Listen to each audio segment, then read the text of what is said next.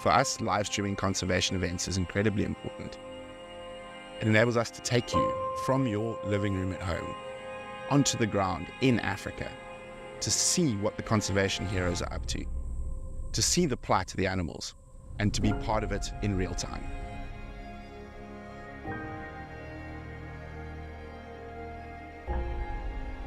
Hello, that one looks very bad, unfortunately.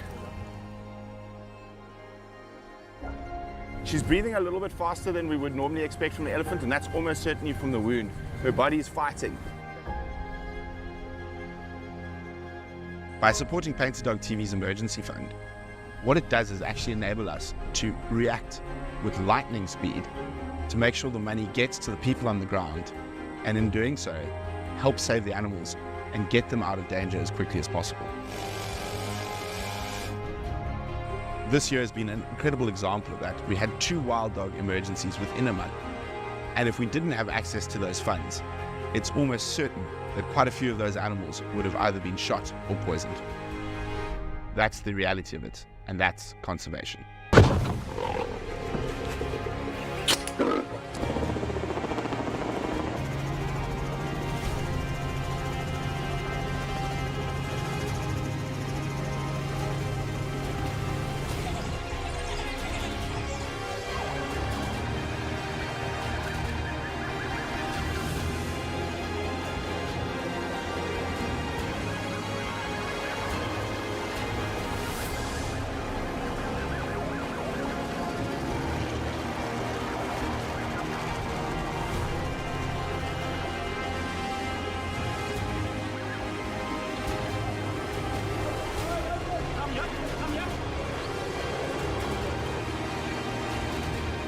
You can see it almost looks like a military operation, and these have to be planned like military operations.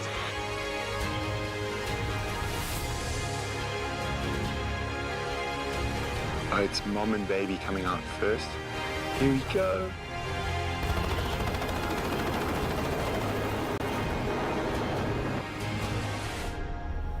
Thanks to your support, we were able to donate $92,000 in 2023. In 2024, we hope to exceed it, getting to $200,000. A heartfelt thank you to all our pack members and their continued support.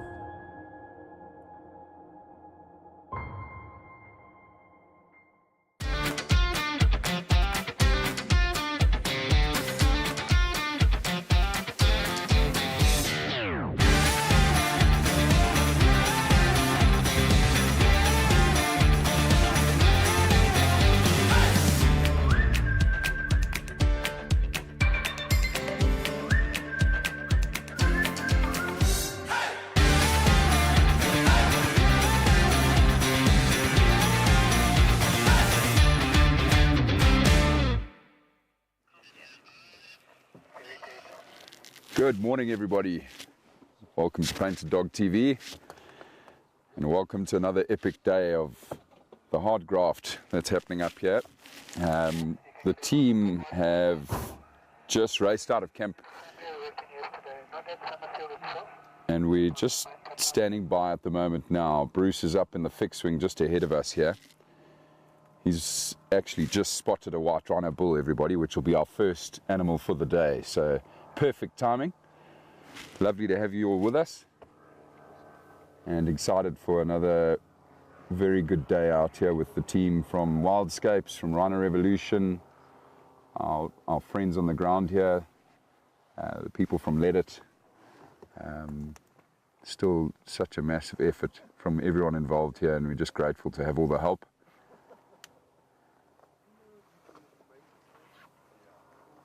And now we wait patiently. So Jerry is still back at our camp. I would imagine he's probably going to take off pretty soon. His brothers just let him know that he's located a rhino. And so things will get going pretty quickly once Jerry's in the area. And then we'll start moving. It is cold this morning. My goodness. So we raced out here, about a 10-minute drive. I'm just busy thawing out in the sun right now. Rather frosty, and it's only going to get colder apparently. Come Saturday, it'll be 2 degrees Celsius in the morning, which is a rather daunting prospect.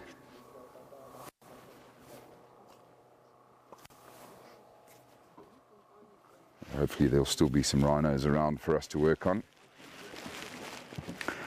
So what is the number? I think just to update you all, we've now managed to do 57 animals, which is quite remarkable in the first 3 days. And we're hoping to have another high number day today. We're hoping to get close to 20. But of course, with these things, you never know what's going to happen. And it will start to become a bit more difficult for us to find rhinos that haven't been done already, as we near the end of the population of animals on this property. But we should have a good day today. We should still get high numbers today. We're hopeful that'll be the case.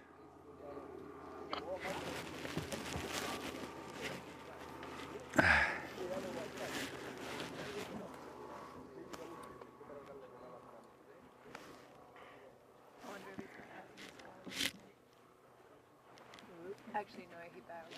He said I think he was over it. There's Jana, everybody. Morning, Jana. There's Leah. Morning, Leah. Morning, guys. How are you doing, ladies? Cold. Cold, yeah. Otherwise, Jerry did his pre-flight this morning with 1 degree. 1 degree. Yeah, I said the stuff he sprayed on his windscreen just froze up. Mr. Min, he tried to clean the front of his helicopter, sprayed it on, it was like an ice sheet. Oh my goodness. That's unreal. Whoopsie. If you heard that, everybody, when Jerry did his pre-flight this morning, it was 1 degree Celsius. That's fresh. That's quite fresh.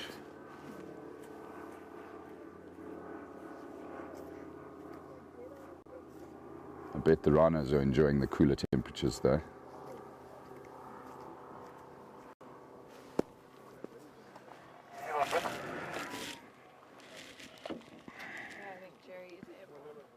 Good morning, Natasha. Thank you very much. Appreciate your kind words. We certainly will be safe, as always. Still waking up there, guys. Yeah, just getting your dust out of my eyes, Leah, is what I'm doing. And we haven't even really begun yet. You can definitely jump in. No, I'm one with the dust now, Leah. It's okay. You like your panda look? Yeah.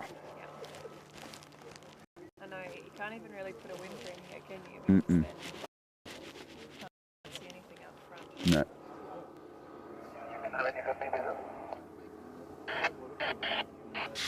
Jerry's going to be coming up. Yeah, Jerry's on his way. And Bruce in the fixed wing, everyone, Bull, guys. is still hovering above this white rhino bull, just off to my right here. I'm not sure whether they're going to drop Ben. It might be up to you. Okay, I've got everything here, but I don't know what to do.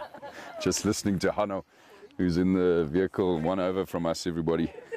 He says he needs a vet. He's got all the drugs, doesn't know how to use them. So Ben and Bart, I think, are both in the chopper with Jerry at the moment. Ben was just attending to some last-minute admin. And so he'll be coming through. He might even jump off. Jerry might land and let him jump in with Hanno from Rhino Revolution, so that we have a vet on that vehicle. Get the poor man some glasses. I do have them, but they don't work very well. The dust still manages to creep in all around. What I actually need is a pair of like goggles. Motorbike goggles are the best. Yes? Yeah, I can hear the chopper. I can hear the chopper coming now, everybody. There's a giraffe crossing the road, way off in the distance there. Are you warm? Running over a fixed-wing aircraft, I believe.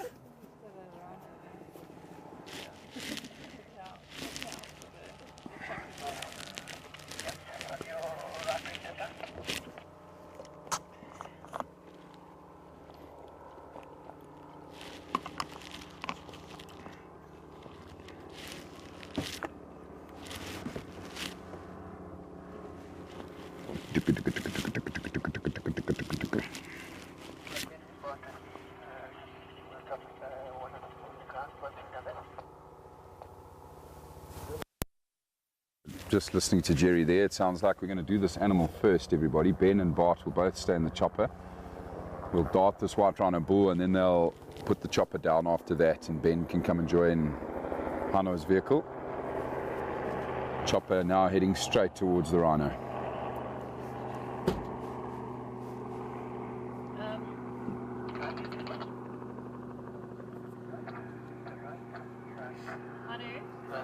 I'm going to go in front if that's okay. Sure. Just so I can stabilize. All right, everybody. Thank you. We're going to gear up We'll take our kit on. to head off here now.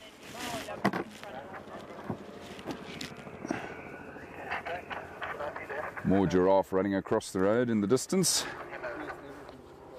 They're not too happy to have the fixed wing and chopper buzzing over them this morning. Can't blame them. Right, Jerry's on to the rhino. Just heard him communicating with his brother there. He's got visual of this white rhino bull.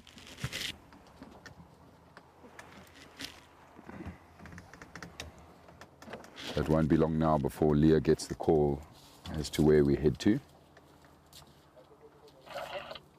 Darts in.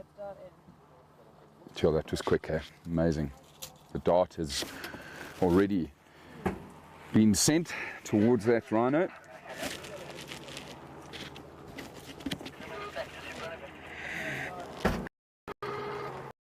My word. I think we won't have to travel very far at all to get this rhino, everybody. Let's focus on the road there, Brian. I think that rhino might be coming towards the road now.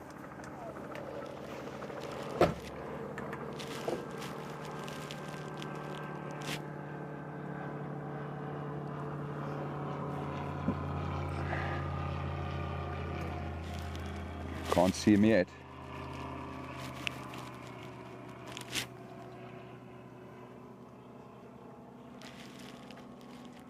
Just see the chopper moving back across the road. So Jerry will be working this animal to try and get it as close to the road, if not on the road, as the drugs take their final effect. A case of beer for every rhino on the road. Oh yes, Leah's just saying a case of beer for every rhino on the road. And she says that because, there he goes. Oh, look at that, there he goes, everybody. Oh, that's so cool. All right, we're off. Let's get a bit closer.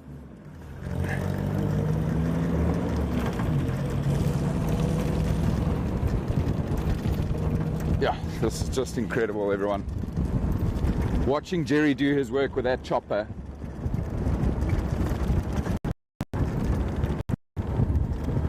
It's quite amazing.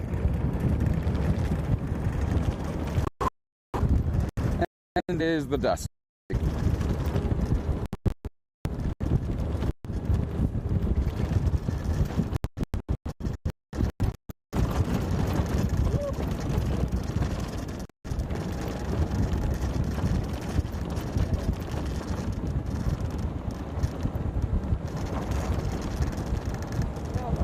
Dusty, dusty. Yeah. You can just see Jerry still swinging the chopper both sides of the road. So that animal is still running, still trying to keep it on the road if not as close to the road as possible.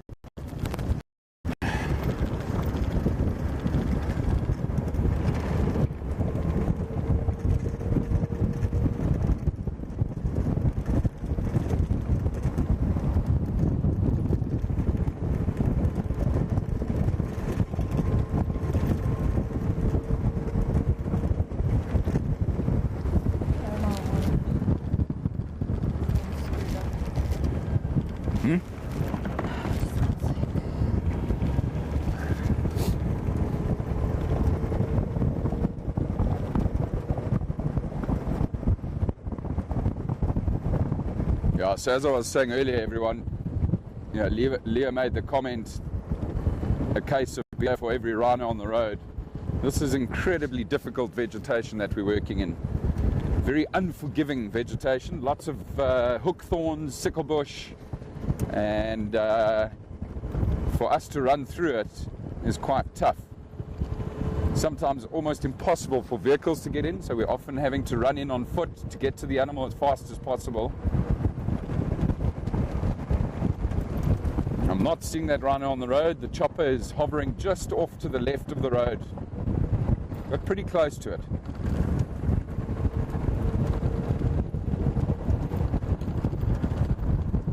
Yep, rhino's just run across the road.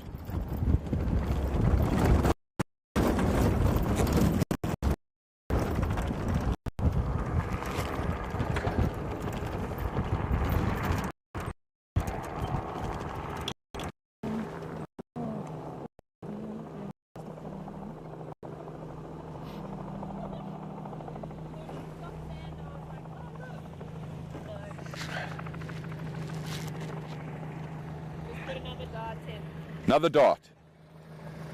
Okay, so just hearing from Leah there now.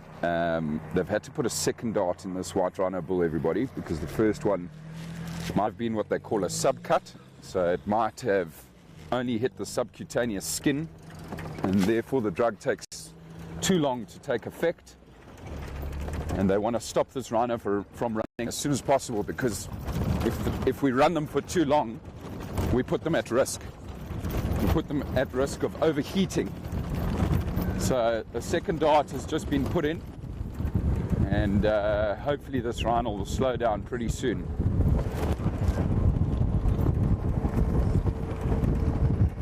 It's the wrong link. Ah.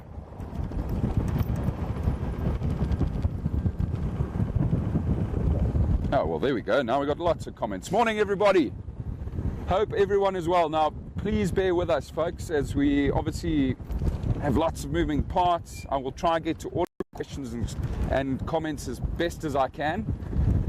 But obviously, we are multitasking on another level out here. But I'm very, very happy to see all of you joining us. And if you've missed what's happening right now, we're on to our first animal of the day, a massive white rhino bull, which is busy running along this road. Jerry is in the chopper above, just trying to keep this animal as close to the road as possible.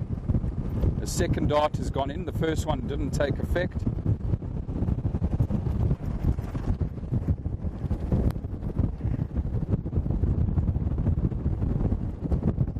And we also just need to keep our wits about us.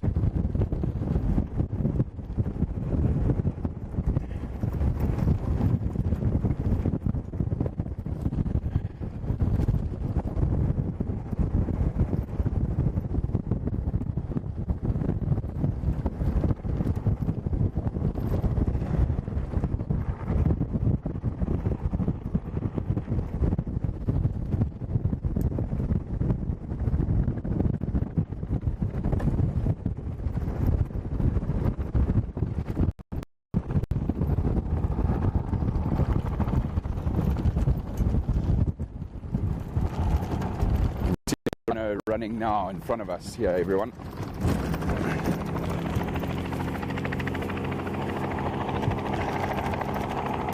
Good morning, Carol. Morning, Marcy. Morning, Wendy. Morning, Noel. Morning, Liz. Morning, Wide-Eyed. Hope you are all well and enjoying the scenes we're bringing to you right now.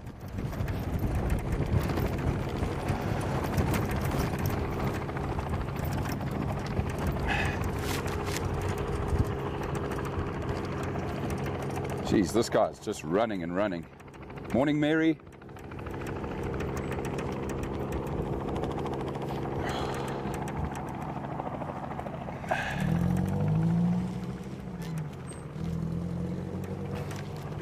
"25 trimmings today, Mary. I like those numbers. Yeah, fingers crossed. Yeah, Jerry's having a hard time stopping this rhino.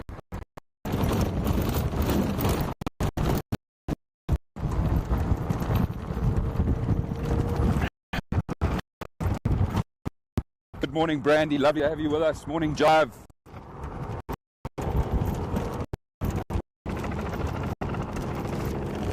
Good morning, Shreyas.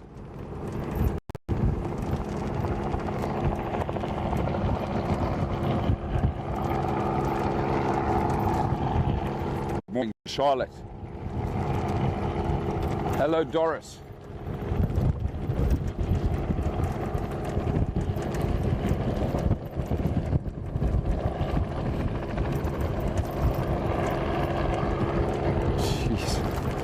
I don't know what's happened with this second dart, but this rhino is still running at full speed here.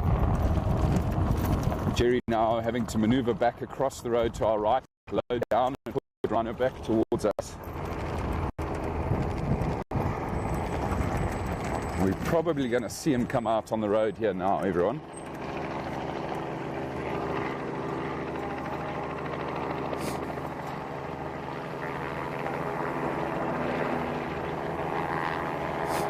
Good morning, Canadian.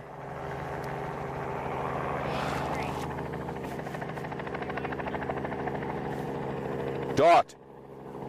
Eesh. So just hearing from Leah now, everybody, they're having to put another dart into this bull. The dart number 3. Now that is quite normal. Chatting to the team yesterday, the darts that we have at the moment,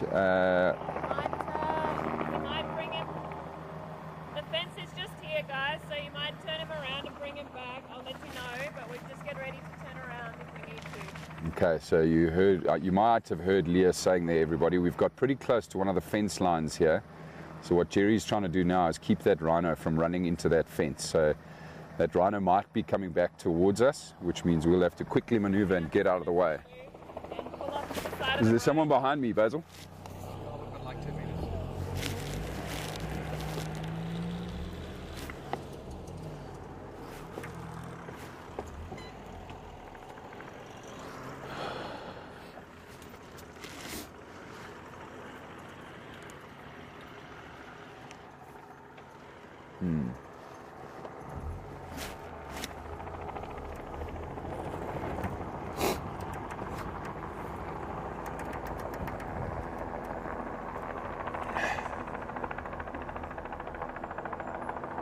So communication is everything on an operation like this, everyone, and we basically take our lead from Leah because she's on the ground communicating with Jerry up in the air and with Ben,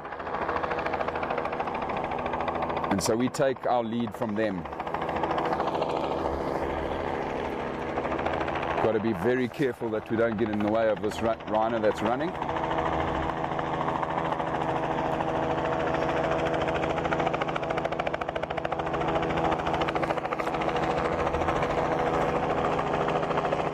Here he comes, coming towards us here now. He's running. Come on, boys, slow down. So as you might have heard me saying earlier, everybody, a third dart has been put in. Here he comes.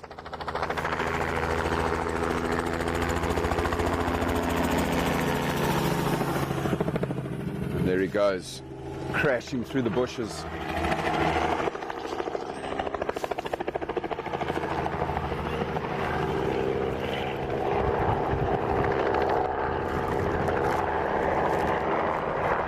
Now the good thing as well, everybody, as I said, we don't want to run the rhino too much, but running them first, first thing in the morning when it's still nice and cold, does reduce that risk of the animal overheating. But I know that we'll want him to slow down pretty soon. Good morning, Angie. Hello, Eleanor. Lovely to have you with us. Massive white rhino bull that we're starting on here, folks.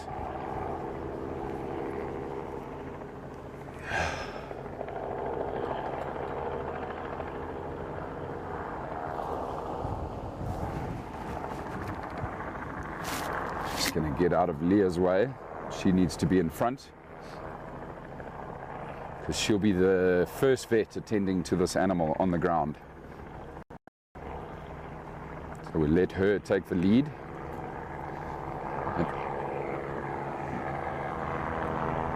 Jeez, he's still running at full speed. Look at that.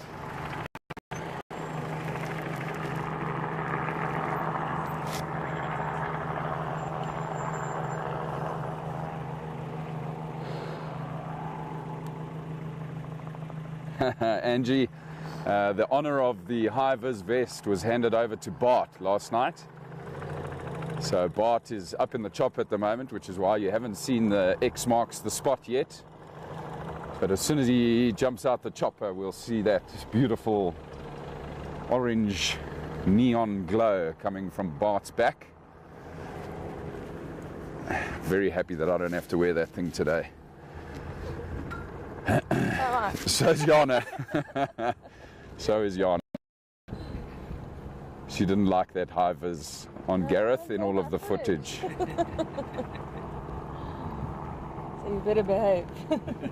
I hope I'm pronouncing this correctly. Good morning, Bea from Turkey. Thank you for your well wishes. Morning, Klingon. Right, Leah's picking up the pace, so we just got to catch up a little bit to this rhino. Hoping that he might have slowed down now. He's not on the road, so he's moving through thick bush on the left.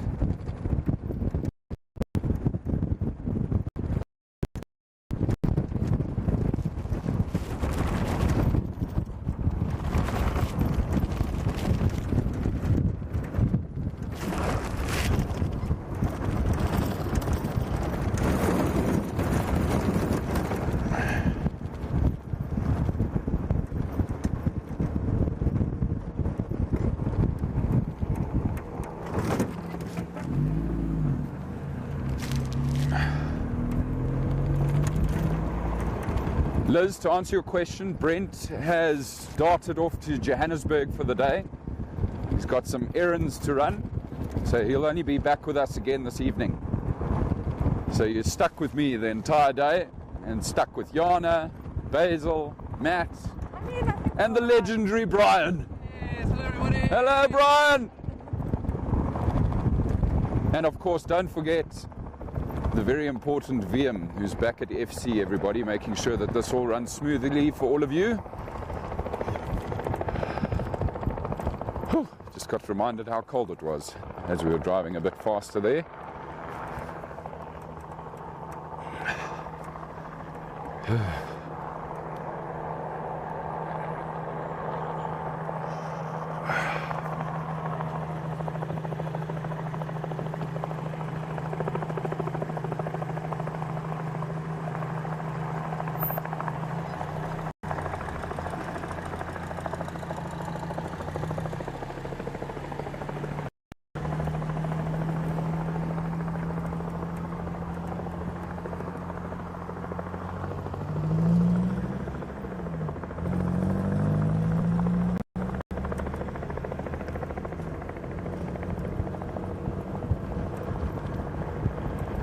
Chopper has slowed right down, everybody. I'm hoping that's a good sign.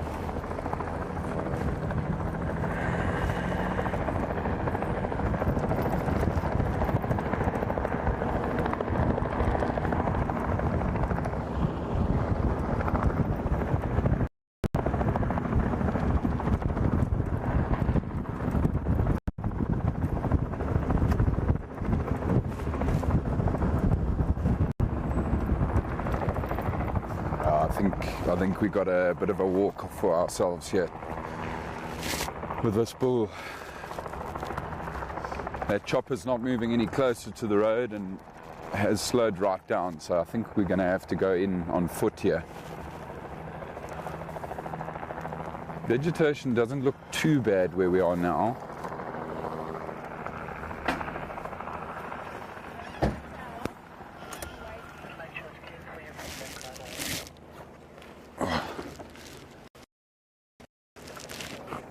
So Leah's busy.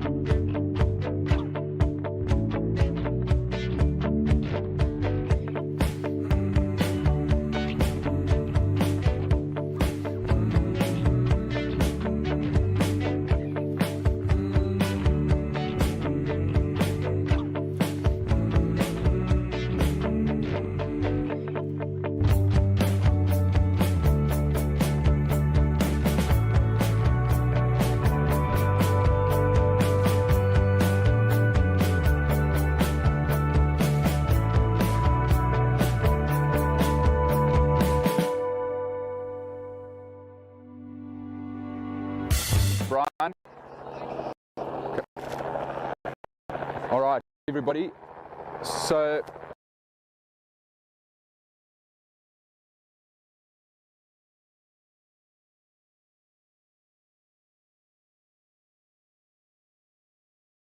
apologize for the breakup signal. Lost us.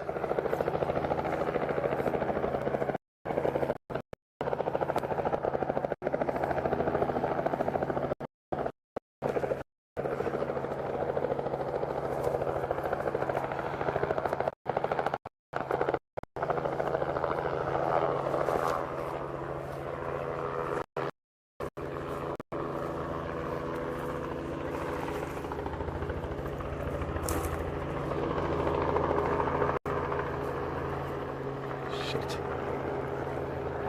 I've lost connection.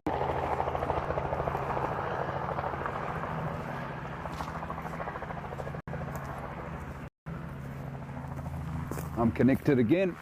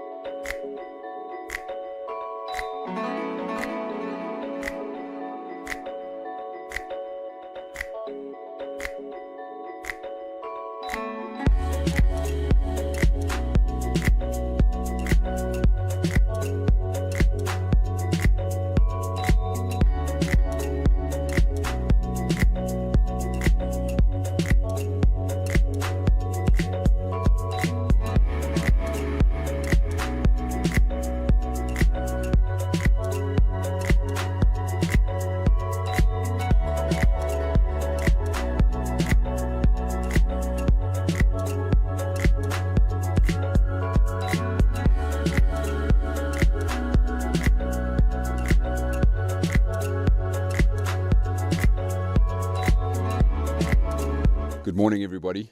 A very exciting morning for all of us here on the Reetsbreak Game Reserve.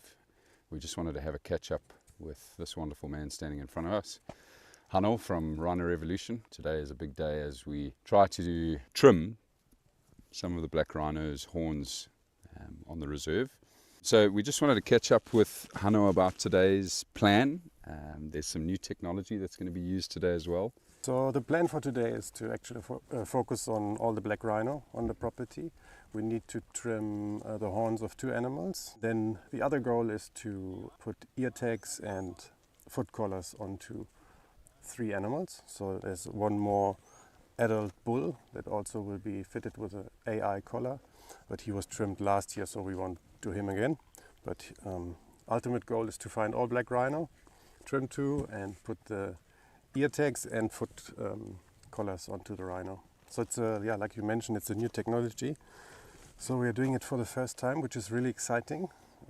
But yeah, when you do something for the first time, you can't promise success. So there's a bit of a risk. But if it works, then it's amazing technology because it's a lot smaller than what we are used to in terms of collars. And it's solar powered, it's AI. So it's a smart device. They are a fraction of the costs from these known collars we use at the moment. And tell me, Rhino, why is it that they go around the ankles on the rhino? So the ideal situation is that we only put them onto the ear. But with this new concept, we want to see if it lasts on the ear. And so the foot device is actually just the backup. Okay. Because it's less invasive on the animal if you put it to the ear and it lasts. And we decided for the black rhino to start because they spend a lot of time in thick bush, and we thought if it stays on the black rhino, it will stay on the white rhino. For sure. It's a bit of try and error now. Sure. But if you don't try, you won't find out.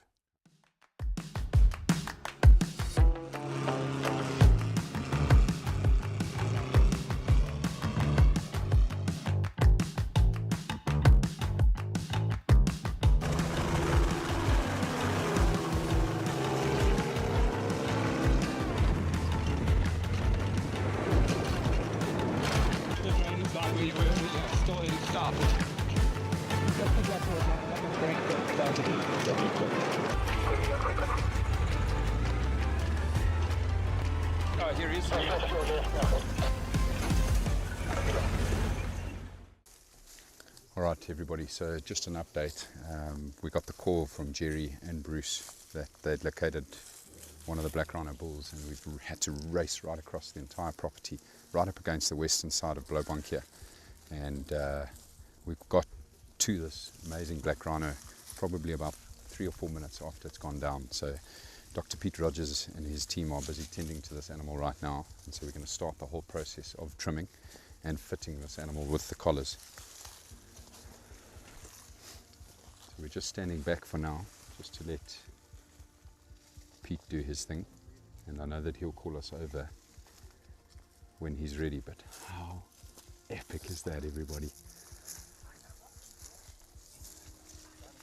It's the closest I've been to a black rhino for a long time, that's for sure. And it's amazing to see how much of that horn has grown back already.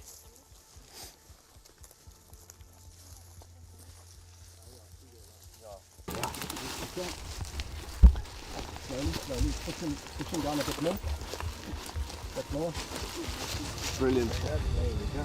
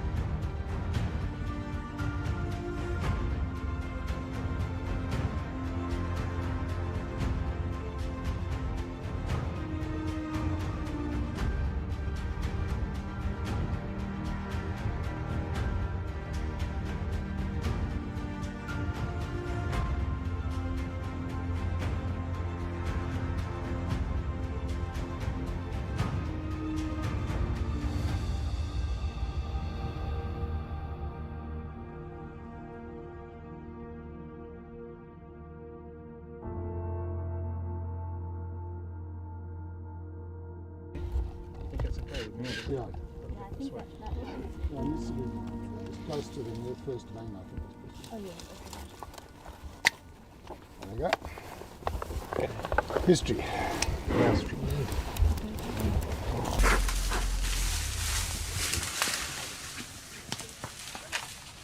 How incredible was that, everybody? I'm actually shaking from that experience. Just, yeah, such a special moment and very privileged to be a part of that, and it's all successful. The tag's all in, the collar's on, and that bull's just taken off. So he's on his way. No more disturbing him for a couple of years, hopefully. Just incredible. But the work doesn't stop here. We're going to carry on now searching for the cow. We want to try and do the cow if we can still today. It is starting to get a bit warmer. So the fixed wing aeroplane, Bruce is up there already searching, and Jerry's going to join him pretty soon with the chopper. So they are going to continue and see if they can try and catch up with the cow and do the exact same process with her. I hope you all enjoyed this. I certainly did. What a privilege. Keep well, everybody. Bye for now.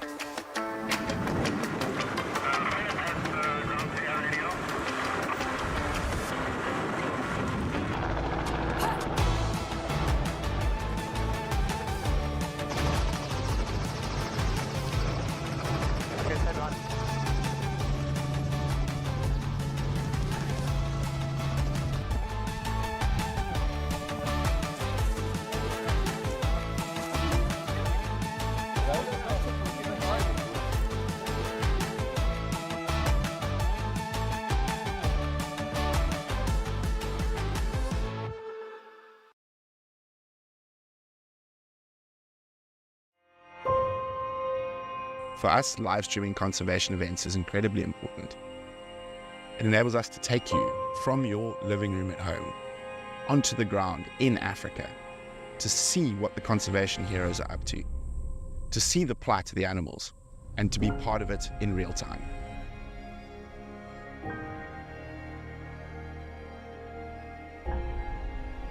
Hello, that one looks very bad, unfortunately. She's breathing a little bit faster than we would normally expect from the elephant, and that's almost certainly from the wound. Her body is fighting. By supporting Painted Dog TV's emergency fund, what it does is actually enable us to react with lightning speed to make sure the money gets to the people on the ground, and in doing so, help save the animals and get them out of danger as quickly as possible. This year has been an incredible example of that. We had 2 wild dog emergencies within a month. And if we didn't have access to those funds, it's almost certain that quite a few of those animals would have either been shot or poisoned. That's the reality of it, and that's conservation.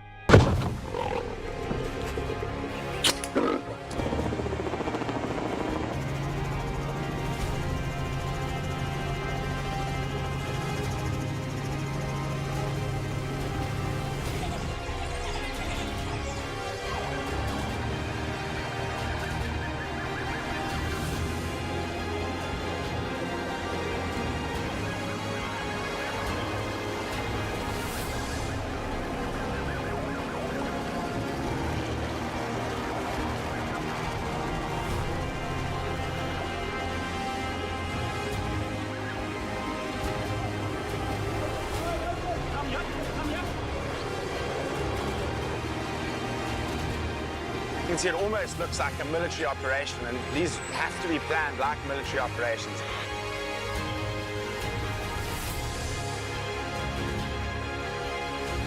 Oh, it's mom and baby coming out first.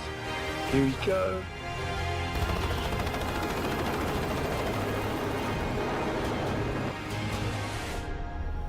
Thanks to your support, we were able to donate $92,000 in 2023.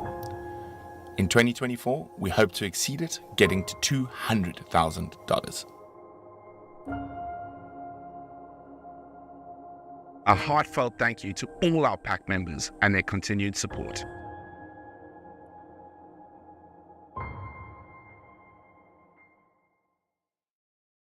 And there is a rhino bull.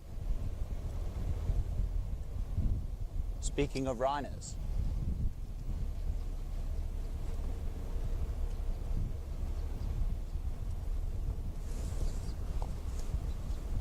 Let's get a bit closer and then we'll switch off.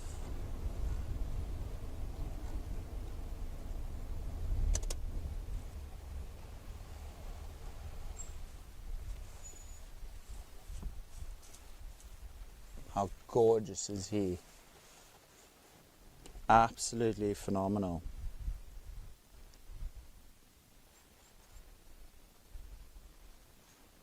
Now, he may look darker on camera today. He looks darker in real life as well.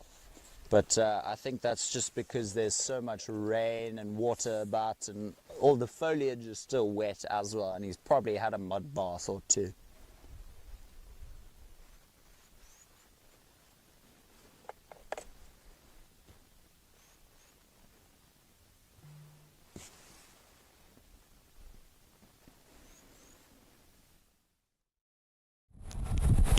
Me, I like to cruise. Oh, there is a rhinoceros. There is a rhino, everybody. To say the least, there is a rhino. Let's do this so we can get Rhino a better view. Look at that, folks. How's this? Our luck just keeps getting better. Nice, very big bull rhino right here in front of us. White rhino, of course. As you can see, that lip is very square. Now, the biggest indicator that it's a white rhino is the fact that he's eating grass. Black rhino will be eating shrubs and bushes and trees. And that's why in their dung you'll find branches that have been cut off at a 45-degree angle, just because they have that hooked beak lip. Now, in a black rhino, I don't know if you can see on this rhino here, there's a bump in the middle of his back. It's what we call a nuchal hump. Now, in a black, thank you, Ryan. That's exactly what I'm talking about, yeah. So, in a black rhino, that is actually non-existent. It's not a thing. Nuchal hump isn't really prominent on that of a black rhino. Oh, Copy. Welcome back, everybody. Rhino's done. He did go down eventually. He went down probably about 400 meters into this block of land behind us, and we lost comms whilst trying to get in there, and we had to move very, very quickly. So Leah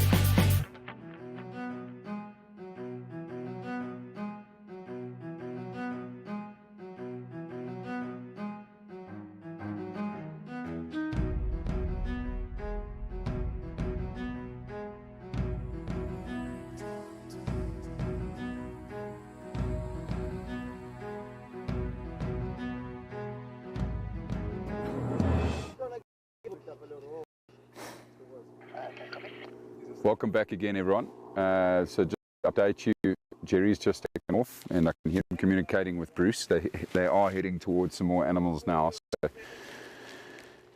once again, we'll be zooting off pretty soon, I'm sure.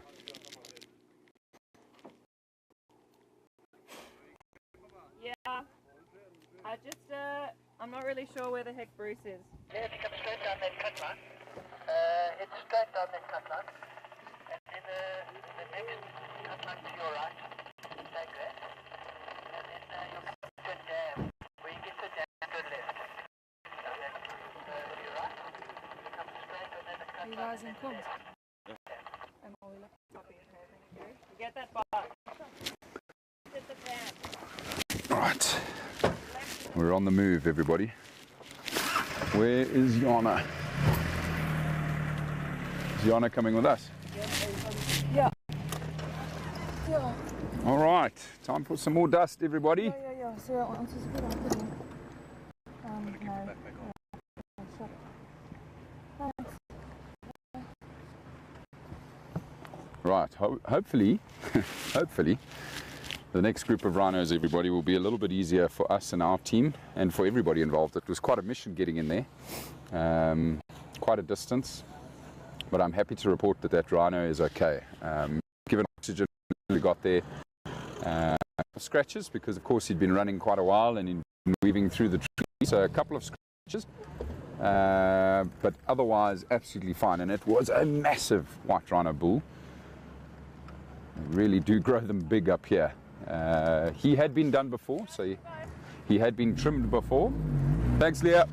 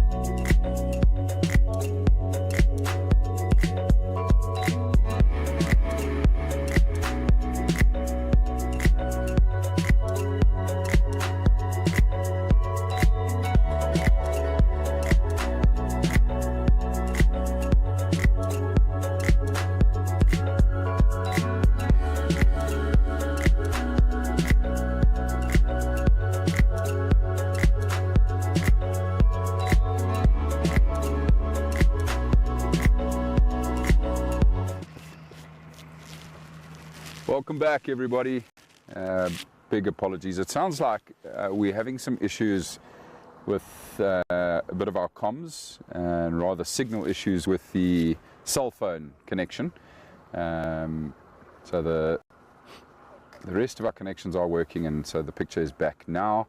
And the update is we're in standby mode, everybody. So Jerry and Bruce are busy working some animals. We've managed to get quite a lot closer to where they are now, and we're just waiting to hear where we're moving to next.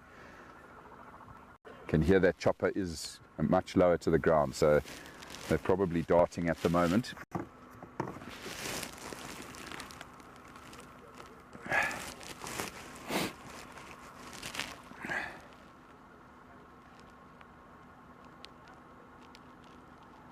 Canadian, yes, we do have 2 teams today, and we'll have 2 teams every day that we're here.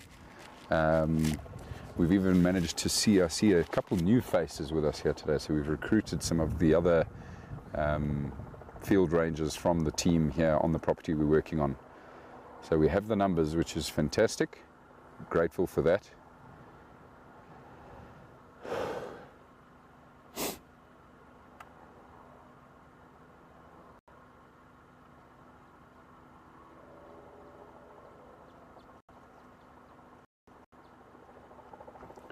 Well, not really, no. To be honest, the area we're working in is very similar to the area we were in yesterday. And of course, we know how successful that was. We did a lot of rhino in this area yesterday. So it'd be interesting to, when I can, catch up with Jerry and just ask him how many numbers of animals are they seeing up there that have already been trimmed. The ones that we've spray painted those beautiful pink circles on their bums. Be interesting to find out if they're seeing a lot of that in the same area again, because this is where we were yesterday. Sounds like we're starting.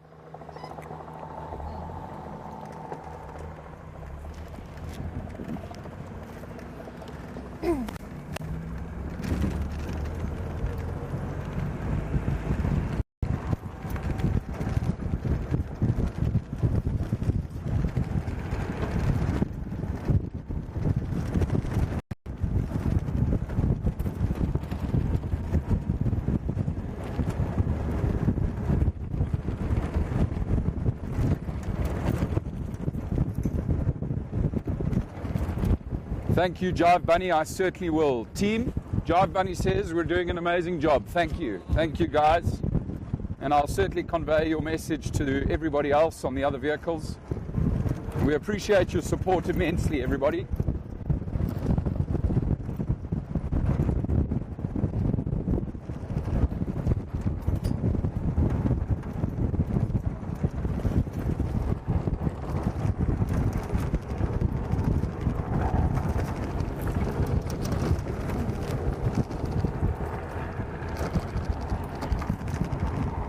Rhino on the road, dead ahead.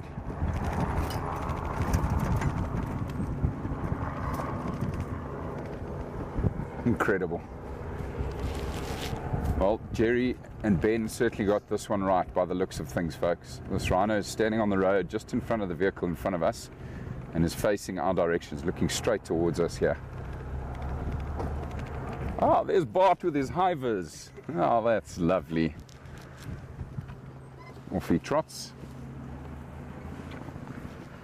Look at that, guys.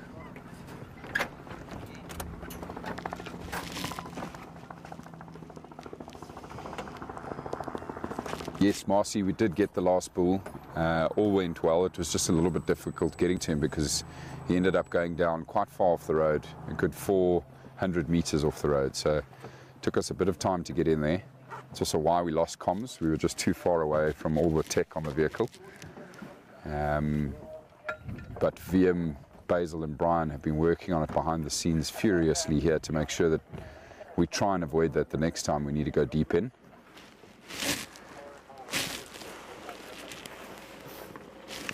All right.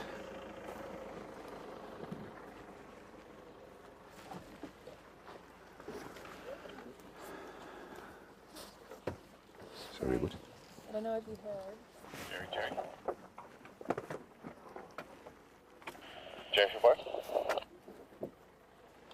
There was a younger calf with this cow. Yeah. So we're just going to work quite quickly and quietly, Okay. so that we can wake her up and get her back to Her baby. her little one. Okay. They split immediately, so it might be a bull, but they said it was a cow. Okay.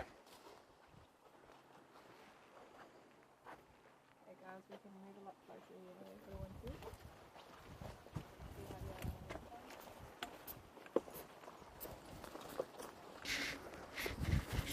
So you might have heard Leah just chatting to me there, everybody. We believe that this cow had a little calf which split from mom soon after the dart was put into mom. So Leah just wants to work quietly and swiftly on this one because that calf might still be close by. And we want to get this cow up as fast as possible so that it can reunite with its youngster.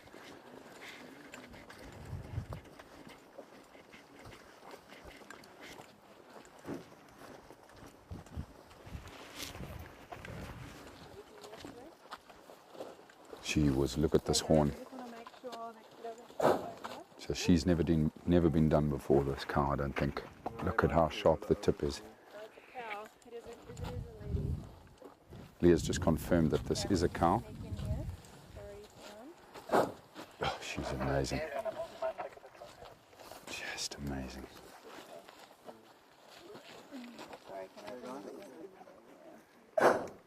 When Leah's done there, you can come this side, you just roll onto your side and push it up again. So Jive Bunny, yeah, we obviously all hope the same thing, have the same thoughts, that that calf doesn't run off too far. But they are amazing at finding each other. Obviously they have, you know, the most remarkable sense of smell.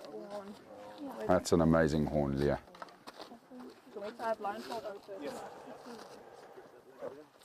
Oh, sorry, honey. Okay, let's go other side again. Yeah, other side again, push her up.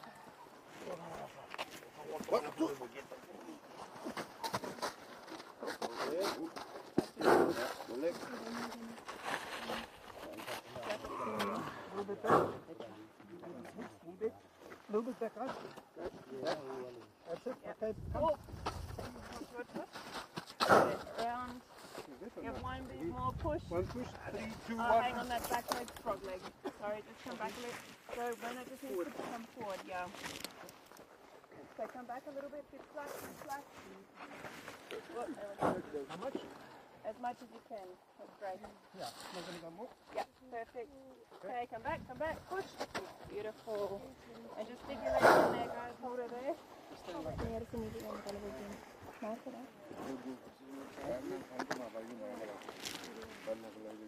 So just needed to get her legs right there, everybody. That's why there was a bit of back and forth. Take the towel out really gently so that you don't straighten it up against her eye.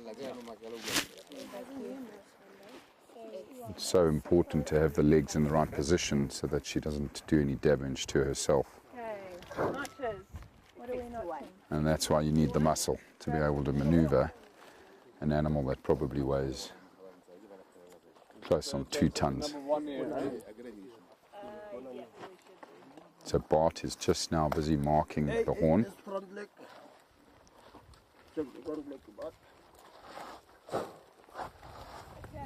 61, let's see. 40, 21. Push. Hold him. Yeah, she's a big cow. She's huge. Just try to keep this leg from going out again.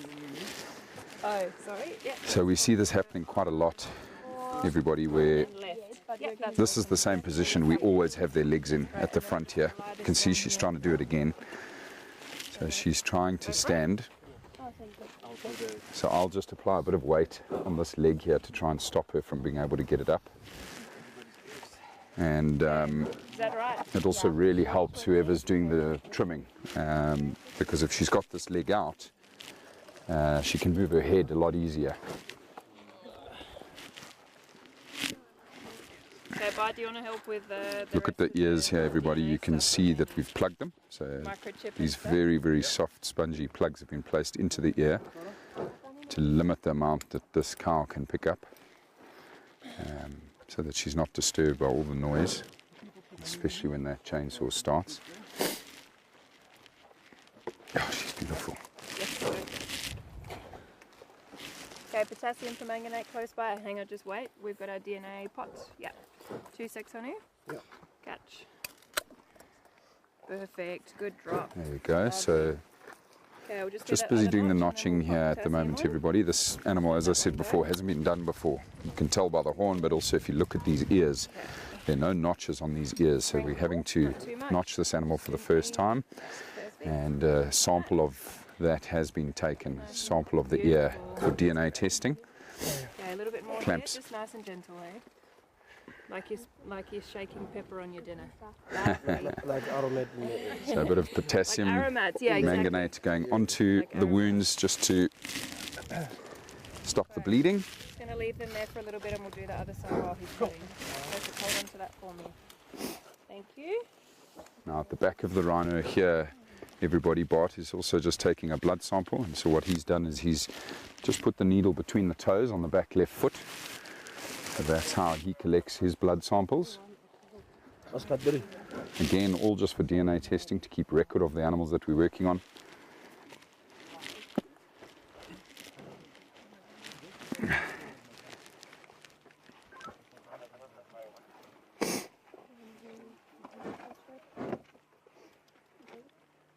So the breathing Canadian is because of the effects of the drugs. That's why the breathing is the way it is at the moment.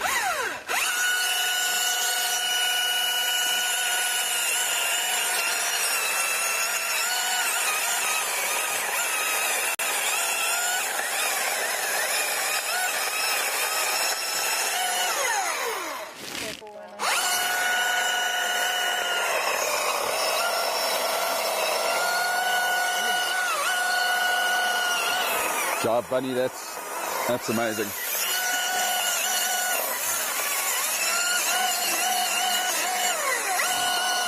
Definitely need that young vet that you're speaking of to get in touch with us.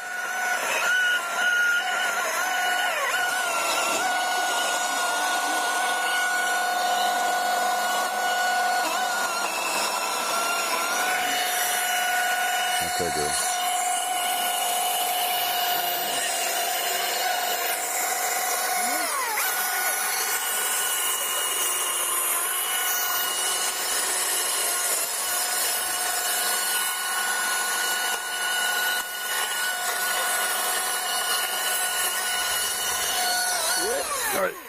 I know, I'm sorry, bye-bye. Philip.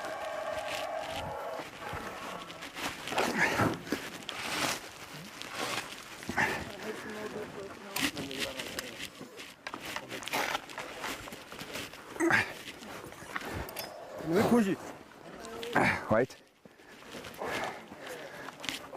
Okay, just don't push her my side, keep her your side. Okay. Potassium.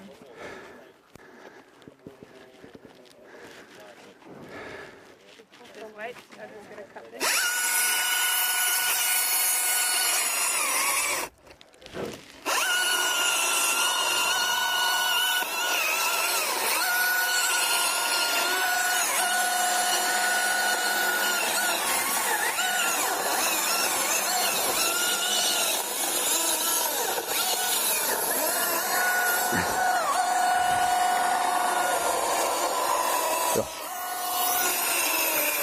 This girl is really fighting here.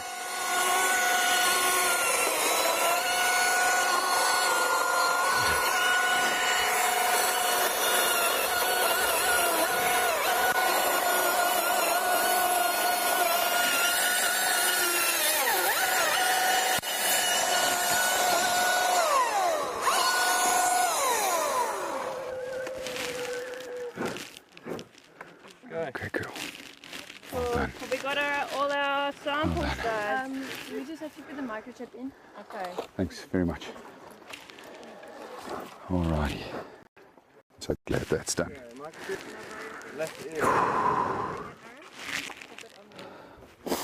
on here. Where my thing is. Pop it there. See what it's reading. Hold it. Thank you. Quite dark. Yeah, let's go. Sorry. Do you want this? It's an arterial sample. Thank you. See what Leah's just handed to me here, everybody. This is an arterial sample of blood, which we'll keep. So you can see the hoof oil has been applied to the tops of those horns. That just keeps the horns supple, keeps them smooth, because they do start to dry and crack, and we don't want them splitting as they grow back. Oh, well done, big girl. Okay, guys, you can. Okay, let's go. Back. Right, we're going to head back to the vehicle, everybody. We want to get her up as quickly as possible so she can get on to the next task of finding her calf again.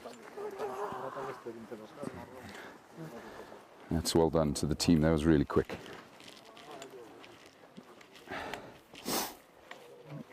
Liz, you're right. It is. It's a horrible process for these animals.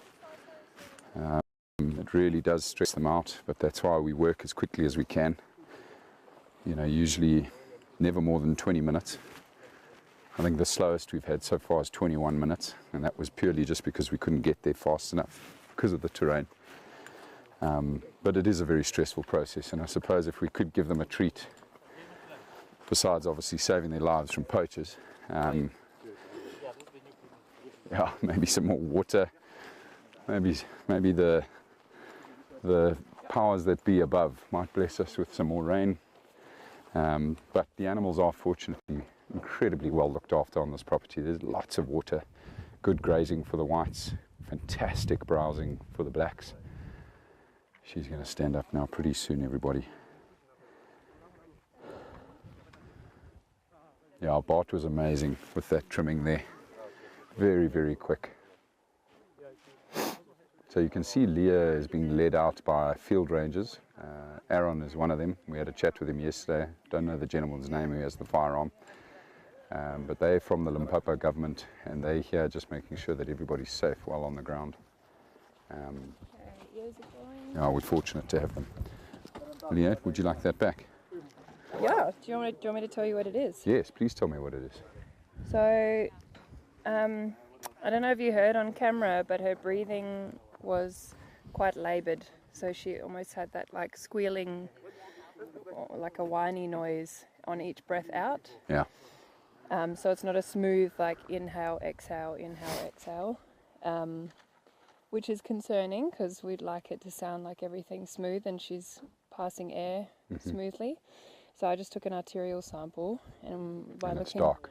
By looking at an arterial sample, we can see the colour of the blood. So if her blood's quite dark, it means she's not oxygenating very well. If it's bright red, which is what it should be, then she's doing great, and we don't need to worry about the wheezing. So the colour of this blood is not dark, not too dark, but it's probably halfway between. Okay. So was anything done because of that? We just Just woke her up oxygen. quickly. Okay. Sorry. BM. What? Ben Muller. That's his first name. Whole first name is Ben Muller. So BM. BM. No D.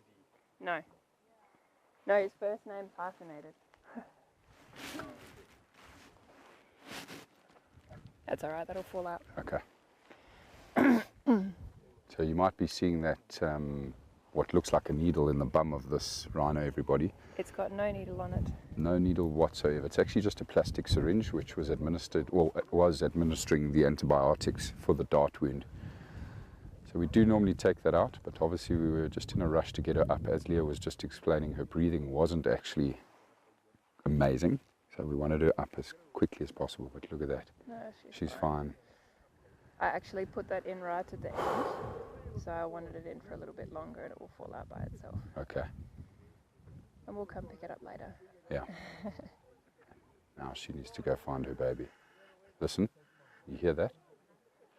So she is talking, everybody. This rhino is communicating, trying to call her calf. And you see how she's got her nose to the ground? She's trying to pick up on the scent of the calf as well.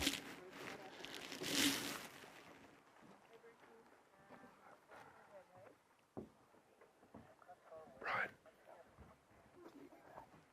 Come. Come.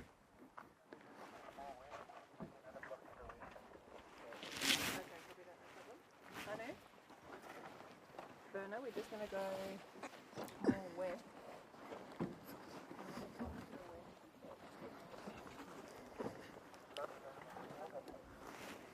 Oh, I'm hearing good things on the radio, everybody. Bruce has found lots of animals further to the west of us.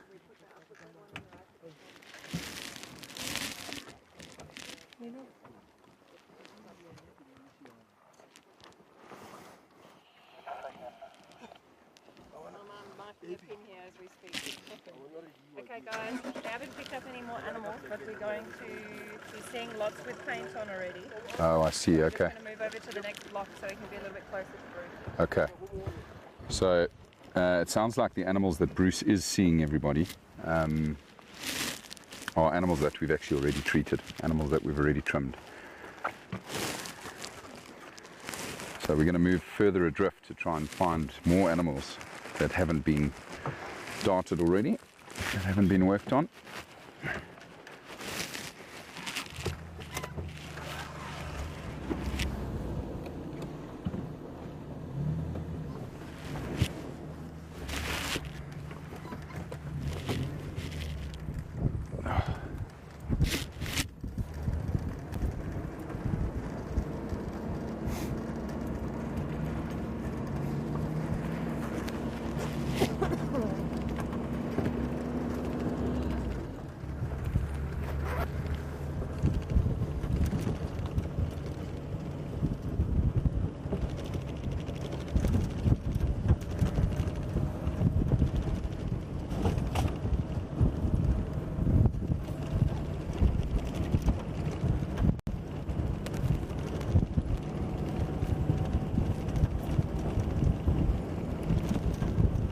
So that takes us to 59 animals so far, everybody. 2 for the day. I think just remind everyone that everyone can ask questions. Just a reminder to all of you that are listening in, that are watching us today, everybody, you are all welcome to leave your comments, ask your questions at any time throughout our broadcast. We're going to be live the entire day for the entire operation. We'll probably go off air around midday. We usually stop around midday for a lunch break. But we have some incredible interviews and previous rhino footage that we'll be showing during the breaks. But please do send through all your questions and I'll answer them as best as I can as we go along. I've fortunately got Jana with me to help with the questions. She'll definitely point a finger at me and tell me what to do if I've missed some questions. So just send them in, everybody.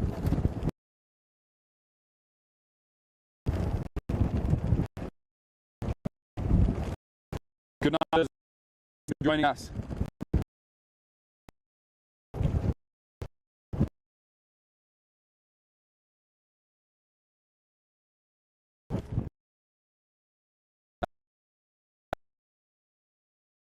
Subcutaneous skin for the antibiotic, and that'll actually just fall out.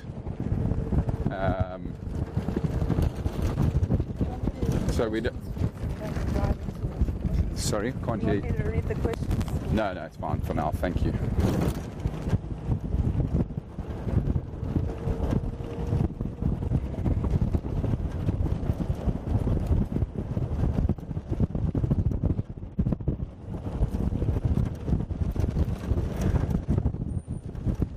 Branches.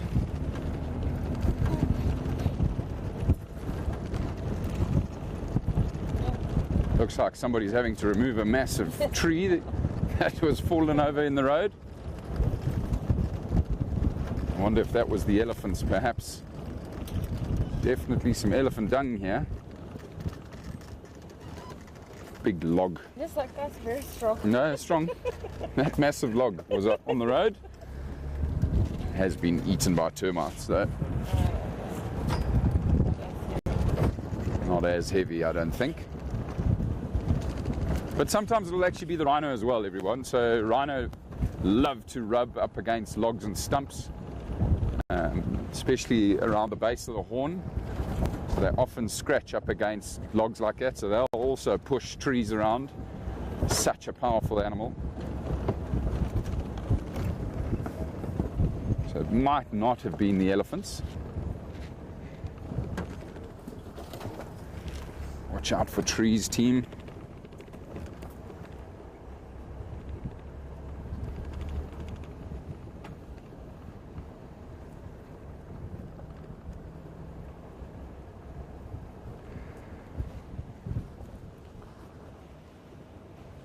Going right down here.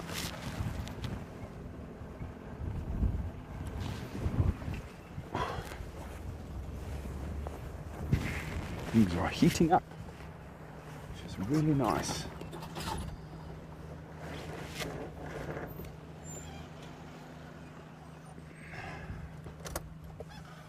Right, I think we're going to stop here for a little bit, everyone. Guys, just bring the chainsaws from that car, please.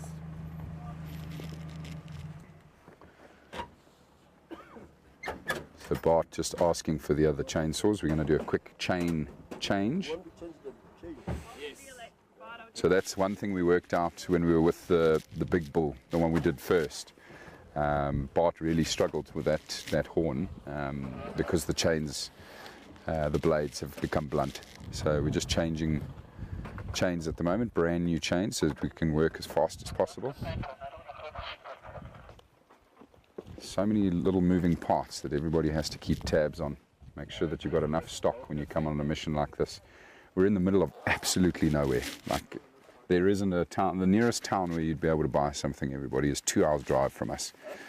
A 2-hour drive. So, you know, if we don't have the kit here, we're in big trouble. And again, like, I just take my hat off to these guys. You know, it's such a well-oiled operation. They are so well prepared. They have everything they need.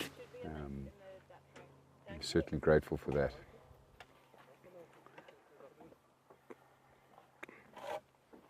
Listen, the guys know how to change the chainsaws. You guys can take it in. For sure. I like changing it, makes sense. Do you want to? You can if you want to. Anything you can try. No change. You can change it. I'll clean and you can change it. Go for it. Liz, to answer your question about wild dogs, no, not that I know of. Our two are still in the boma. Amazingly enough, I think it might have been on Monday or Tuesday, but a pack of 7 wild dogs was seen on the Rietspraat Game Reserve. No idea which animals those are and where they've come from. I haven't spoken to Joel or Grant in a little while, so I'm not too sure which dogs those were, but here, no, I don't think so. Vanna, wild dogs, ever here? Let them pass through, but not resident. Okay, so there we go. Just chatting to, or asking Vanna there. They have actually had wild dogs run through this reserve, but they don't stick around here. Probably just dispersal packs moving through.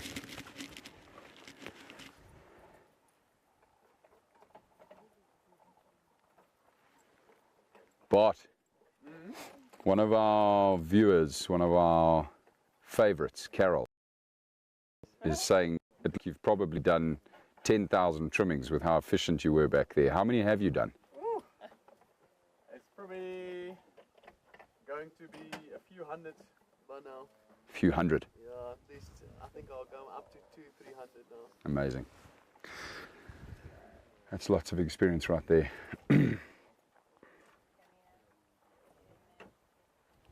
The high vis suits you, by the way, Bart. Thank you. Looks good on you. I think we'll just leave it with you. Yeah, I'll probably keep it.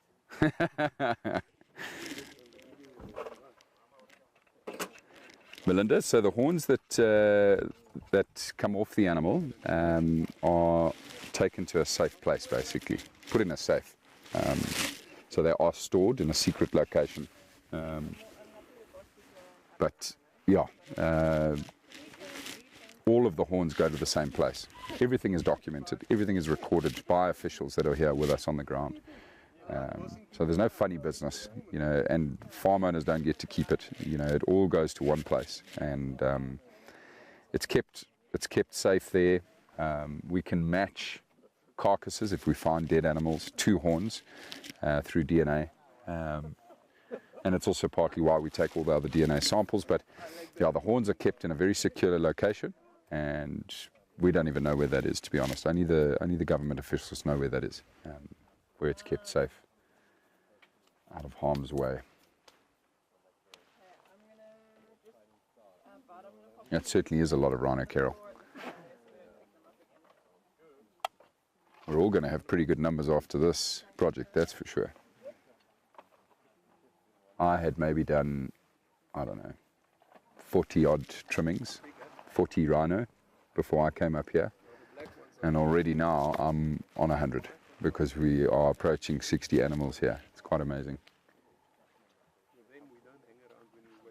Valuable experience, but also just such an amazing privilege to be a part of this.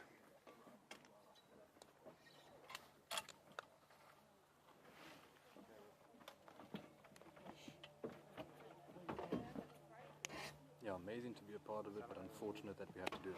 So sad that we have to do it, hey Brian. I said it yesterday, I think I don't get used to it. You know, sitting there watching that animal, you know, huffing and puffing and shaking under the effects of the drug, and then, you know, seeing that chainsaw cut through this animal's beautiful horn. It's so sad, and it sucks. It really sucks that we have to do it. It infuriates me that we have to do this, and do it so often as well, because of course that horn grows back. But it's the only half-decent solution we have for now.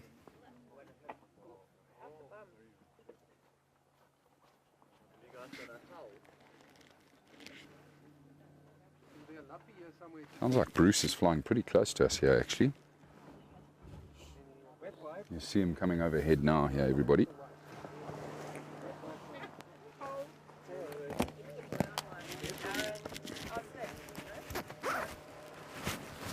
Oh, yeah, found it.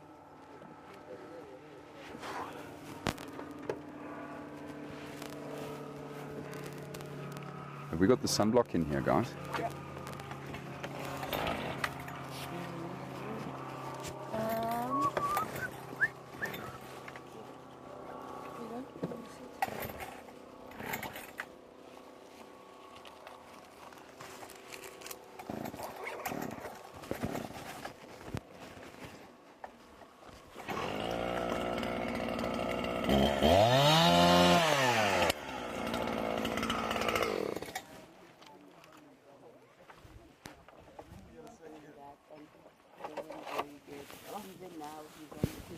Project of South African project with like SIPA. How you doing? Good? Ja, ken je meneer? You haven't been chased by a rhino yet today. No, all good today. I'm sticking with you. I want to see that. I've heard all these stories. I don't want to be there next time. Oh yeah, no, I don't want to be running away from any rhinos today.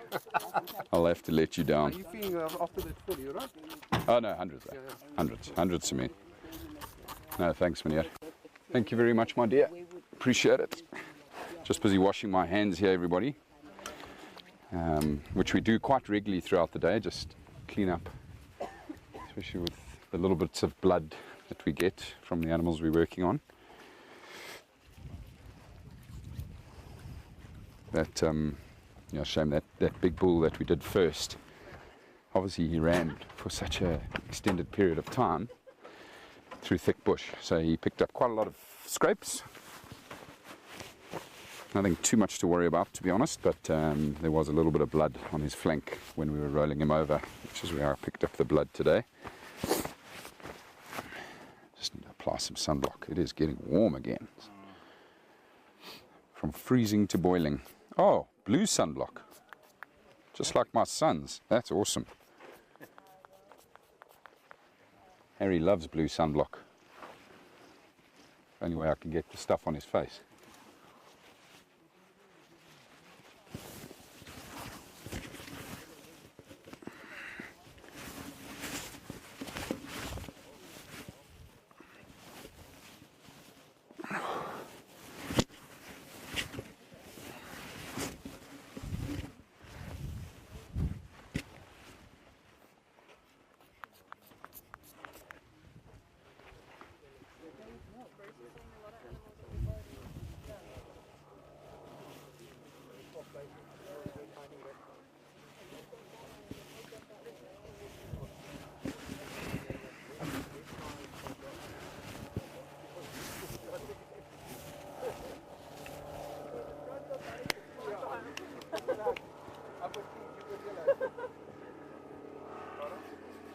can just hear Leah discussing with the gentleman up front there with Vanna. Still seeing lots of animals right now that have already been done. So we knew that this was going to happen. We knew that this would become our biggest challenge towards the end of the week.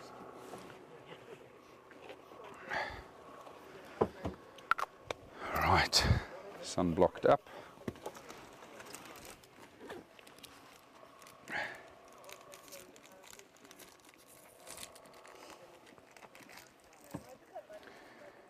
That's a very valid point you've raised there, Carol. You know, why don't we just sell the horn? It would obviously generate a lot of income for the reserves that do try to protect their rhino. So, yeah, there's lots of debate about it, to be honest. Legalizing the trade. I think legalizing the trade would be a problem, though. I don't think that's a good idea, but if there could just be an agreement made where a certain number of horns were sold, it certainly would help with funding, that's for sure. But it's a tricky one. It's a tough one to balance. Yeah. There's a lot of people that still think that might happen. Yet to see what will be the verdict or the outcome one day. Noel, to answer your question, Jana takes lots of photographs throughout the day. Did you get a photograph of that cow with the big horn? Yeah. Oh, there we go. Nice pictures. I've got muesli in my teeth also. So, yes, Noel, Jana did get some great pictures, and we'll share them with you as soon as we can. Yeah. Angie, bundu bashing, always my favourite. Lots of bundu bashing, although to be fair, we haven't for a little while with the vehicles. Obviously, we do quite a bit of bundu bashing on foot. Kennedy Ann, thank you. I did get the top of the ears with the sunblock.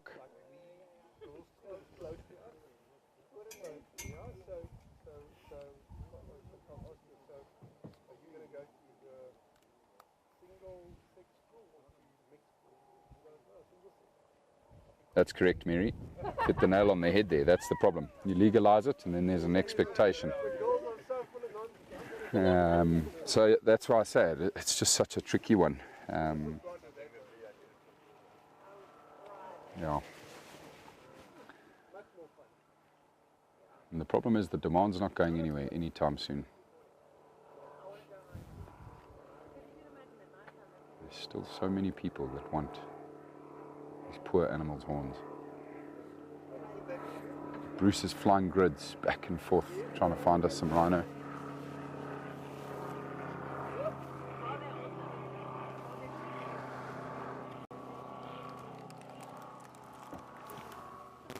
Jana, will you be able to put the pictures on the app?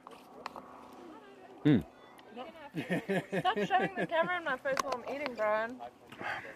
Brian's No catching. one wants to see that. Brian's catching Jana off guard here. 6-love. You can ask a question. I'm going to have to show who's asking the No, question too. That's right. Trimming is the right term, everybody. Not dehorning. Poachers do the dehorning. We do the trimming.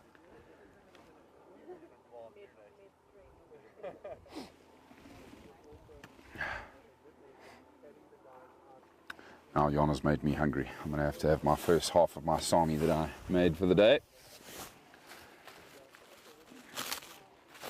Get some energy in.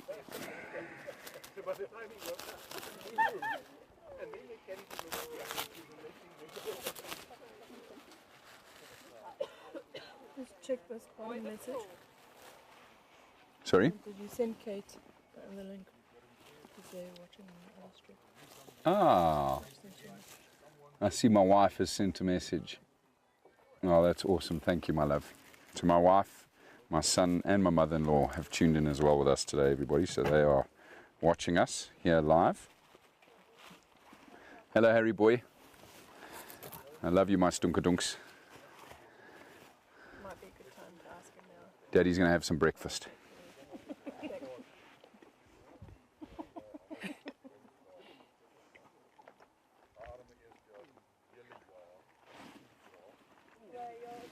Leah might be able to help with that question. There were two bulls fighting yesterday. Can you tell us more? Do you know more about what was happening there? Were they white rhino? On the spot.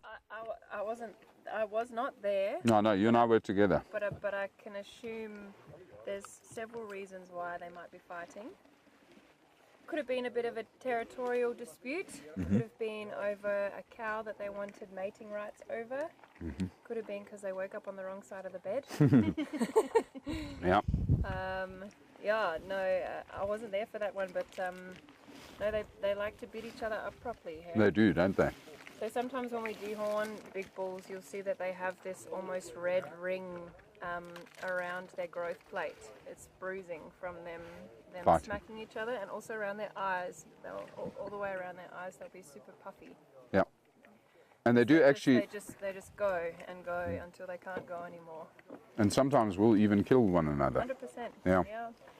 If they don't pick their match properly, so you can only hope that one of them kind of backs down before that happens. Yeah. But, yeah. No, I just came over to check if we know why Bart's got the orange jacket on today. Oh, I don't think we do. Where is Bart? We checked. He's just over here. Bart! Bart, come chat. I'll bring Bart here, everyone.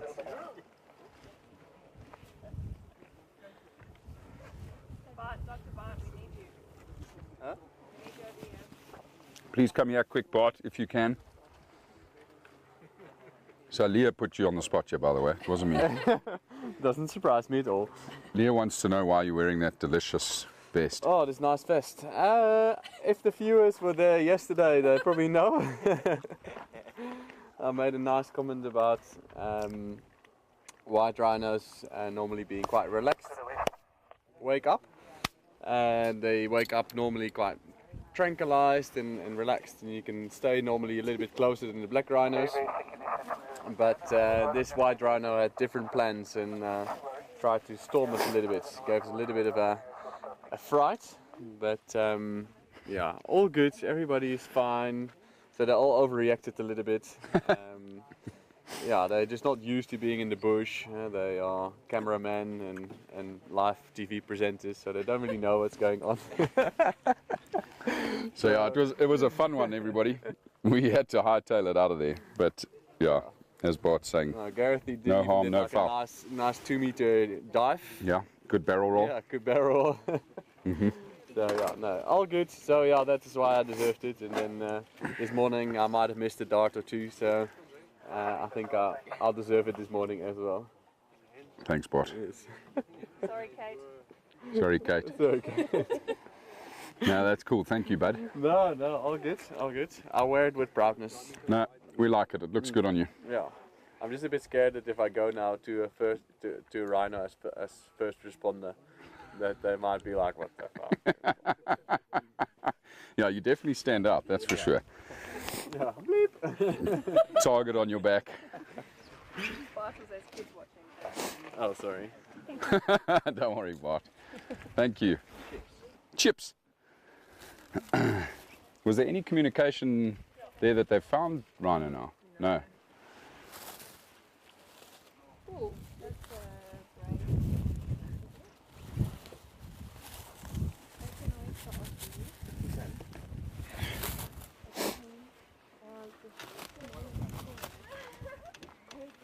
No, Bruce was saying that these blocks are very thick, so he's struggling to see animals. Oh, really? It's all like this. So Bart's just saying there, folks, the area we're in right here is just very, very dense, so it's difficult for Bruce at the moment. There's lots of very well established sickle bush where we are here, so it's very, very dense.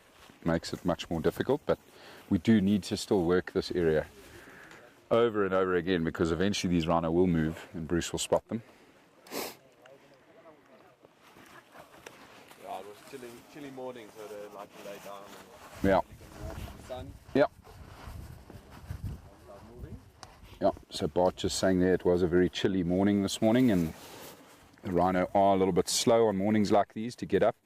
They prefer to just stay sleeping in the sun, let their bodies warm up before they start moving. You've obviously seen me peel my layers off, so you know that the temperature is rising. So I'm sure it won't be long before there are a lot more rhino spotted, and hopefully ones without those pink spots on their bums.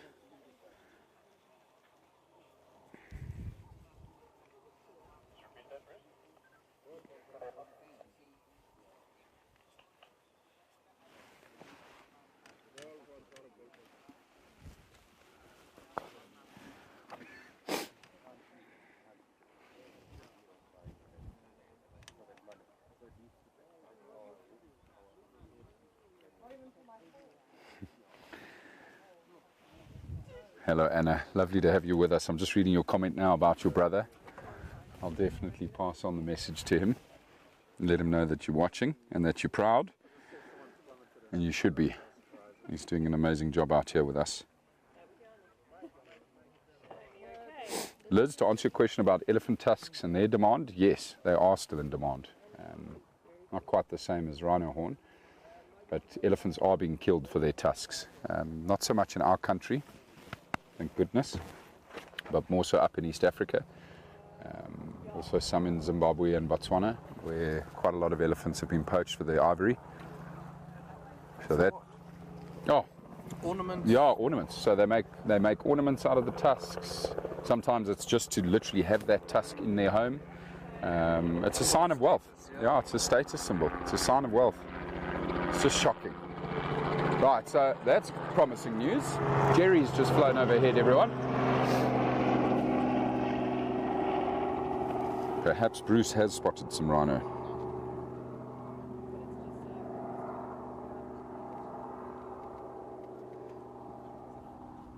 Rehab takes forever, so I'm still not quite 100%.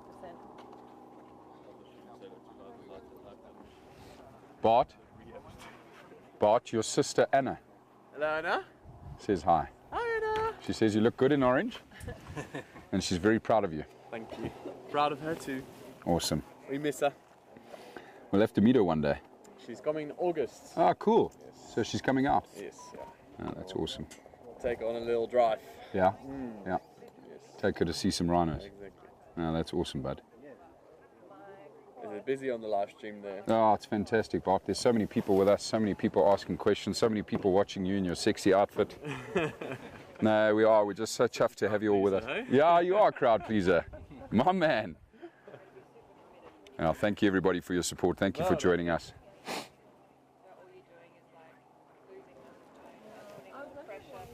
Haven't heard much on the radio from the brothers, the McDonald brothers, that is, Jerry and Bruce.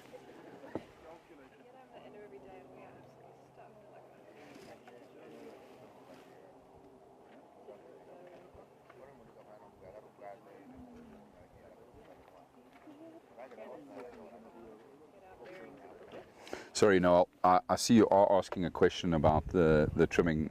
I'm not understanding exactly what your question is. The trimming doesn't harm them.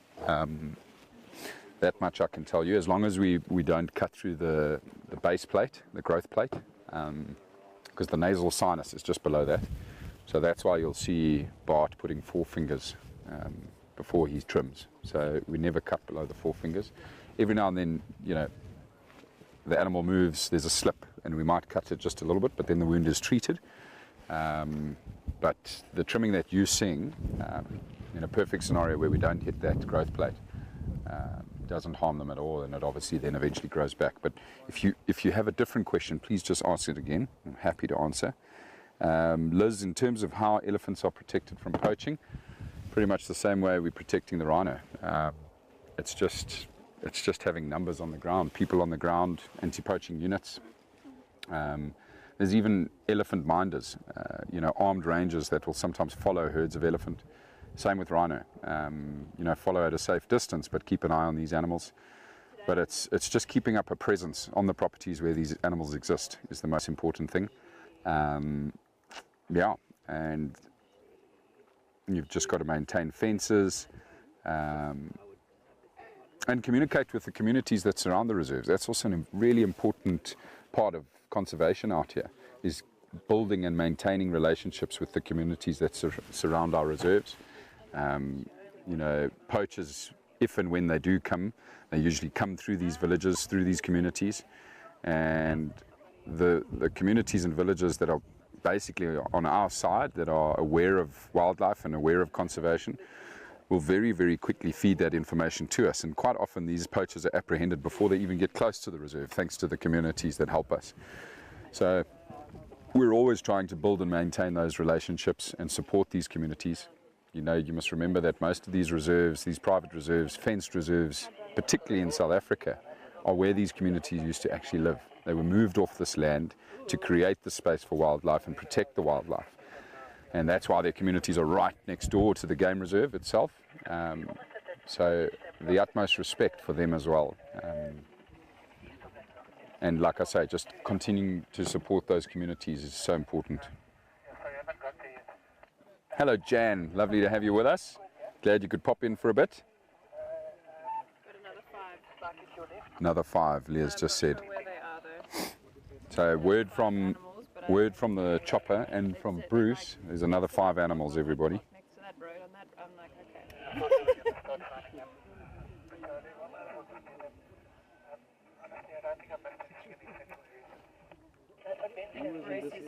Bruce is still flying threads.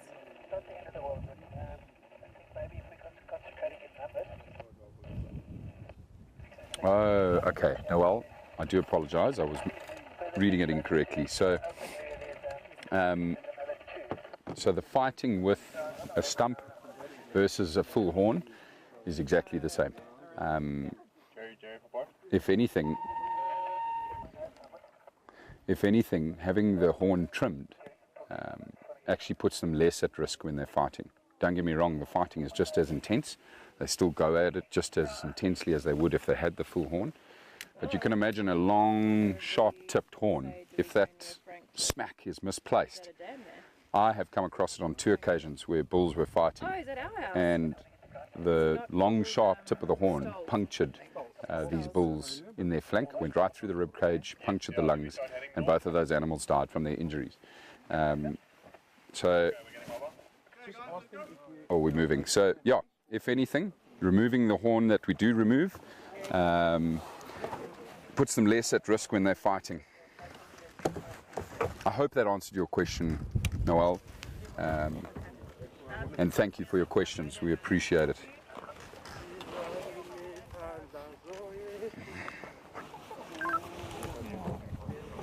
Can you show me that feed that you just showed me there? Please. Yeah.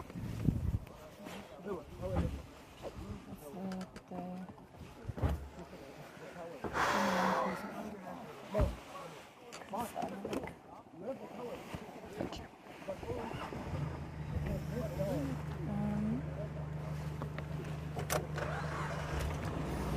All right, let's rock and roll, everybody.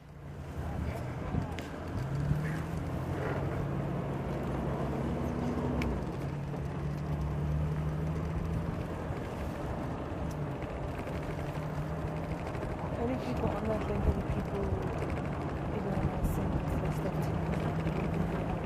Liz, to answer your question, no, we don't trim the tusks of elephants. Yeah, you can't actually trim an elephant's tusk.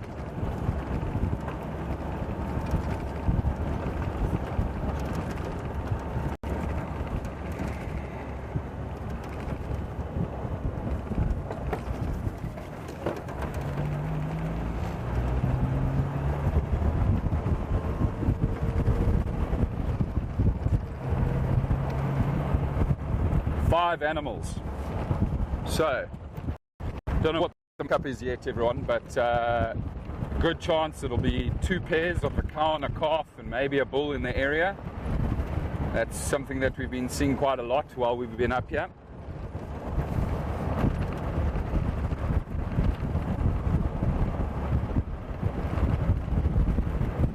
Which might mean we'll start with the bull first and then move on to the other 4.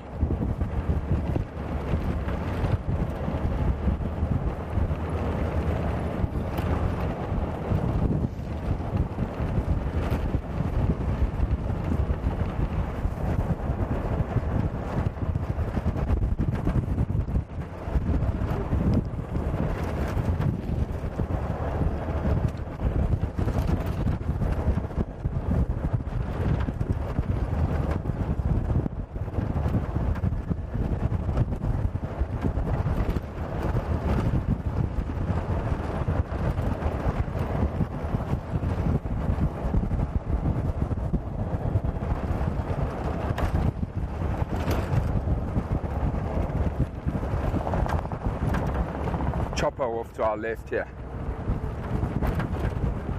I think we're close.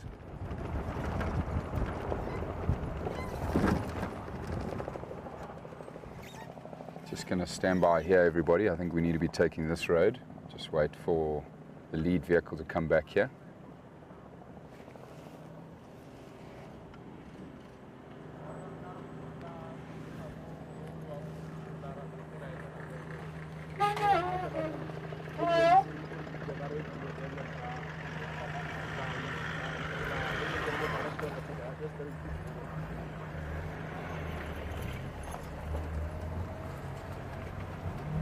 Watch your sides here, everybody. This looks like a narrow road.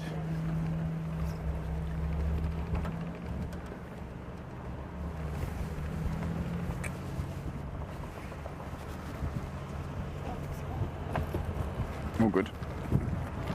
Thanks.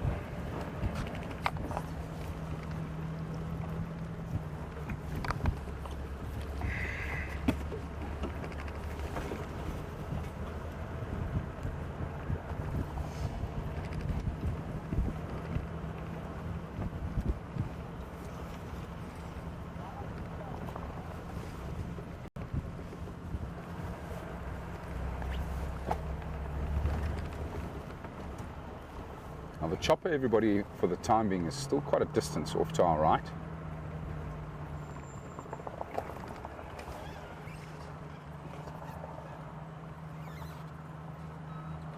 Might just be waiting for us, the chopper.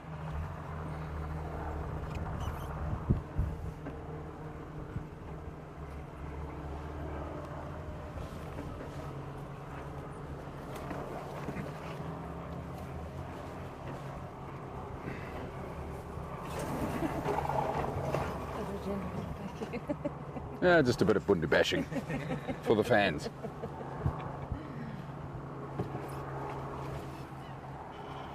I've been keeping an eye out, everyone, when we slow down at the road, looking for tracks. Got the most amazing substrate here, beautiful soft red soils, and it's just so easy to spot tracks here. Of course, I'm looking for leopard tracks, like I always am. And I have seen one set of leopard tracks since we've been here. And millions of rhino tracks. Incredible how many rhino are on this reserve. I think that chopper's working the animals towards us here.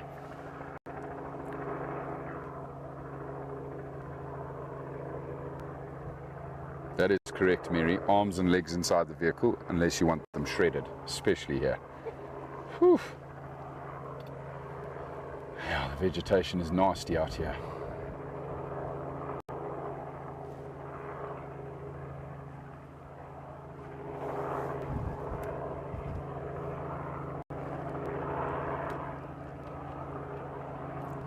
So Jerry's quite high at the moment.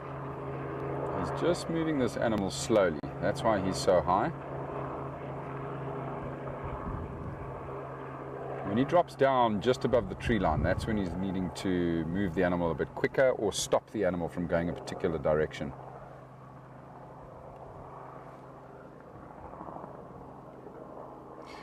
Simon, to answer your question about does anyone follow the rhinos we've worked on, particularly the cow and calf and the ones that got separated, the answer is no. We don't have anyone following them. We, from experience, know, however, that they will find each other. Sometimes it's quick, 10-20 minutes, sometimes it's long, sometimes it's a couple of hours. But the vets won't dart a cow if the calf is really tiny. They'll just leave her alone completely. And that might be the case why that female had such a massive horn. Maybe that was the case the last time they were here. She had a tiny little calf, and the reason we don't dart mom when there's a tiny little calf is because first of all we don't dart tiny little calves, and secondly, so I'm talking under a year old, but secondly the risk of that little calf being killed by predators is high when it's separated from its mother. So we only dart rhino cows who have calves that are a bit older, so sort of 2 years and up. Then we're confident that they'll be able to look after themselves, they're fully weaned, and mom will eventually find them. What's the update, Leah? Cow and a big calf. White. Amazing. White rhino cow and big calf, everybody, is what we're working on next.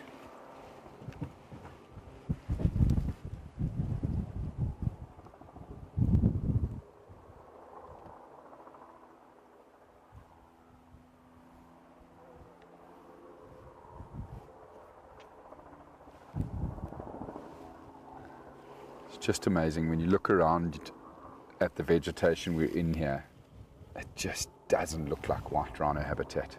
It is so thick here. But they have found a way to thrive on a property that, for me at least, just doesn't look hospitable to a white rhino. But if you look closely on the ground, there is grass.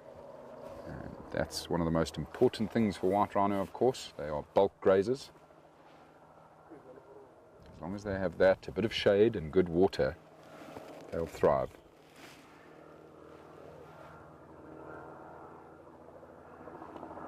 Good point, Carol.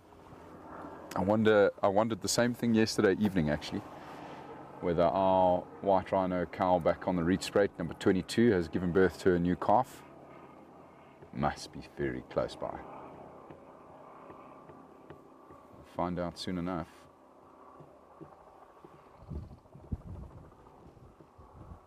I know we would have got word, though, if it had been seen by anyone on reach straight.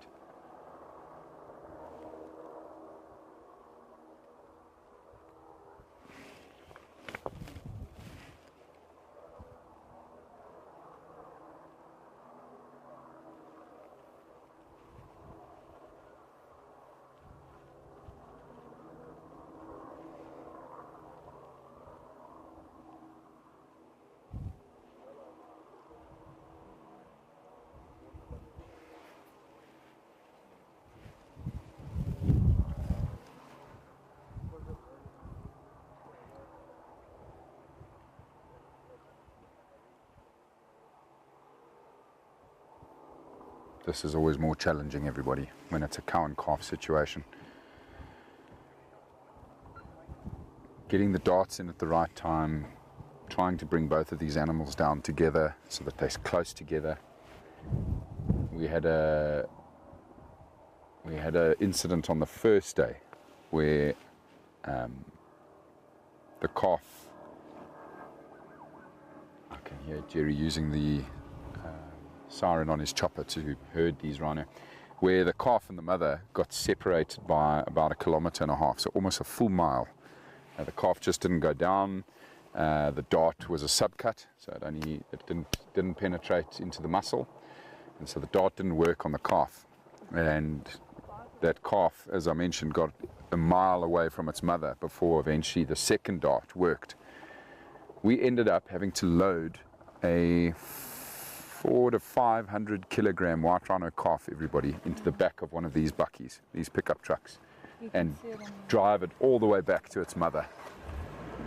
It was quite a debacle, but we were successful, and they were successfully woken up right next to each other and reunited. And so that's why I say Jerry and Bruce are always working so hard to try and bring these animals down close together. That's why the siren is being used now, to just push them that little bit extra to make sure they stay together.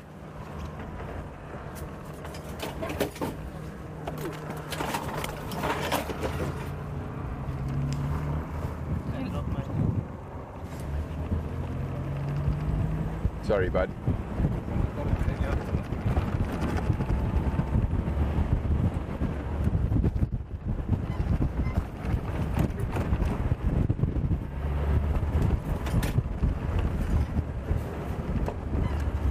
Watch your sides.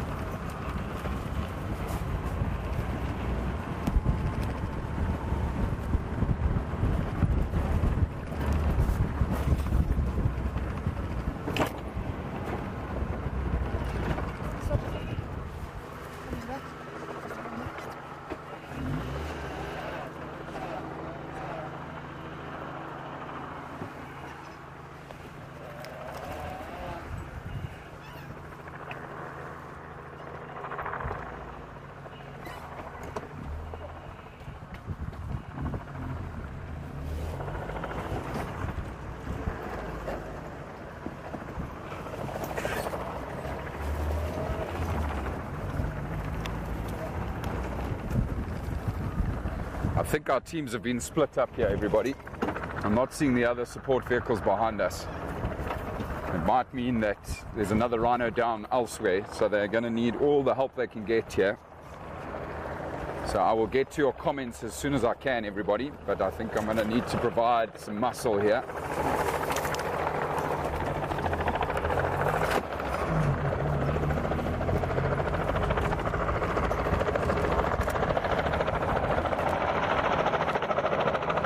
Bart running in.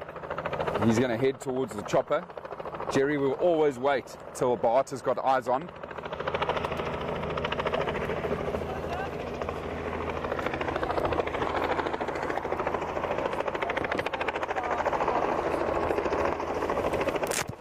Just wait, everyone. Ah, good news. The rest of the team has assembled.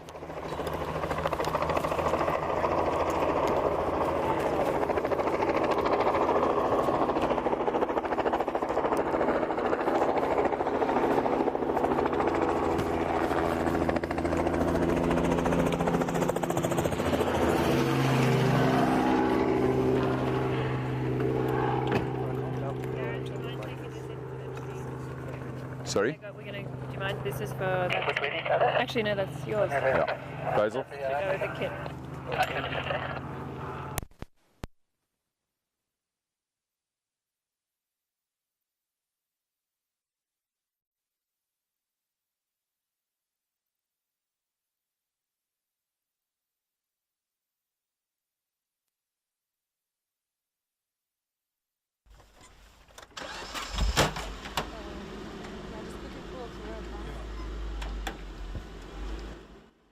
Got me now, Via.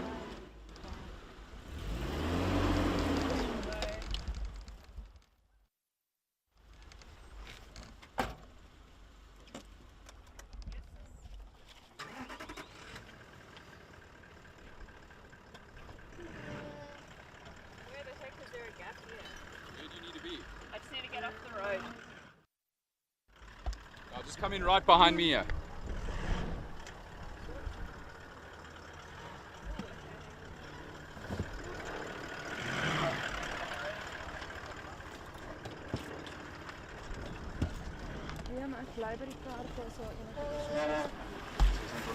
Yeah, something is happening with the audio. Everybody, we're just trying to sort it out at the moment. As Leah gets the vehicle off the road. I'm going to have to do that later, hey? What do you need? Is that it? Okay, cool. No problem. Sorry, we just got to get to this path. What's this for? Okay, but I'm not the vet, eh? So I don't know if I can sign it. Yeah, I think maybe, Sorry, I have to go. maybe come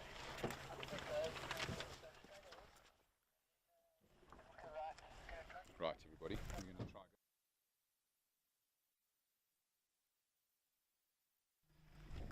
No sound. Hold on.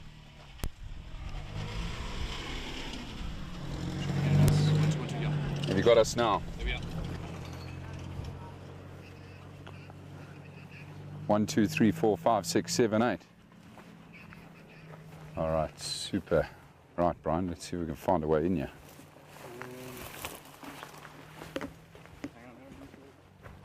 Tell the owner to find my phone there on the cart and I'll lose all comms completely.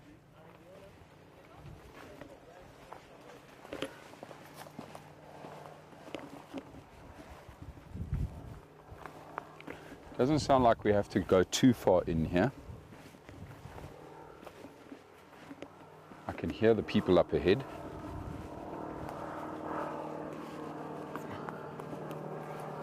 Lots of fresh white rhino dung on the ground here.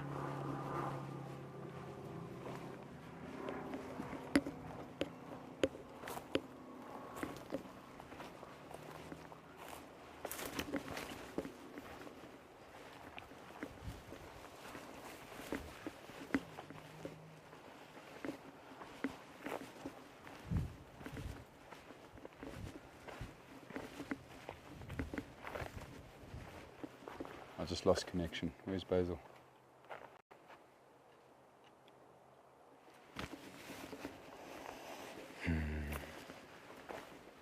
wonder if it's maybe just because it's so thick. If you have lost my comms, everybody, I do apologize. It is very thick in here again.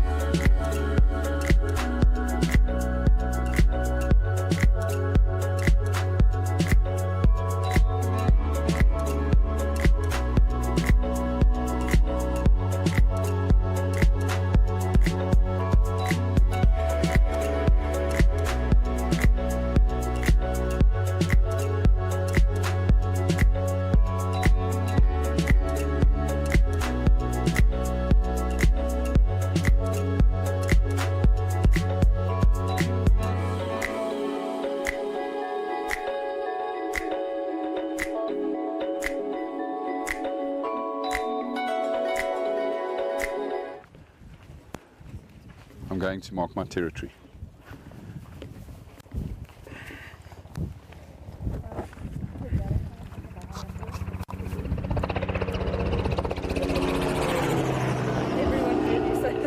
Brilliant.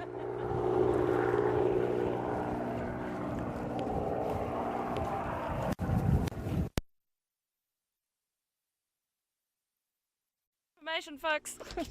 When it's deep in there, it's a bit of a struggle. Yeah. Yeah. Well done. But I'm okay. Yeah, I'm okay. Just got me on the side.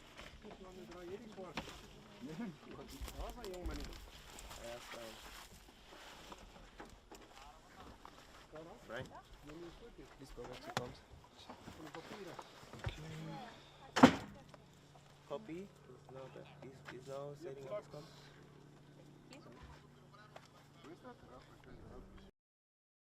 No, it's okay. Didn't go straight into the iris or.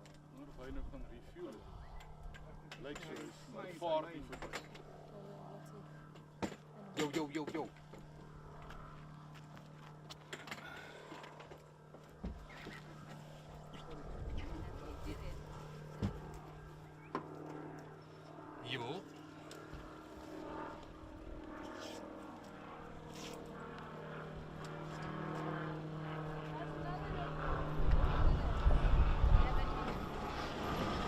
Tell me, if we have everything connected on the vehicle, so we've got both mesh points running on the vehicle the whole time, would that cause conflict?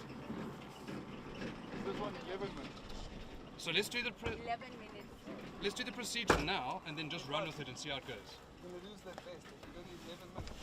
Okay, but I think get in the car. We're going to move.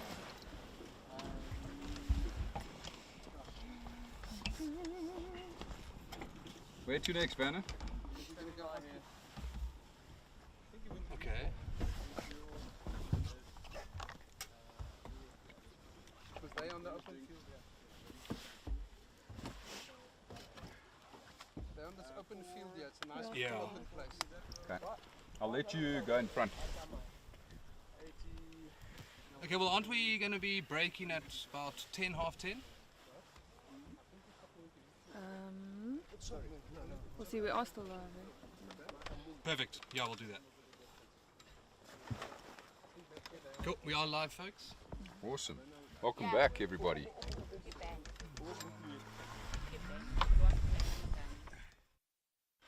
Oh, nice music. Nice.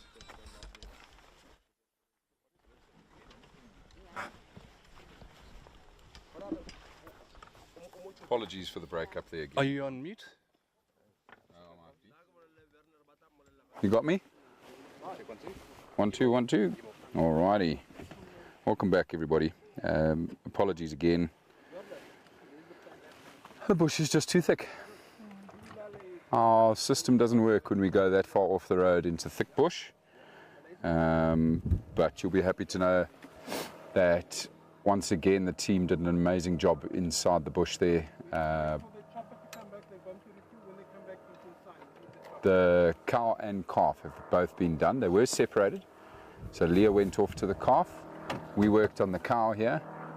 But I believe the calf was quite a big animal. So probably between 3 to 4 years old.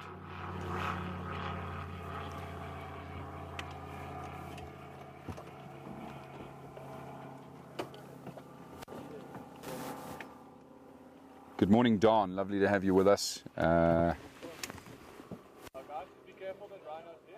Rhino's coming towards us.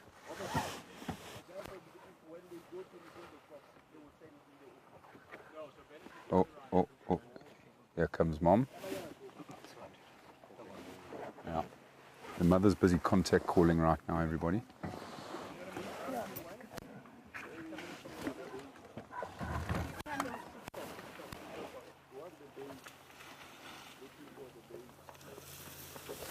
Oh, isn't that amazing, everybody? That's the mother that we've just treated. She's off to go find her calf. It is amazing, and she's going the perfect direction. It's exactly where she needs to go. It's exactly where the calf headed off, and it just blows my mind that these mothers know that. And most of it is on scent.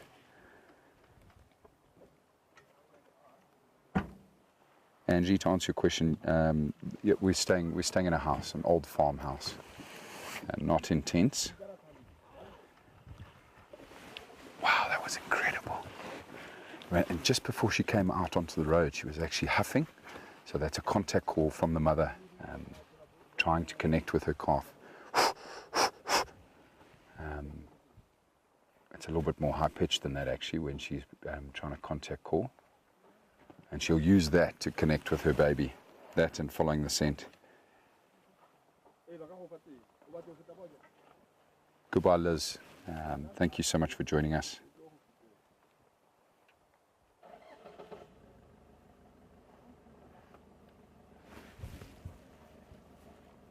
What I've also just heard from the team behind me is that Jerry had to go and refuel the chopper, everybody, so we're waiting for him to come back.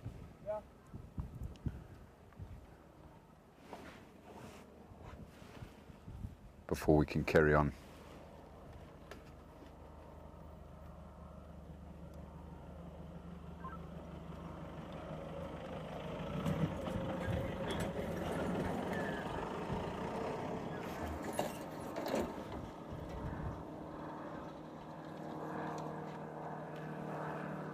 Bruce just flying overhead.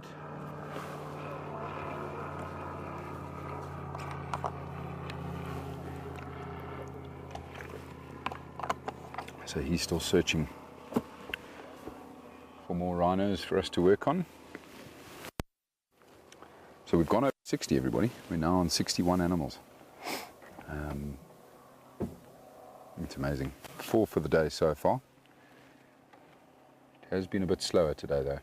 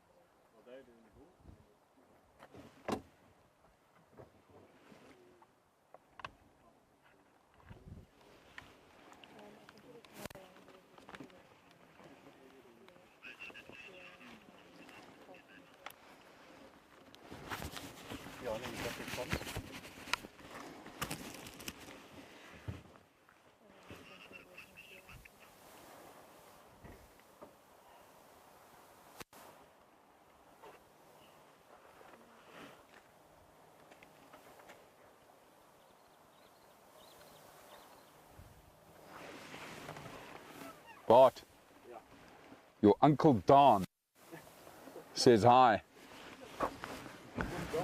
Oom Don.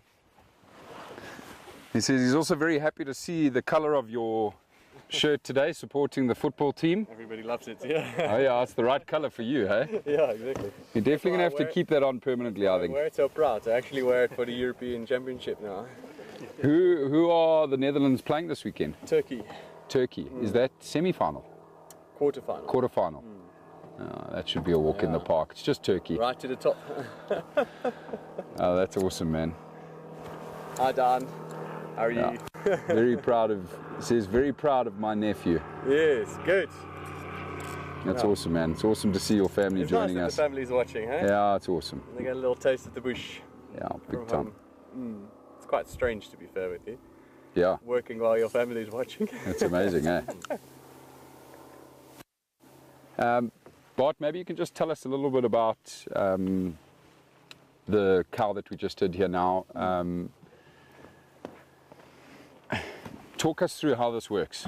I've tried to explain it as best as I can. When mom and calf get separated, how does it work from the start with the darting and then them being separated? So normally, this is quite a little bit of an older calf, so it's a little bit different. The young calves tend to stick with the cow very nicely.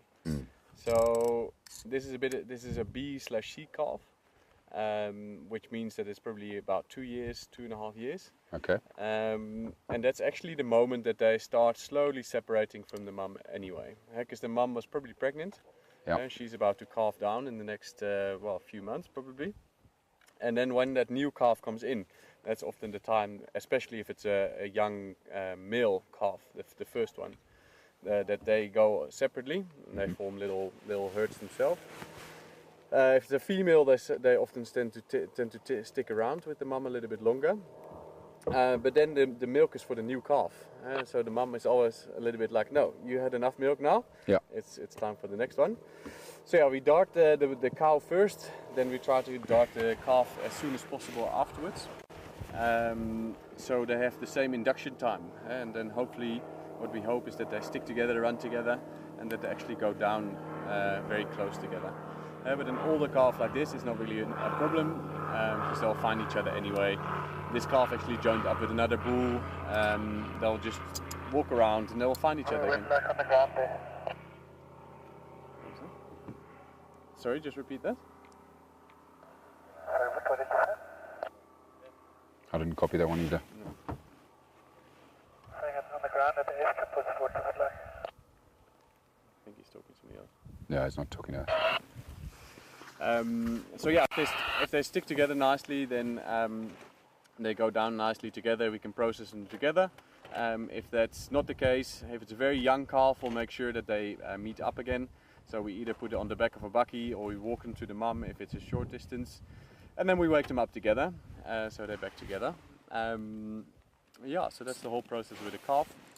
Sometimes the first day we had a calf that ran off quite a distance. So then we also immobilized the calf, we lifted it up with 10 people, put it on the back of a cruiser and drove it to the mum. And then we just put them next to each other and wake them up, and they go on their day like nothing happens. Amazing. Thanks, Bart. And even like animals like this, like you just heard the cow running past her, and she'll be making noises, and she'll be sniffing the ground, and she runs directly in the direction that they came from. It's incredible. Yeah, it's very special. Another question, Bart. How far from the rhino? When you're in the air, are you shooting the dart from? It's between 15 and 20 meters. Roughly. So it's very close. Yeah, it's close. Yeah, especially because there's not many trees here. We can get quite close to the animal. Yeah, and it's always the rump, eh? Yeah, we try to go for the rump. Yeah, any particular reason why the rump and not maybe that hump on the neck? Sometimes the animal moves or the chopper moves. You just don't want the risk of darting that animal in the head. Okay. Yeah. And if you dart, you want the dart to be perpendicular to the skin. Yeah. If that's in an angle, then the dart's not going to go into the muscle nicely. So that it might not work very nicely. Yeah. So if the head is always in the rump, the rump is more directed like that, where the head is probably more directed like that, or the neck. So you want that rump on a 45-degree angle, then it works nicely. Another question from Anna. From how far can the mother smell her calf? I think it's rather the tracks that they smell, where they've walked. But I think they can follow those tracks for quite a distance. They're so good at it. Their smell is amazing. Their sight is actually quite poorly, but their smell is amazing. Yeah, we've seen it on the animals that we've been working on. These animals are constantly perspiring. There's a lot of smell actually coming off those feet when they touch down on the earth, and then also, of course, their smell gets left behind in thick bush like this up against the trees where they've been running through. You probably find that the mother is also probably picking up on the smell of just disturbed bush and might follow that trail, thinking that could be where her calf was running. But as Bart says, their sense of smell is incredible. They rely heavily on it. That and their hearing is very, very good. Their eyesight's not the greatest. Their peripheral vision is not great. Do not underestimate Turkey. They are very tenacious in the Euro 2024. You are very correct, Sanjeev. We are not underestimating. No, you can't underestimate anybody.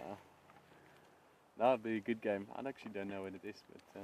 Yeah, we're missing all our sport while we're here rescuing rhinos. Rugby on Saturday. Yeah, rugby first, Springboks. Ooh, well, you're going to lose out there then, my friend. We can put your cell phone on the football and we'll put the rugby on the laptop. Double screen. Yeah, double screen it. The beauty of technology. Thanks, VM. Thanks for letting us watch the rugby on Saturday. And the football.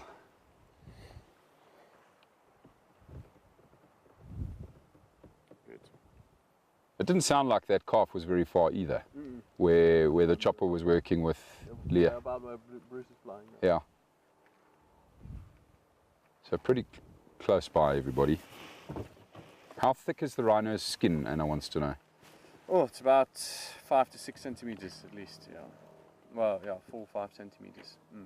And then, is there fat and then muscle, or is it straight into muscle? These animals are actually in very good shape. Yeah. So there's definitely going to be a little fat layer there. Yeah. And then you've got muscle, yeah. Yeah. Yeah, doing 4 centimeters. Yeah, these animals are incredible. Yeah, exactly. And that's why we use a needle that's longer than that. And the needle is about 5, 6, 7 centimeters. So yeah. You want to have a nice intramuscular injection of the drugs. That needle, does it have a barb on it to stop it from pulling loose? Yeah. So most of the needles have a little. Some of them have a tiny barb. The other ones have a little bit bigger barb. And that's to make sure that the dart just doesn't bounce out straight after darting. Yeah. And there's actually time for the drugs to inject as well, because sometimes we drop out darts and they just bounce, and they just they don't have time enough to inject.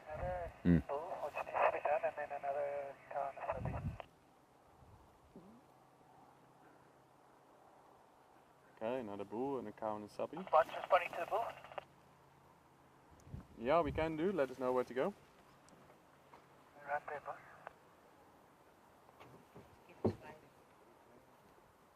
Okay. Yeah, I think just stand by where you are. That count calf will bring to you. So you're not going to do that bull that you left because it's right there next to boss. Are we doing the bull first? I'm just telling Leah. Okay, so sounds like this bull is close to us. Yeah. Nice. Probably in this block here. All right. Greetings from London, UK. Greetings back to you from sunny South Africa. I think it's Durea.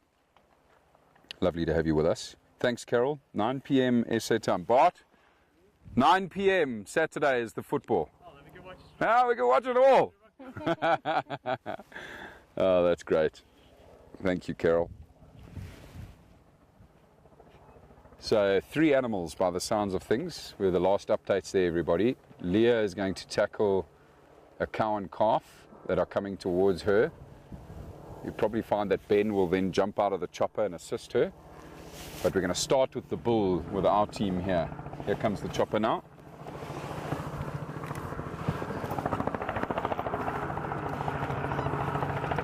I don't like where I'm sitting, in case that bull comes running out towards us.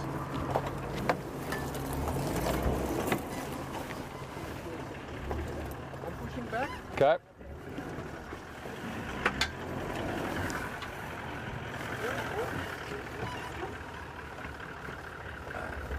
Stay in a position that you can go either left or right. Yeah.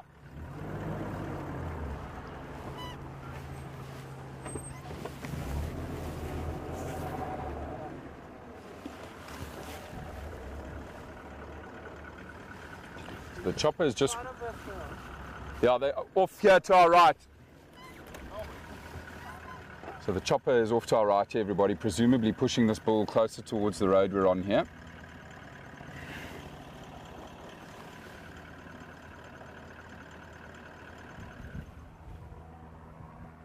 And we just want to be ready to move whichever way we can, which is why we position the vehicle like this. Just off the road so you can pick your route.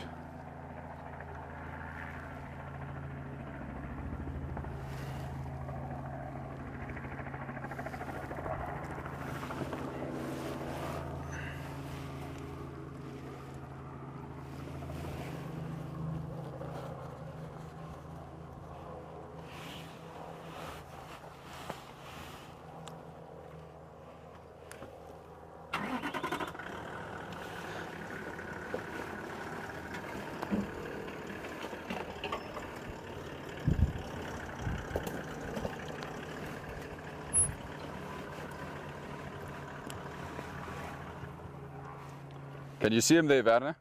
He's in the road, he's turned to the other direction. Okay. You can't see him clearly, I wanted to see if you could fall, but... That's okay, we'll follow your lead, eh? Give them a minute, he's still running strong. So just chatting to Vanna there, everybody. It sounds like the bull did just come out on the road. He's running away from us, which is good.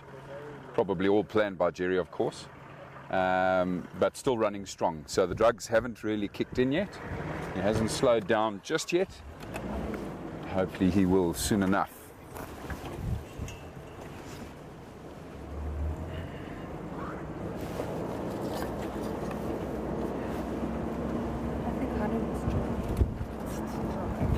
Sorry? Honey must join you for the next drive. Okay. Sitting on the back is not fun. Has Matt got the marks?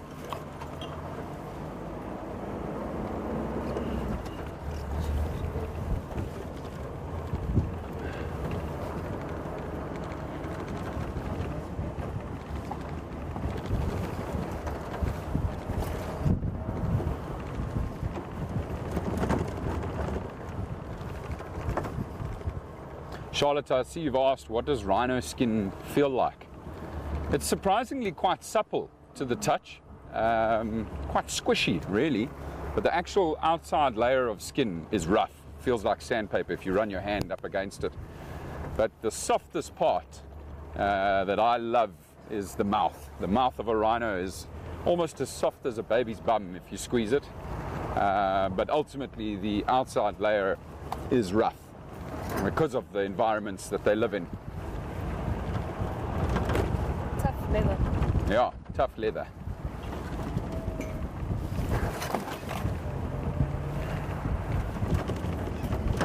So the chopper's moved away already, everybody, which means this rhino's already gone down.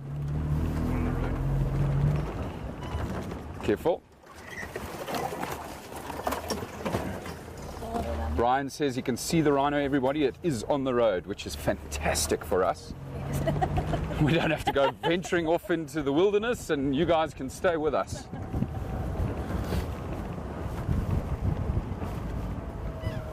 Well done, Jerry. Another case of beer. Just see him through the gap there.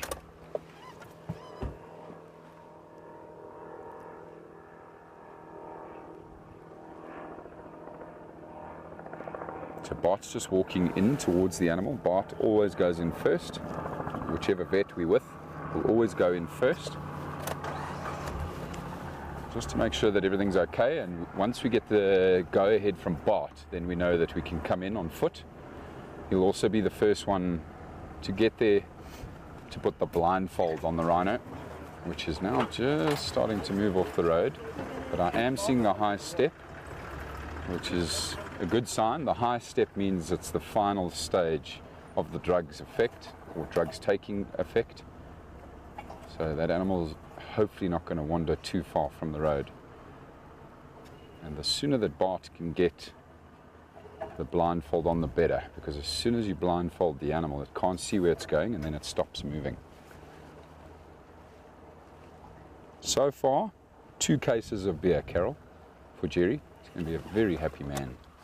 Okay, we're just going to stay quiet here.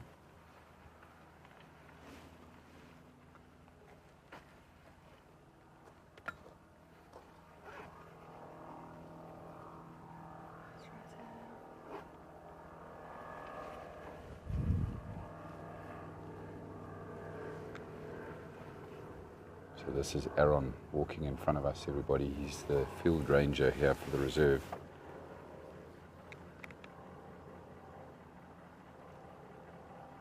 He knows this place like the back of his hand, and he knows his rhinos very well.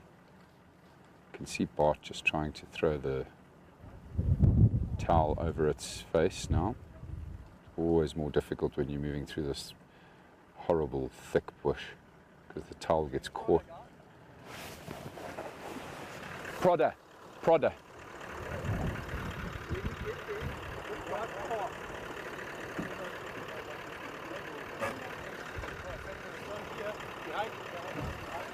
That's fine. It's fine. Coming. Wait, Jonna.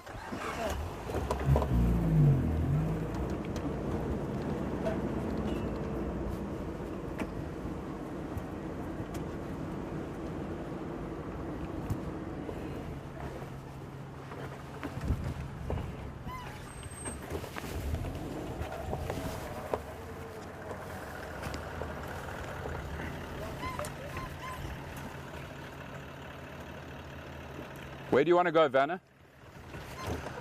You're gonna exit that side. Okay. I'm putting forward. Okay. Let's help it. Okay.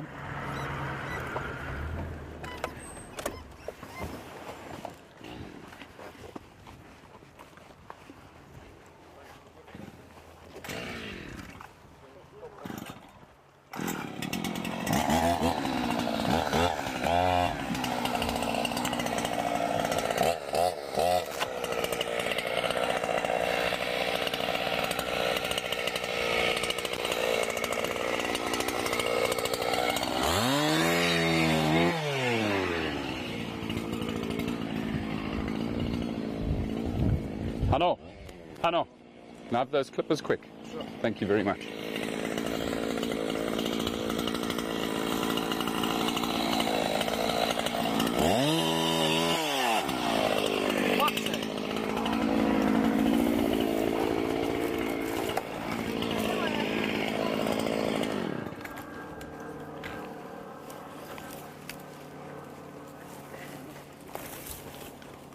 Okay guys, I'm gonna push the runner over.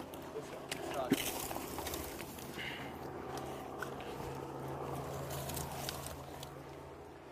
Yeah, the ball. Yeah. Okay, can we get some hands on the other side?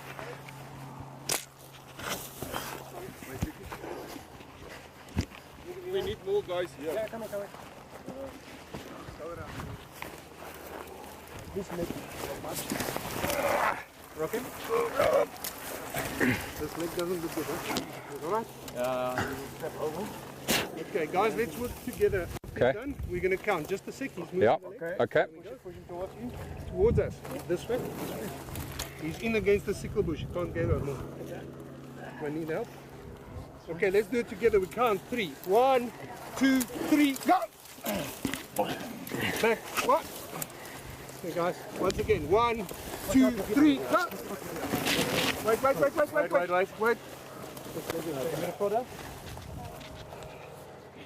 The product is in the front of the car, behind the seat, on the passenger side. Let's go this way, guys. Go back to your side, please. Come back. Have you got that whole push there? Wait.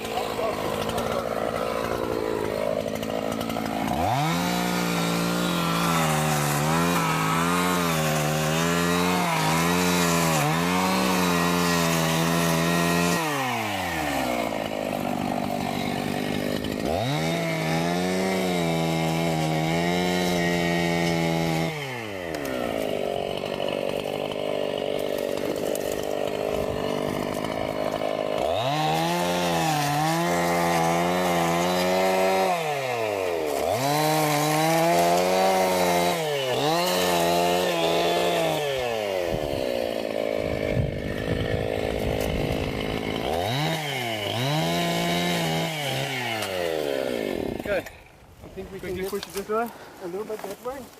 But cut this is going to be dangerous one. Which one? No. We're not going to take it all the way out. We're just going to take the left, okay? Hang on, wait. Wait. Fine. Okay. Yeah. Okay, guys, we're going to take it a bit more that way. Hang on, let me come out here. Come on, everybody needs help push. This way, guys, come here. You're going to have to help. 1, 2, 3. That's it. Leg is good? Good. Leg is good? Are you happy? Where's the other leg? No, his other leg is also stuffed. So we need to get all the... Yeah, let's go this way. Okay, Which let's way? go around. We bring her this way. Him.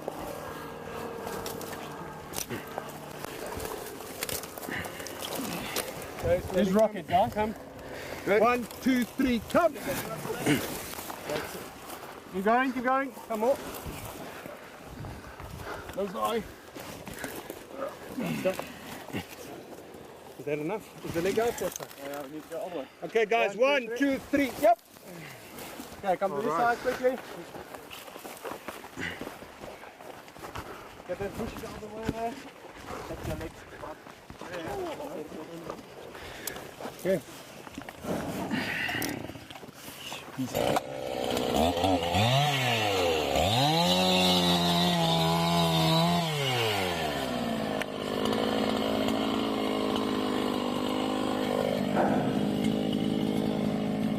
boy. So a little bit of a struggle here, everybody, as we get this guy's legs into the correct position. Down and up. We're now going to roll him up. 3. Okay. Go. Wait, guys. Let's just do this next. Does it go forward? Yeah. This goes forward. Yeah. 1, 2, push. That's it, boy. Up you go. That's it. The front leg. 1. Go back a little bit. Back a little bit. Back, push. Go. Back again. Oh. He's fighting. Okay. 1, 2, 3. Happy? Yeah. Okay. All right, big boy. Plugs in nicely? Yes. All right.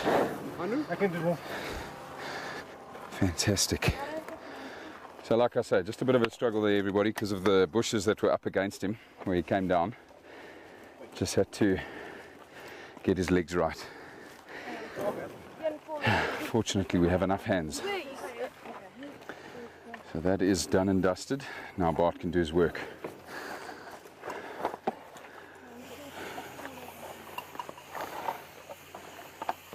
We have not just already.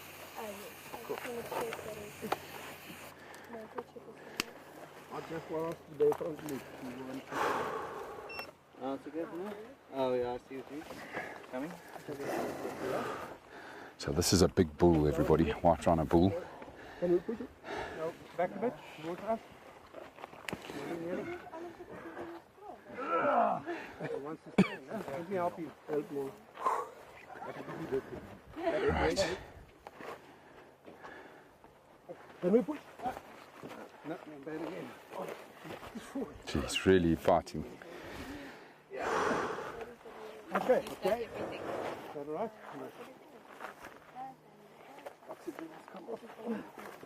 What to do for now? Just keep pushing there, guys. Good morning, Cecilia. Thank you for joining us. Thank you for your question.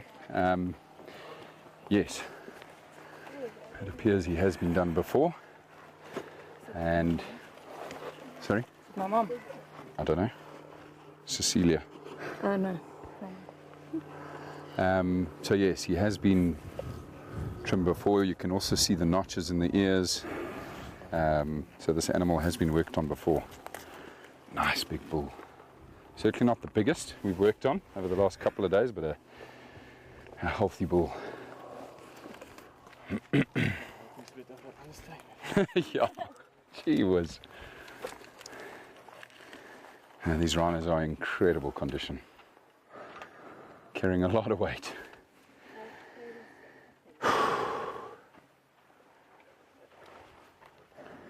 Yeah, we're certainly getting our exercise in here at the moment, everybody.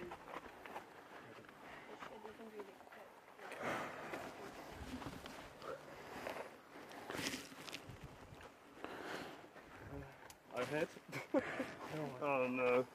Keep it. Take it. Thank you. Have you lost them? Did you have them here? Ah.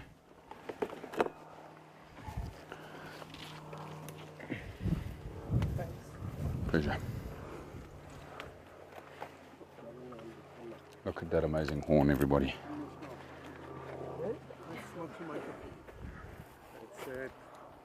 Such a prehistoric animal. Truly is a remarkable species.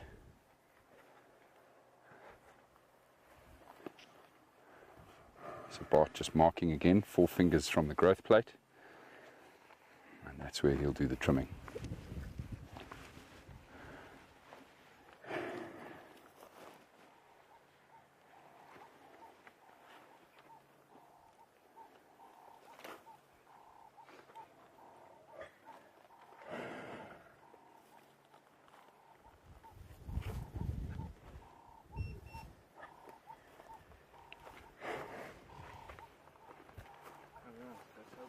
Chainsaw still sharp.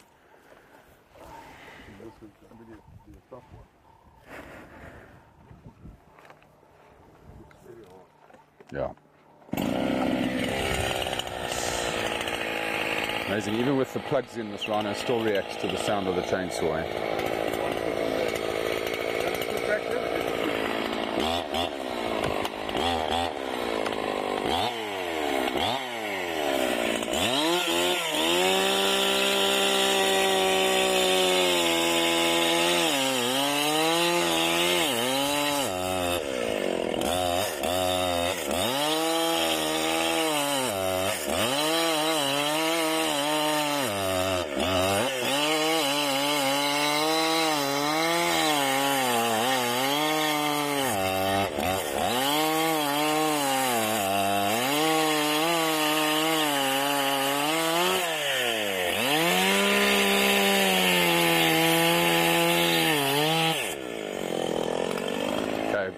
Bring him towards us here, guys. Let him come down slowly towards you.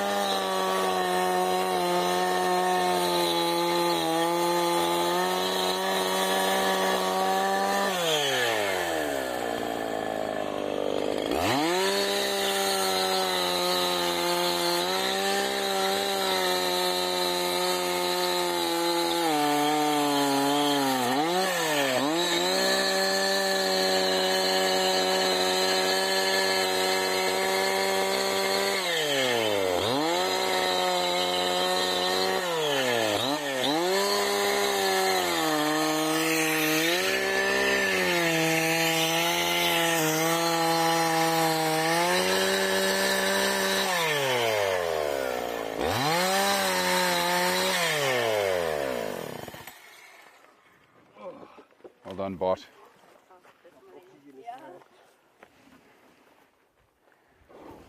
That really is a lot of hard work.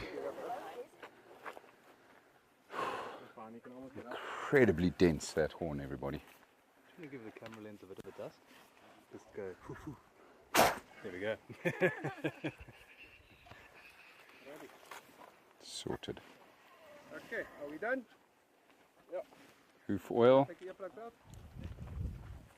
Yep.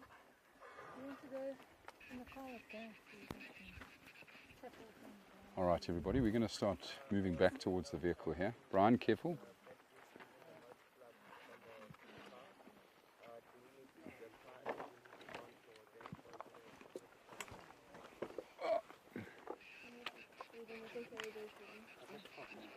Sure.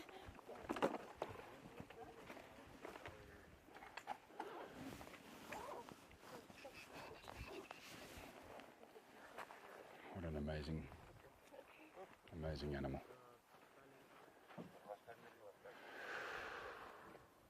All right, boy, you're safe now.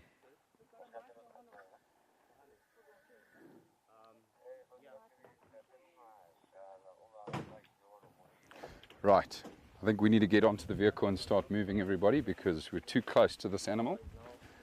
And I can see Bart is going to give the reversal. Basil.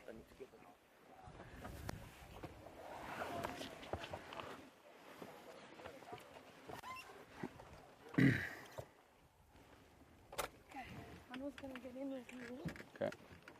I'm just going to grab my stuff.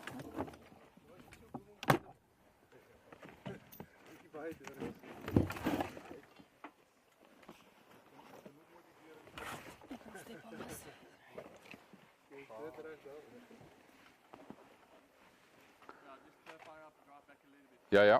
Just waiting for everyone to get in.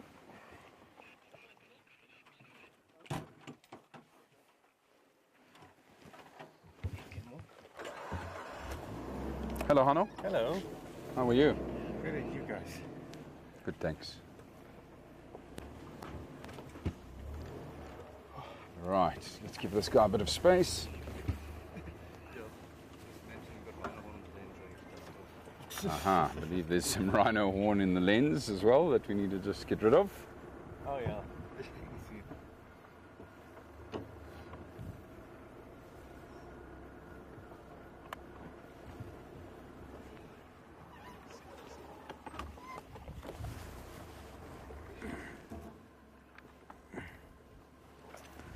No, we're not going to be able to see him from here. Yeah. Yeah. Yeah. No, what's that? Yeah, this. Oh, yeah. That's your place.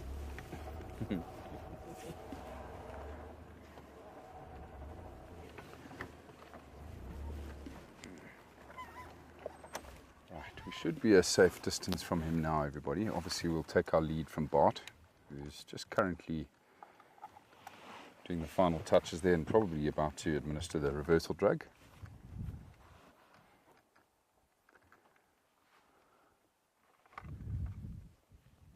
As we learned yesterday, these animals are completely unpredictable, so we need to be giving them their space. We just don't know exactly how he'll wake up. Normally the white rhinos will wake up quite calm and move off slowly.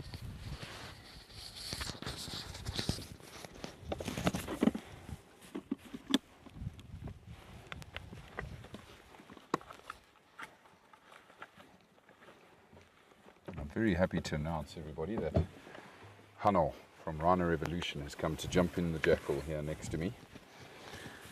Welcome, Hano. Thank you, guys. Good to have you with us for a little while. Sure. That was amazing, hey? Yeah. Beautiful bull. I mean, they're all in great condition. It's unbelievable how much weight they're carrying. Yeah. There he goes. There he's up already. He's up. And he's not in the mood for us. Oh, that's brilliant. Look at that. Off he goes, everybody. He's on his way. Oh, we can see him there now. Yeah.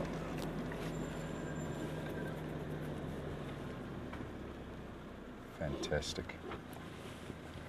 It's always a massive sigh of relief, everyone, when you see them get up and start moving again. He's still just figuring things out.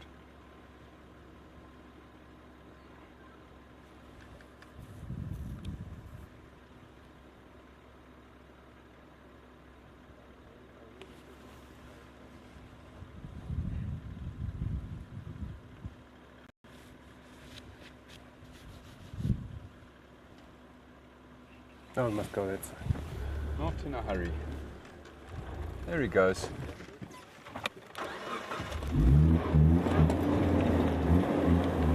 Oh, that's the extra weight. Yeah. All right. Job done. Yeah. Amazing. Wonder how Leah's getting on. Are they still working on another animal? I'm not too sure. Okay. To be honest, I haven't heard anything on the radio. Okay. But I think there's a big clearing up ahead here where we're just going to go and regroup. Watch your sides, everyone.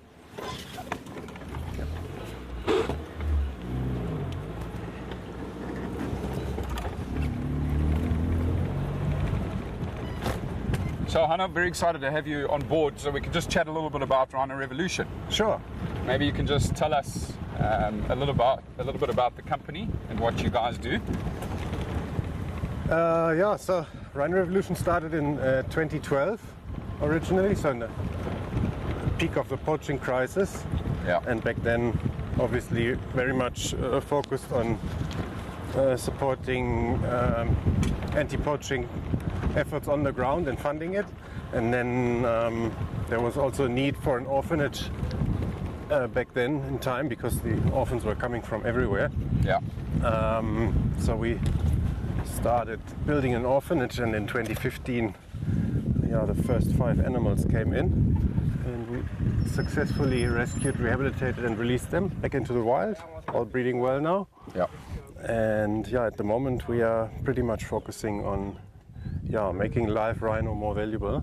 Yes. And obviously assisting in these operations like we are conducting now. Yeah. Which is a very great deterrent to poaching. Yeah. Especially if you combine it with boots on the ground, and it's been very effective. So that's some of the work we do. Fantastic. So Hannah, I know of course that Rhino Revolution had a big part to play in this operation going ahead. Can you tell us, I mean, I know that you obviously did a lot of fundraising yourself, but can you tell me, did you come up here and come and meet with everybody on this property beforehand, get a lay of the land? How did this start? How did you find out about these rhinos, and what sort of detail went into that in making sure that this project could work for Rhino Revolution? Yeah, so we were basically approached by Ledette in beginning of this year. Yeah. But I met the responsible Ledette officer on a rhino convention back in 2023, and she was saying they urgently need assistance for horn trimming on the property, and that the animals haven't been done since 2020. And that's how everything started. And then obviously it's a big operation, and you need to get a team together. And we've done that in February, and then you start looking for dates, obviously, where everybody can work. So one of the conditions were that we could basically put the team together, because that side of the province we don't know how the work is and been done. Yeah. But for the teams our side, we know how professionally they work. And so I reached out here to Bruce and Jerry and Wildscapes, obviously, and to you guys. So it's really exciting to have you here. Thanks, because we're happy to be here. making that accessible to the public is simply invaluable.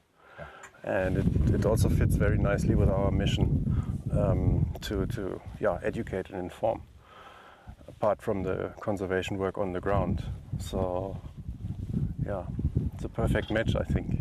It certainly is. And obviously also you guys were absolutely fantastic in raising the funds to get it going, because operation like this, if you need to organize and get the people together and do the fundraising and do your daily work, it's just too much for one. So it's obviously always better to share and combine resources and get as many people as possible, but only as little as necessary to get the job done. And we obviously got great support here from the reserve and volunteers that are helping all over the place. And it's a really great operation so far. Fantastic. Anna, thank you. I think your mom is busy watching. Yeah. And I think my sister also. With her. Do all your shout outs and say hello to your family. Hello. They're watching right now. A good morning from Carol as well. Hi Carol. One of our stars, one of our pack I know, members. yes. My mom just sent me a message and said, she can't get her household done. She's spending the whole day on watching you guys. She's been with us for a while. I know. She's been watching it all. It's fantastic to have her with us.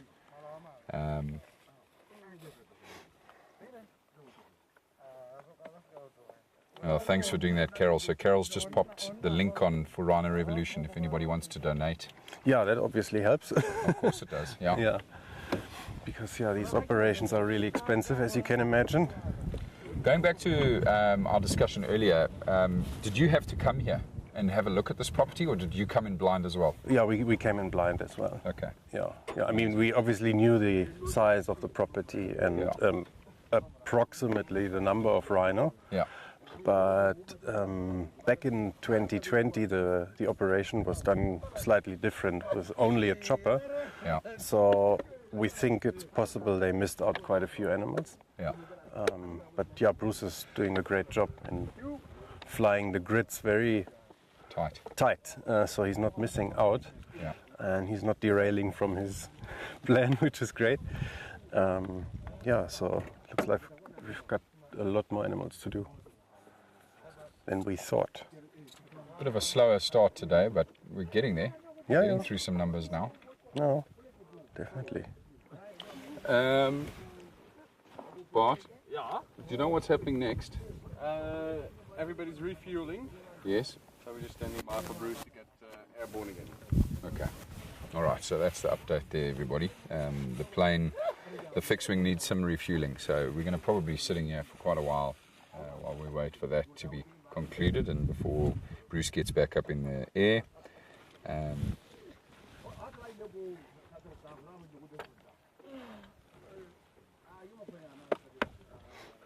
So Cecilia asks the question, Hanno, what happens to the trimmed horn? Who destroys it?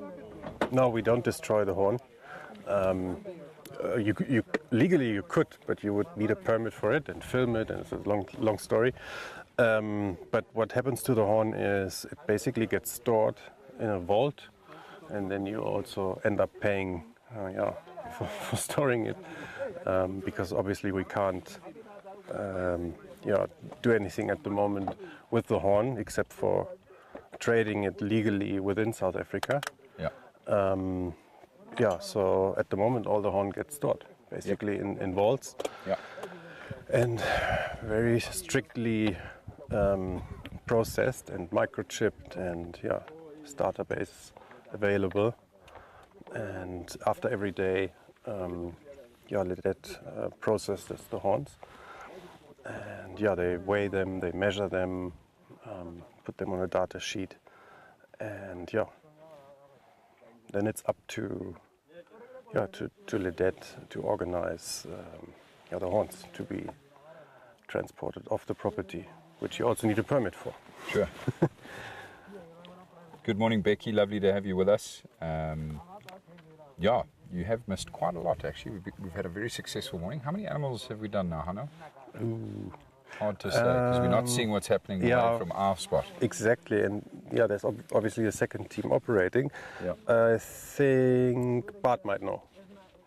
Bart, any idea on numbers today so far? I think 5 or 6. 5 or 6.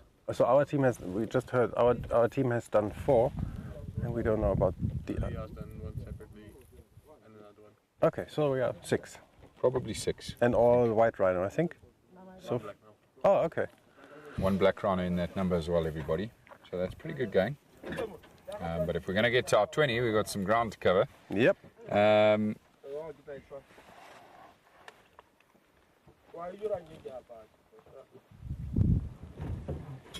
Dereya's just asking, trading it legally in South Africa, what does that mean?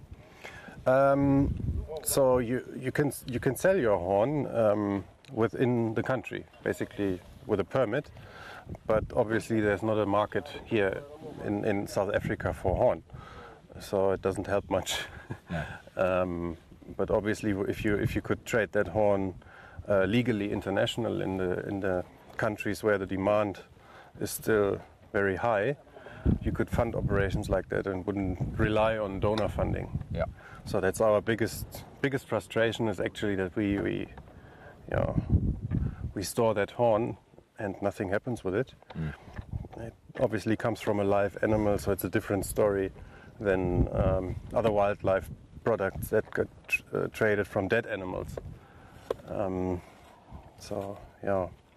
think we need a slightly different approach slowly because, yeah, the methods at the moment don't work, and the results are not good enough. Yeah. And always trimming the horns every 2 to 3 years is not a permanent solution, obviously. Yeah. Another question from the same person, Duray, again asking, we burn ivory, why don't we burn horns? You touched on it earlier. Yeah, I mean, why would you burn it? It might have a value at one stage. So the southern African countries all store their horns. Yeah. Because there's literally no point in doing it.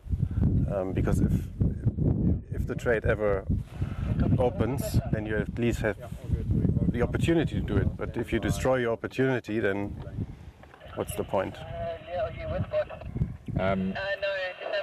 If selling the horns were to become legal, Hanno, how about selling the deceased rhino horns to poachers?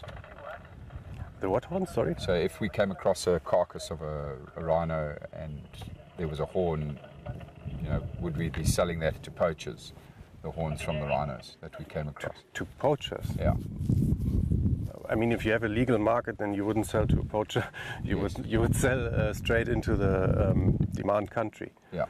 But yeah, I think selling anything to a poacher would just breed more poaching. Yeah, I mean, for us here, in terms of the horn, there is no value in the horn.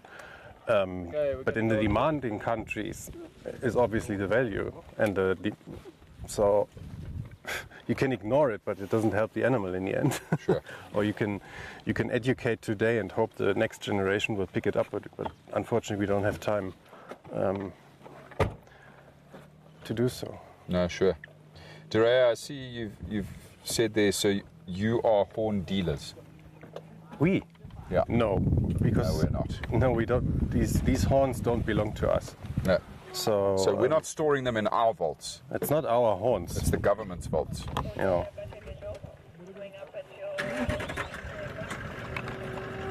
No, we are definitely not trading any horns anytime. We'll probably never see these horns again once they leave this property, everybody. Right, we're on the move. Go, go, go. I can see the chopper, everybody, off to our right. Not too far away.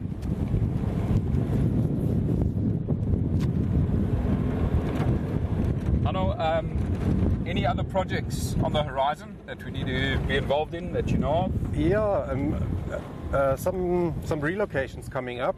Oh, really? We need to move on Reedspread 2 more bulls off the property. Yeah. And get 1 more cow in. Okay. So, and yeah, hopefully we can assist here on that property too and get some new genetics in or swap animals. Yes. Because yeah, they are properly stocked here, which is nice. Yeah. But now we need to get these rhino out to other places that have space, which is a problem. Yeah. Because yeah, I'm not sure if you touched on it earlier, because the life value in rhino has basically collapsed, and most of the properties that could carry rhino don't want them and decide not to have them. Yeah. Oh, there's more doors. Yeah. So, which is another problem. Uh-huh.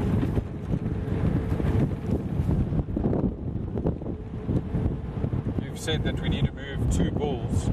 Have you found a home for those 2 bulls? Yes, we have. And it's quite a big property. It's about 3 times the size. Yeah. And we also want to stock up some cows there, so we have a nice breeding population. Okay. What, you mean bring cows to us? No, sorry, cows for the bulls. For the 2 bulls we take off. Okay.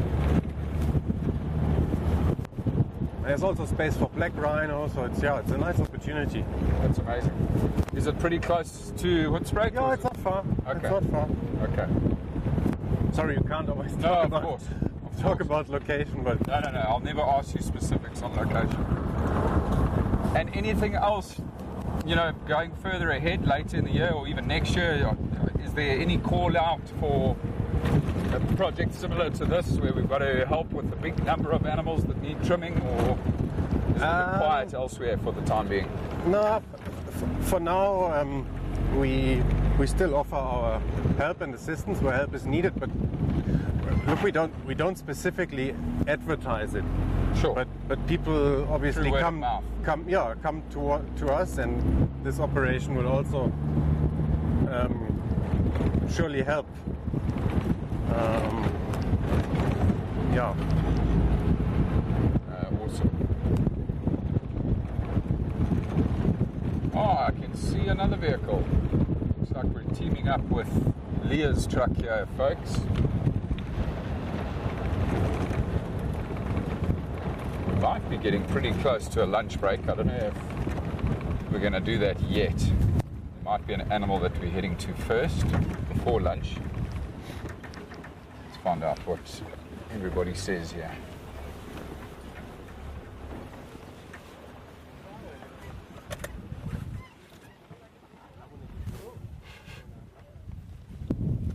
What's the word, Bart?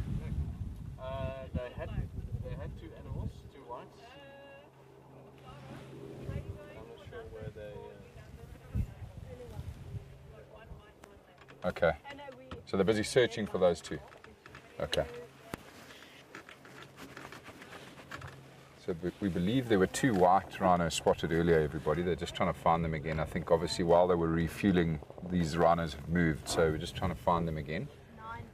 So I think we're probably going to do these 2 before lunch.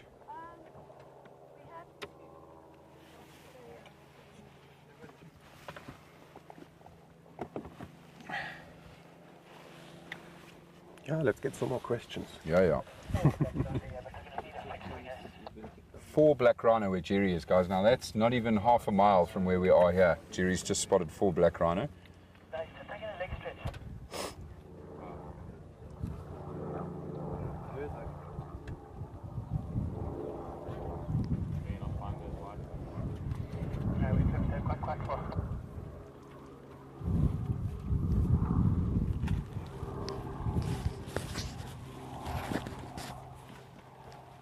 Which bulls are you hoping to move, Hannah?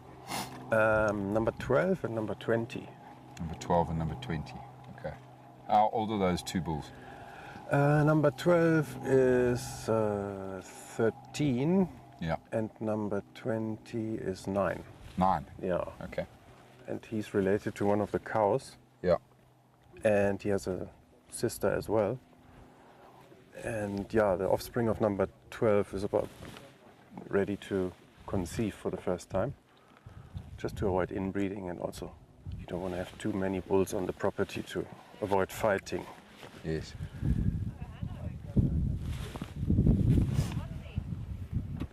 If the law was changed, I wonder if rhino farms would become a thing, like sheep farming for wool. It's a statement from Kennedy Ann. No, that's obviously not the goal. So it looks like they are trying to put a proposal together at the moment.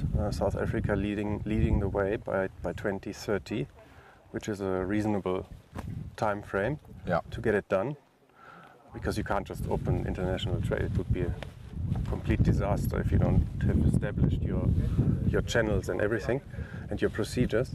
Oops, sorry. Shall I just go again with the question? No, just like, would you create a farm where rhinos were being farmed? So, yes. Like domestic animals would be, or livestock? That's exactly what we are not wanting. So if, then it would be from wild animals like here, but also it means, you can trade your own, but you don't have to. But you have at least the opportunity. So some areas might decide not to trim horns, but some might decide. Obviously, depending on the pressure in the area, it's just an opportunity. So they are very clear in that proposal that they don't want to farm or intensively manage population. Yeah. And that's the right thing to do. For sure. So the bottom line is, after all these years of international ban on trade, the results haven't been great. So the movement is now in the right direction to change the approach in a realistic time frame. Yeah. Obviously, it's not ideal, but a compromise is still better than failure. Thank you, Cecilia. We certainly will. SA fan says Mr. Hume tried farming, got to more than 2,000 rhinos, but wasn't able to sell any horn before he ran out of money. Yeah, I'm not sure if he ran out of money, but well, he's just sold them, hasn't he? Yeah, he sold them. And yeah, these 2,000 rhino are now about to be rewilded, restocking places that have space for rhino. One of them being obviously the Kruger and the Greater Kruger, where they have now released the first 122 animals. Jerry? Comes Jerry. And Benno.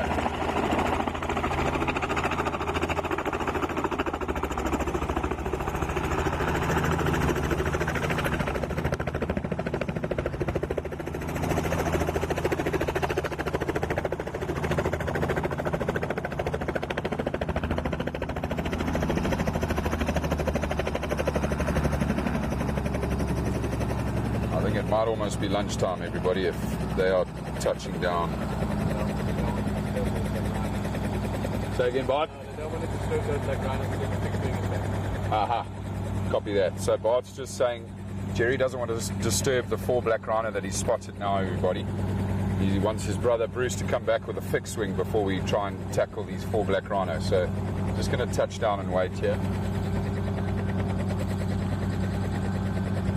Drea's asked, what started the poaching in the first place? Actually, one of the things was the moratorium, so the ban in legal sales within South Africa in about 2000, can't remember the year, 2008 or 2009. And then if you look at the numbers from there, poaching started to pick up quite quickly. Before that, you could always sell, like I mentioned earlier, the horns legally within South Africa. And what happened, obviously, back then, horn was leaking out of the country somehow. It wasn't properly monitored, but we never had a poaching problem, to be honest. Our numbers in poaching were really low, like in the 20s. Yeah, between 10 and 20. Before that ban on legal trade within South Africa. And then actually John Hume was the one who put the moratorium back in 2017, and since 2017 you can again trade within South Africa, but now obviously everything has changed. Sure. And the regulations on the horns are strict. I mean, you'll see here now, everything gets microchipped and marked, so there's no way you can leak your horn out somehow. Which is one of the reasons why we need a different approach. Yes. And then also horns were coming from natural mortalities back then. Yeah. So, but initially, yeah. I mean, this goes back hundreds and hundreds, if not thousands of years, this demand for rhino horn. Yeah. Where did that start? Why do people want to consume rhino horn?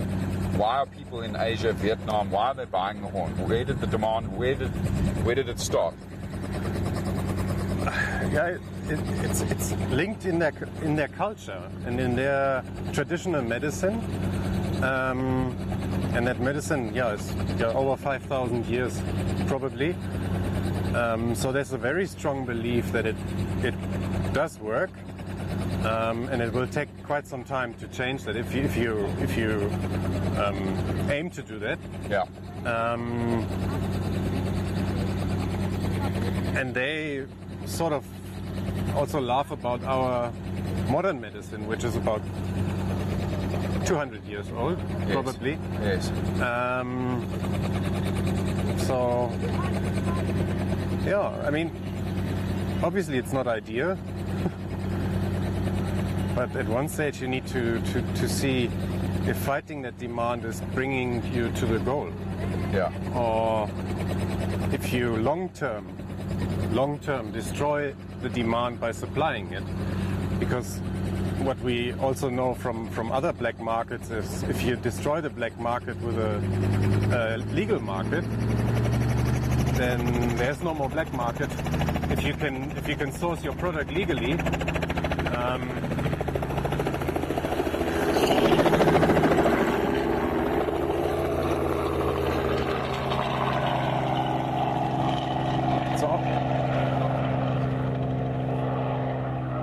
but yeah, obviously, in the meantime, our long-term vision is to have rhino with horns. 100%. I mean, that's where we need to go long-term. Yeah. But in the meantime, unfortunately, that's what we have to do. So you would have all seen there, everybody.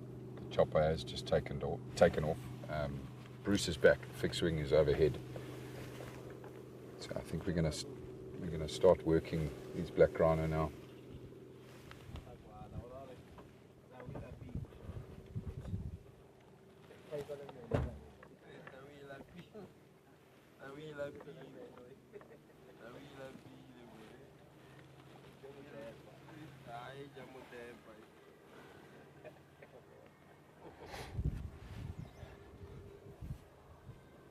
How do you make a living rhino worth more than the horn?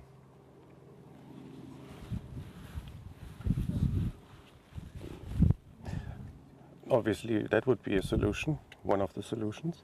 Yeah. Because then people would start again. Sounds terrible, but investing in rhino and wanting to have rhino, and that would change the game. Yeah. At the moment, you make too much money out of dead rhinos. You can obviously legally hunt rhinos in South Africa. But yeah, again, here we have got the problem that the dead value exceeds the live value about 6 to 8 times. Yeah. And if you can't fix that, obviously you need an economic approach to the problem. It doesn't have to be emotional about it. We are all, I mean, that's why we are here. We are all emotional about it. Yeah. But we need a solution for the animals and not maintain a problem. Yeah. Yeah, thinking positive solutions. Yeah, drive positive change. Exactly.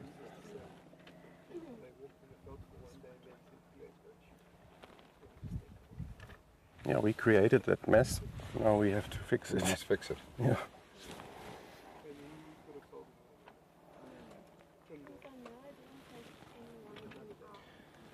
Tell you one thing, I hope we move soon because I'm turning into a tomato here. sitting here.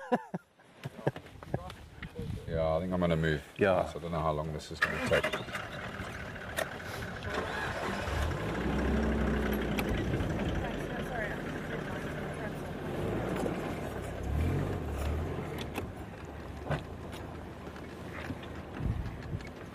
Such a nice area here. It's beautiful, eh? Yeah.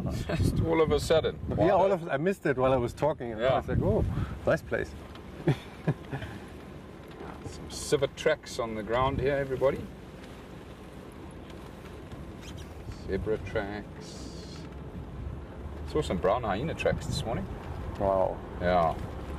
Did you hear that Matthew saw a brown hyena? No. From the air in the chopper. Oh, wait. Yeah. Lucky bugger. Oh, there's another tree for us. Yeah, boy. And there's one here for those people behind us. This is very nice. Bit of luxury out here in the African bush. Shade. Yeah. Especially out here with no trees. Correct. Yeah. There we go. Oh yeah, that's much better.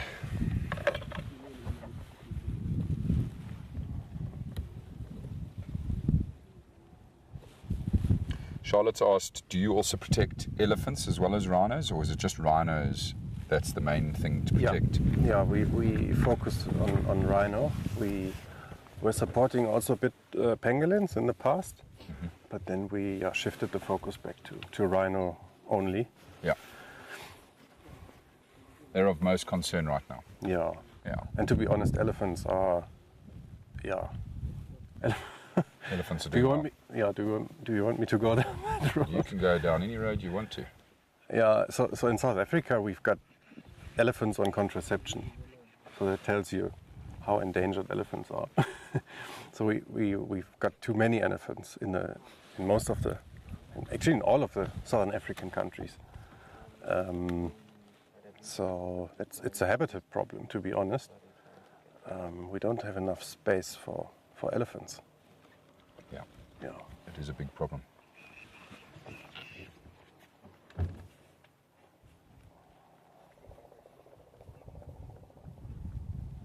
Noel from the USA says, what besides donations can I do here in the USA?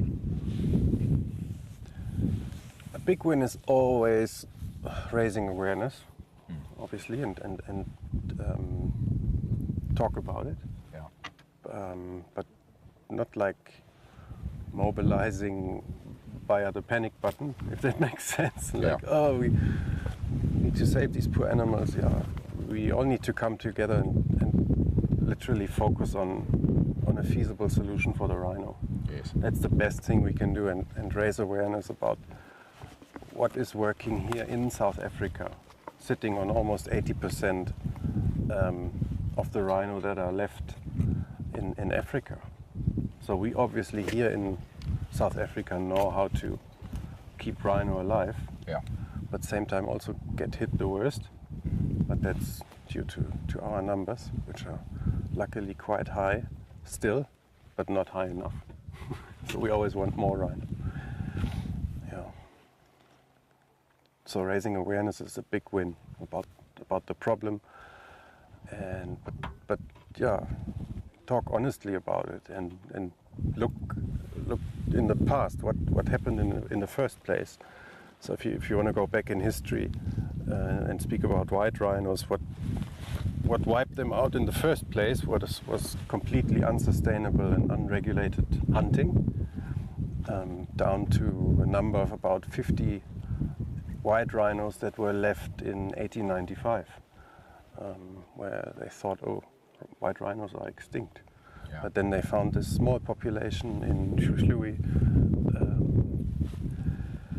and bred them up to about 1,800 in 1968. And then obviously, from there they optimized the capturing procedures and how you can transport animals and work with the immobilization drugs. And then they created like a live market. Yeah. And private rhino ownership was possible in South Africa, so people started investing in rhino and buying rhino back then at a very low price. And another big win for the rhino population was actually trophy hunting, implemented in 1968, because that obviously also created an economic incentive to invest rhino, but it was done in a very sustainable way. So by taking off surplus old males. Yeah. But it never interfered. Up to today, trophy hunting is actually not a threat to population growth. And it's not regulated in numbers for white rhino. And it's a system that works. But obviously, it would make trophy, if you could trade your horn from the live animal, trophy hunting would become also very uninteresting or very expensive, let's put it this way. Yeah. Because then all of a sudden your live rhino is also more valuable than your hunted rhino, legally hunted rhino. Yeah. So yeah, that's one thing. You can also talk about the history, how it all happened, and throw all of that in, the moratorium, what has changed. And the other unfortunate thing is, we were talking about it, traditional medicine earlier. There's also, unfortunately, a market which is even worse for rhino horn being like a gift between businessmen in China and Vietnam. So that's, that's obviously quite disgusting. Yeah. But again here, if you supply that demand generally, then that whole, I'll give you a rhino horn and it's precious and valuable. If you establish a legal market, then it's not something special anymore to have. So long term, that thing would also disappear. Yes. So. No, very true, Hannah. And thank you again for coming to chat to us. Thank you for having us here. Thank you. Pleasure, guys. For Thank everything you. that you and your organisation does. And thank you guys for always being with us and filming. It's exciting. Yeah, we really like to get people we love seeing working that. with you. We definitely love working with you, Hannah. All of your organisation. All right, everybody. We are going to take a short break now. We're going to stop for lunch. It seems like the rhinos are proving to be a little bit more difficult. So how long are we going to be off for? So we're going to go off air now, folks, for an hour. So we will be back with you in about an hour's time at 1:45. So I'm going to say goodbye to you now, but thank you so much for joining us. Thank you for all your questions, and stay tuned. We'll be back with you soon. Bye for now, folks.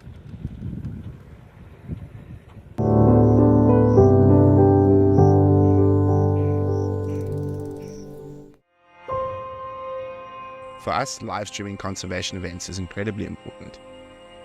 It enables us to take you from your living room at home onto the ground in Africa to see what the conservation heroes are up to see the plight of the animals, and to be part of it in real time.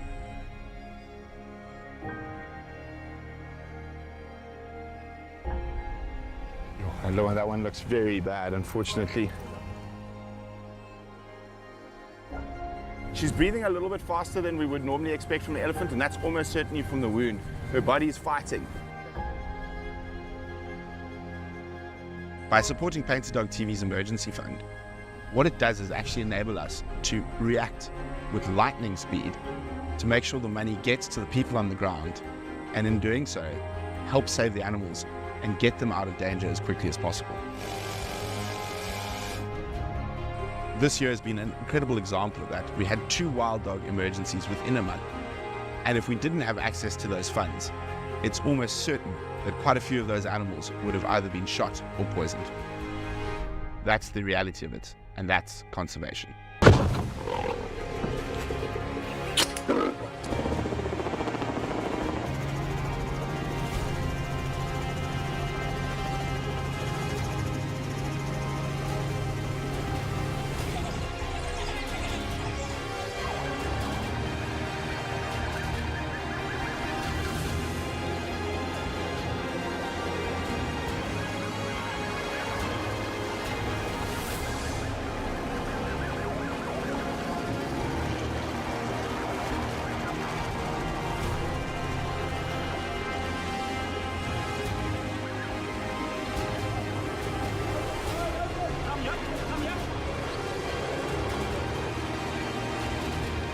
You can see it almost looks like a military operation, and these have to be planned like military operations.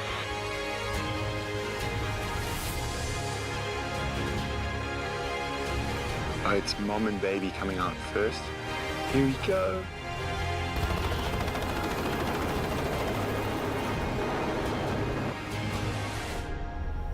Thanks to your support, we were able to donate $92,000 in 2023. In 2024, we hope to exceed it, getting to $200,000. A heartfelt thank you to all our pack members and their continued support.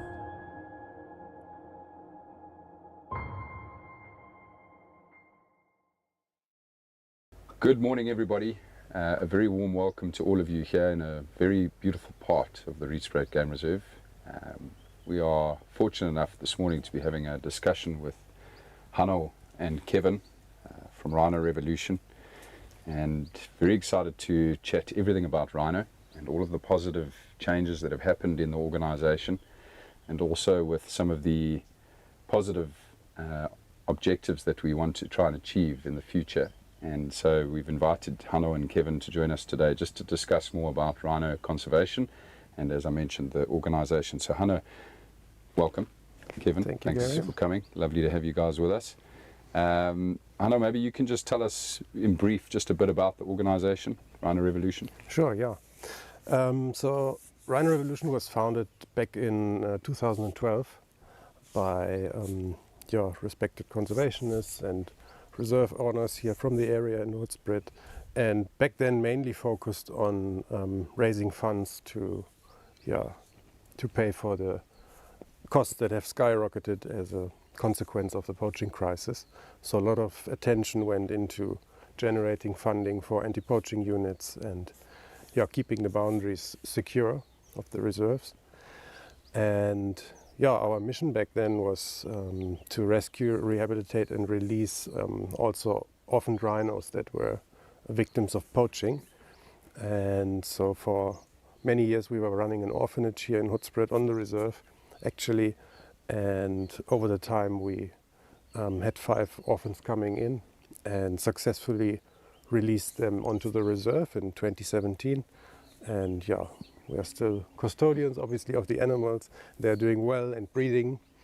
And recently, we shifted our focus more to a more proactive approach, which is now to reimagine, revalue, and restore. Yeah. And can you maybe tell us a bit more about those 3 things you've just mentioned there? So, like I said, we feel it's an urgent need to move to a more proactive approach and reimagine the conservation efforts that are underway at the moment and not showing the results we would like to see. So that's why we said we need to reimagine our approach, and in the next step we need to revalue rhino as umbrella species, as keystone species, and revalue their contribution to keep biodiverse ecosystems going and same time restoring. And then as the last part is obviously restoring and using rhino to restore habitat. Fantastic. You guys have had some amazing successes in the time that you've obviously been in charge of Rhino Revolution. Can you maybe touch on maybe one of your favourite successes in recent history? If there is anything specific that sticks out.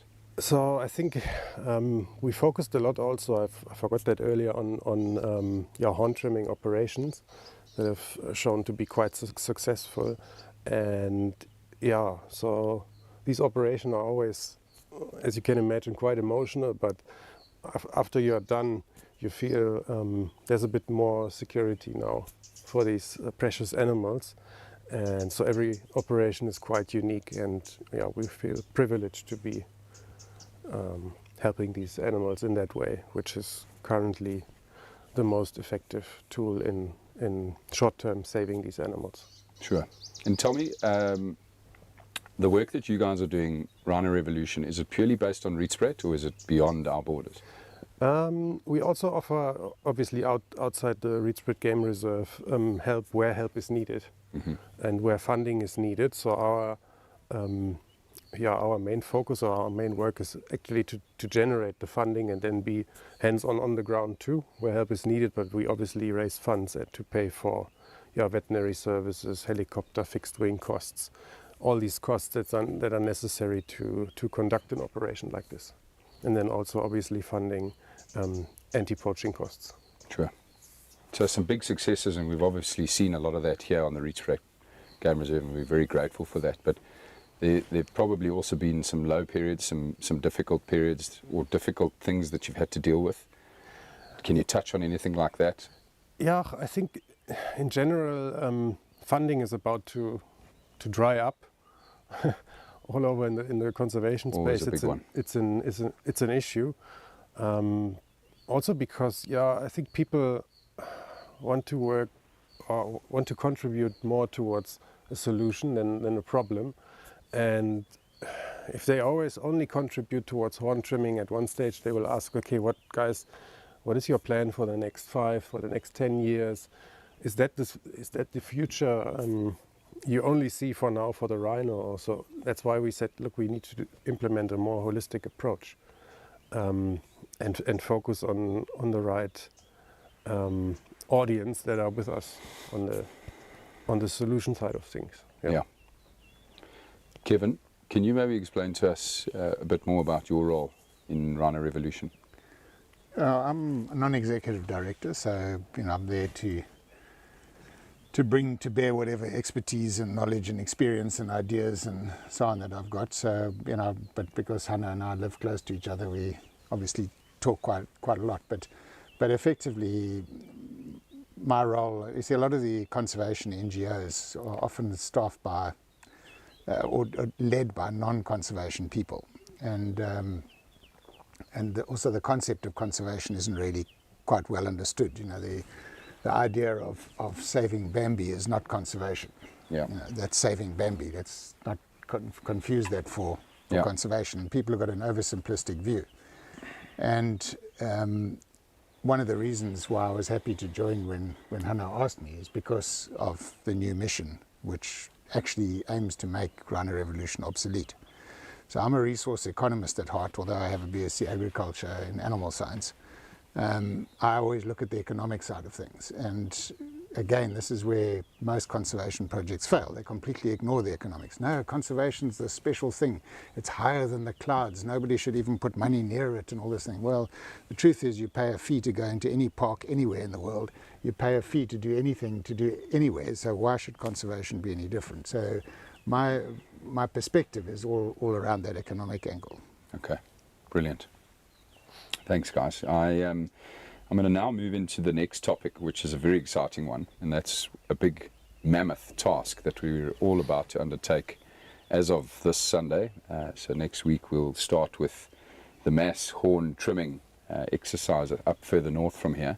Hannah, can you maybe tell us a little bit about why Rhino Revolution is involved in that, how that came about? Yeah, sure. That's quite a while back already when I was asked from Ledette actually. So I met someone on a let's call it. Ledette is. Yeah, tell us who Ledette is. It's the provincial authority that needs to be present, like on dehorning operations, and they also manage some reserves here in Limpopo, and she was one of them, and we met actually at a Rhino convention in 2023. Beginning of 2023, and when I introduced our organization there, I said we are also offering help where help is needed in terms of raising funds for horn trimmings. And she obviously remembered that, and then came back to me early this year and said we've got a desperate need for our population on the reserve to trim them, because they haven't been trimmed in almost 4 years now. Sure. And she made very clear that there's no funding available from government side, and they don't know how to do it.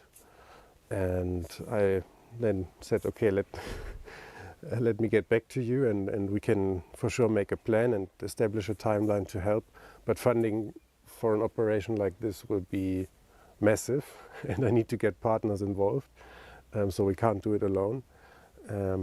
It's always better to collaborate, obviously, and get more organizations involved. That's why we are really grateful for Painted Dog, actually, who stepped in and organized and sourced the funding, so we can make this a great collaborative effort.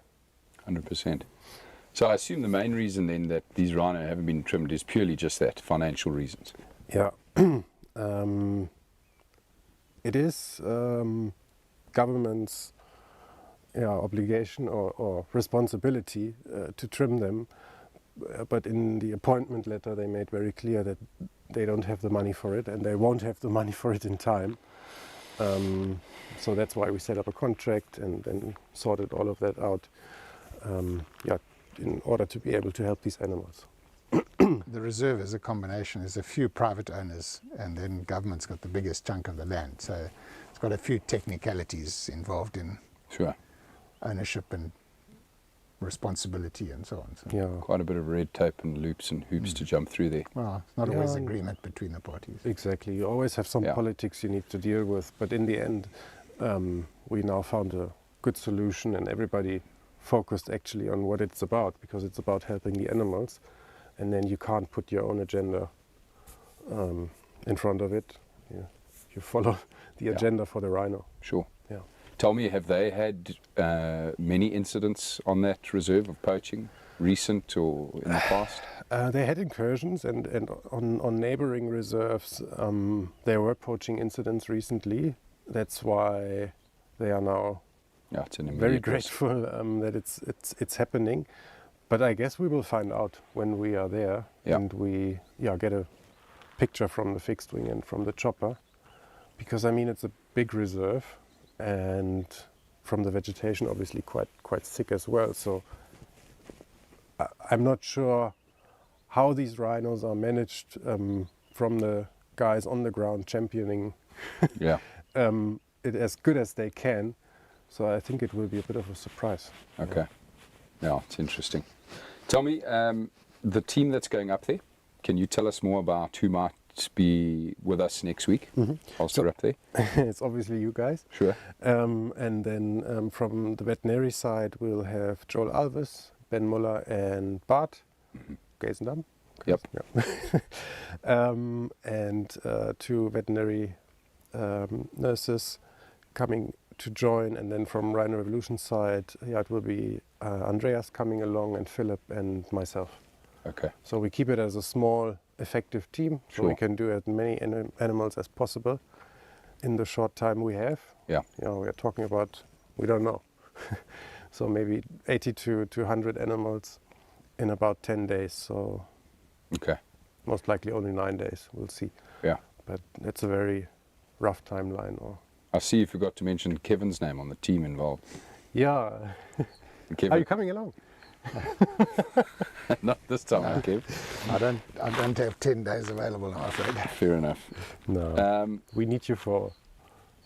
Do we know more about? You mentioned it earlier. Do we know more about the procedure every day, or are we just going to tackle it blind, basically? Obviously, the team is well practiced in this procedure. I forgot obviously Bruce and Jerry in the sky. Our can't angels forget in the them. sky. No, 100%. So do we have a plan going forward, or is it more just get there, assess, and then we'll move? Yeah. So the plan for Sunday evening, when everybody has arrived, is to do the briefing and schedule the days for the work, and also define the time slots. When are we starting? When are we finishing? But the first days are normally what we experience from the past. Most animals you get in the first days, and then they're obviously a bit under pressure from the chopper and from the fixed wing, so they will spread more out. And I assume over the days we are getting less animals than towards the end, and most to the beginning. But it should work out. And we also obviously need to see how the road network on the reserve is and how accessible the animals are. Yeah, that's the first thing. That's the first thing I thought about when you were referring to the vegetation, is the ground team. Yes, exactly. Yeah. So, but I think with Bruce and Jerry, we've got a great team. Yeah. And Jerry, we saw it yesterday. I mean, he's brilliant in herding the animal to the right spot. So I'm not too worried. Any other specific risks you might be concerned about with this operation on that specific property, or is it the same? Definitely the quite substantial black rhino population. They are always challenging to work with. Yeah. Also in terms of waking them up and everybody being safe on the vehicle in the right time. Yep. And then the normal risks, like the private landowner I spoke yesterday with, he said, please be cautious about mambas and puff otters. We've got quite a few snakes here on the reserve. And I said, it's fine. We're all bush people and we're used to it. I've also I've heard some whispers from colleagues and friends of mine that apparently the elephant population is big there. Is big, and they're not as relaxed as other populations. Yeah. So that, I suppose, is also something we're going to have to be very careful of as well. That's why we are doing also the security briefing on Sunday, before we actually start working Monday. Yeah. In terms of the rhinos, you've touched on it now that obviously it'll start with high numbers. What is high? What are we expecting to try and achieve in days maybe 1, 2, and 3? We know it'll slow down after that, but What do you think is possible within the first couple of days? It's really difficult to say now without having seen the population and how the crashes are. But yeah, I mean, if we can get 15 in the first day, that would be great. Yeah. And then slow down from there. And obviously we can't, there's no way we can trim all animals. Some cows will have small calves. Yeah. Some animals we might not be able to find in the thick vegetation. Some black rhinos, possibly not. So we're just doing our best. Okay. On that point, are there plans for a follow-up if we don't achieve the numbers that we were hoping to achieve? If there's still a bulk of the population that we know still need to be trimmed? I think we can do that. Okay. And we should decide after we are done. Yeah. And let's see just in terms of numbers what we have achieved, and then conclude with the landowners and Ledet if they are happy, or if we need to do a bit more extra work. Obviously then on a different date, because everybody else is pretty much scheduled after the operation. So we literally have to leave on the 10th, all of us to be back. What are you doing about the horn security? Is that just going straight to Ledet, or? No, so obviously the reserve and therefore also the rhino population is sort of co-owned. Yeah. In the same way like the reserve is owned in a percentage, and that's then also how the horns are owned. Yeah. So the private landowners and Ledet need to make their arrangements in terms of, okay, whose horn is this, whose horn is this, so they come to a fair result, meeting the demands legally. But that's not our responsibility to get involved, and also not securing the horns afterwards, so that this will be outsourced by a third party. Okay. Because it's obviously also a security risk. Yeah. But are there somebody like Fidelity not coming with you? For collecting them. Okay. Yeah. Maybe I can ask you a question on that, Kevin. What happens with these horns once they're removed from the reserve? As a general rule, I mean, at the time, there's all this sampling that's taken, and you would have seen yesterday with the scanning of the necks to things. So I don't know if these rhinos have been chipped or not. Most of them, yeah. So they should have a subcutaneous chip. Yeah. And so they identify each one. Then they take the sample of animal and the horn, and then those should go together through the Rhodes database, which is at the University of Pretoria, associated with Onderspoort Veterinary School. There's some issues with its productivity, but they then take those, and then these animals are identified by date, by number, by kilograms of horn, and so on. So there's a whole tracing thing, so that you know that this cow, number one, that's her horns from this particular date, and so on. So they can be traced. Then they go, one company particularly, but there are others, that Fidelity Security, have got safes where they then transfer these horns to, and they keep them there. I don't know if they're fumigating them or not, but they're probably fumigating them as well, because they do deteriorate over time. The idea is to try and keep them in the best possible condition, because maybe one day there is a trade, and then they're stored there until whenever, and that costs every year as well. So that's an additional cost. There's a lot of people that have often asked me, why don't we just burn them immediately? Because now we get down to the economics argument. Kenya is very famous for burning rhino horn, but particularly for tusks. Yeah. Any of you have looked at a rhino horn or a tusk will know that it doesn't look like something that wants to burn. Sure.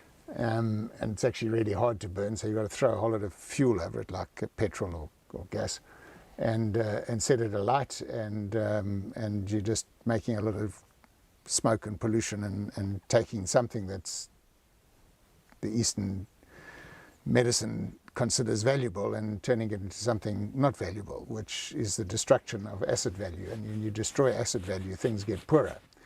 So rhinos get poorer, the land that rhinos live on get cheaper, the owners of that land get poorer, and so generally speaking what you're doing is you're taking a problem and making it worse, not making it better.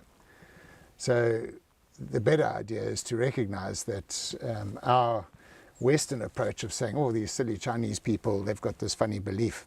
Well, that funny belief has actually been around for 5,000 years, so maybe there is something to it. It's unlikely to have survived for 5,000 years if it was completely non-functional. Yeah. And, you know, allopathic medicine, modern medicine, has been around 200 years. The Chinese argument is, we'll take our 5,000 years, thanks. We think that that works better than your 200-year approach. And of course, most Chinese will do a bit of both, so they'll practice both medicines. In Africa, there's lots of traditional medicine, and people will go and find roots and various other things to think, now, does it work? Well, to a large extent, us humans are funny things. Whatever we believe will work, because you'll only see the side that works, and you'll ignore the part that doesn't work. So people who smoke a lot, for example, somehow believe they're not going to die from it, even though the evidence says they will die. So, you know, changing people's belief systems is very, very hard. It takes generations. We're probably speeding that cycle up in modern things with social media and smartphones and things like that, but nevertheless, the Chinese traditional medicine isn't going to disappear next year. No matter what you try and do about it, it's going to stay there. So my argument is that if the horn can be sustainable and the Chinese are prepared to pay a reasonable price for it, and you could set up a system where you have a much more humane approach to supplying that demand, we should actually deal with it. And the horn trade in South Africa is legal. So I can go and buy a rhino horn. I need a permit and all these things, and the person selling the horn needs a permit, but we can actually buy and sell rhino horn in South Africa. Because CITES is the Convention for the International Trade in Endangered Species. That's what CITES stands for. Technically, white rhino is listed as near threatened. They're not endangered yet. Only black rhino are actually endangered. So people use the word endangered as if it's one global or anything. So, for example, lions are not endangered. They're near threatened. It's a different status. Now, there's a different UN body that deals with those statuses, and that's IUCN, International Union for the Conservation of Nature, based out of Switzerland. And they have these various specialist groups. So the moment the species is considered to be under threat, they get a group of specialists together who are invariably scientists, which is where part of the problem is. I'm not saying that there's a problem with scientists, is that scientists are good at science problems. Rhino horn and rhino trade and the threat against rhino is an economic problem. You actually need economists involved in these kind of discussions. And they're missing completely. Fortunately, in one of the specialist groups, there is at least one scientist who considers himself much of an economist, Richard Estes. And so he's trying to sort of get people to realize that you just got to deal with what you've got. So we spoke about, Rhino spoke about keystone species earlier on. Now, keystone is a scientific concept, generally speaking. And so your main keystone species are big transformative species. So, for example, whales in the sea, or lions, or elephants, or in the Okavango Delta, hippo. They transform the environments, and where the hippos decide to walk, the water tends to follow. And so you change the channels, and over a period of time, a channel that was flowing strongly this year is now suddenly going the other way in the Okavango. Elephants and how they push over trees and modify things like that. Lions in terms of what they catch and eat, and control populations of both predators and prey species. But rhino have traditionally not been considered a keystone species from a scientific point of view, but they actually are, because, and this is again my background as an animal scientist agriculturalist, we look at production, where scientists don't look at production generally speaking, they just look at diversity and so on. And grassland production is greatly influenced by the presence of bulk grazers like rhino and buffalo and so on and so forth, and they are keystone species because they help maintain grasslands. I'm talking specifically white rhino now. So they are, in my view, a keystone species scientifically, but they're much more important keystone species economically, because rhino have a high value for photographic. Just they're nice animals to see, they're easy to see, they're impressive, and you can see them often in areas and again, that's white rhino. Black rhino we know a bit more challenging. but they're a keystone species from that point of view. And secondly, there is a demand for hunting. It is a declining demand, but there are people who like when you shoot them, and they pay really big prices for that. And then thirdly, if you allow this, the value of their horns. Now you can harvest 1 to 2 kilograms every 18 months to 2 years, depending on a male or female or whatever the case may be. And if we take the value, there's some work that's done that shows that the black market value in a port like Maputo for rhino horn, which is primarily coming out of South Africa, is between sort of $3,000 and $5,000 per kilogram. If you just take that as a base price, that means that an average rhino every 2 years, let's just assume that they produce 2 kilograms every 2 years, is producing $10,000. Now, the average horn trimming costs about 15,000 Rand, which is less than $1,000. Per animal. Per animal. Yeah. So, straight off, it pays for the horn trimming and it pays more. And if we just take the stock of rhino horn, that's sitting in stocks now, well over 100 tons, increasing at 9 tons per year, round figures. That's enough to pretty much pay for most conservation work that takes place in South Africa today. Not just for rhino. All of it. All of it. It would more than cover our costs for the Reed Spread Game Reserve. Yeah. Now, that's the reason why you don't want to burn it. 100%. And you'll get it sustainably. And long term, the demand, just like the demand for hunting is declining, the demand for the Chinese traditional medicine will decline. Yeah. But it'll be slow. Ultimately, it'll get to a point where it's probably no longer economic to harvest a horn. And when you do this, you don't have to harvest horn from the Kruger Park. There's enough horn coming out of private areas. So there'll be areas that'll say, no, we prefer our longhorns for the photographic thing. And now suddenly we'll start seeing rhino with long horns again running around all over the place. Yeah. And the incentive, and the other argument against that is, oh, but there are people that will still poach. Yes, sure. Before 2008, when things changed, there were 12, 14, 15, maximum 16 rhino poached a year out of a population of 20-something thousand. It's a rounding error. But we don't ban cars because people steal them. Yeah, it's a silly idea to ban things because people do silly things with it. There's always going to be somebody with an arbitrage. There'll be some guy who thinks that even if I get $3,000 for that rhino horn, it's worth it. Yeah. And they'll do it. But for most people, getting the $3,000 amongst a team of 4 or 5 people, going through the whole illicit chain there when there's a legal chain, is just not going to be worth the trouble. Yes. So the poaching will decline to a background level. Yeah. Just quickly, populations of rhino, what are they like at the moment in Africa, of white and black? In Africa, we've got about 16,800 something white rhino, and then just over 6,500 black rhino. So quite substantial of what is left. Yeah. But yeah, in terms of population in South Africa of African rhinos, it is about 70% that are actually in South Africa. It's Zimbabwe and Namibia to it, and then we sit with almost 90%. Incredible. So the Southern African conservation approaches, and that, although there's and that poaching, should trigger a question of why. Yeah. Why are all these rhino in Southern Africa? And before the poaching crisis started, it was even more skewed. South Africa probably had 85% of all the rhino. Yeah. And the answer is because we know what a rhino is worth alive in South Africa. Every other place, other than Zimbabwe and to a lesser extent Botswana and Namibia, rhino only have a value dead and illegal. So if you want to value dead animals, and let that value exceed the live value, don't be surprised if you end up with more dead animals. It's just pure economics.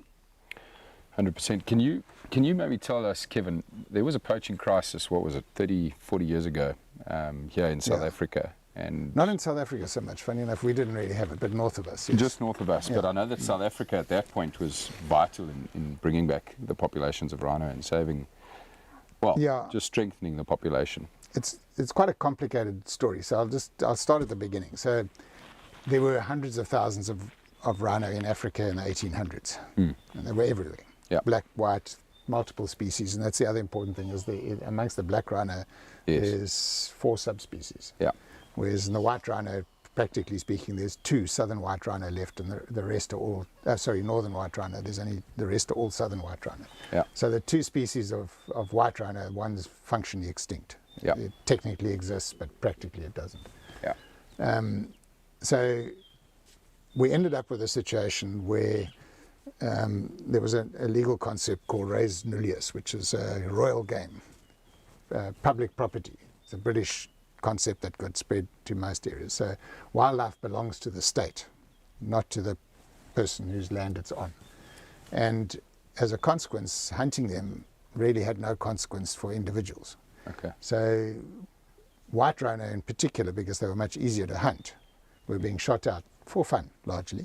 There was no real big trade. I'm sure there was some trade in the horn, but it was background. It was just like, oh, I can shoot some rhino. Boom, you know, Teddy Roosevelt, I don't know how many he shot.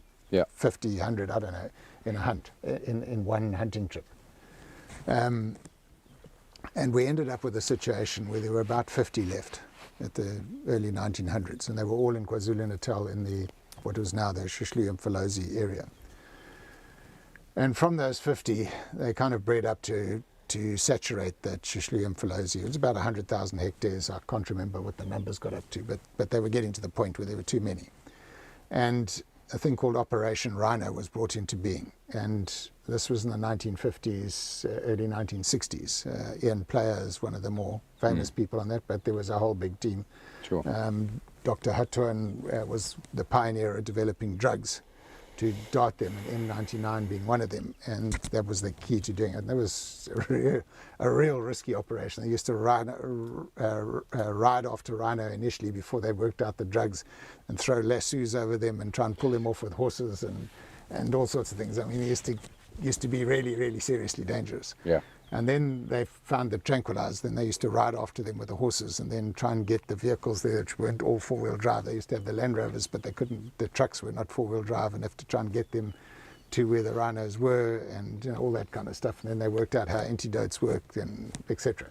So there was a whole range of things that went on in the 1950s and 60s, and eventually catching rhino became quite easy, relatively speaking. It's not without risk, but it is a very low risk situation right now.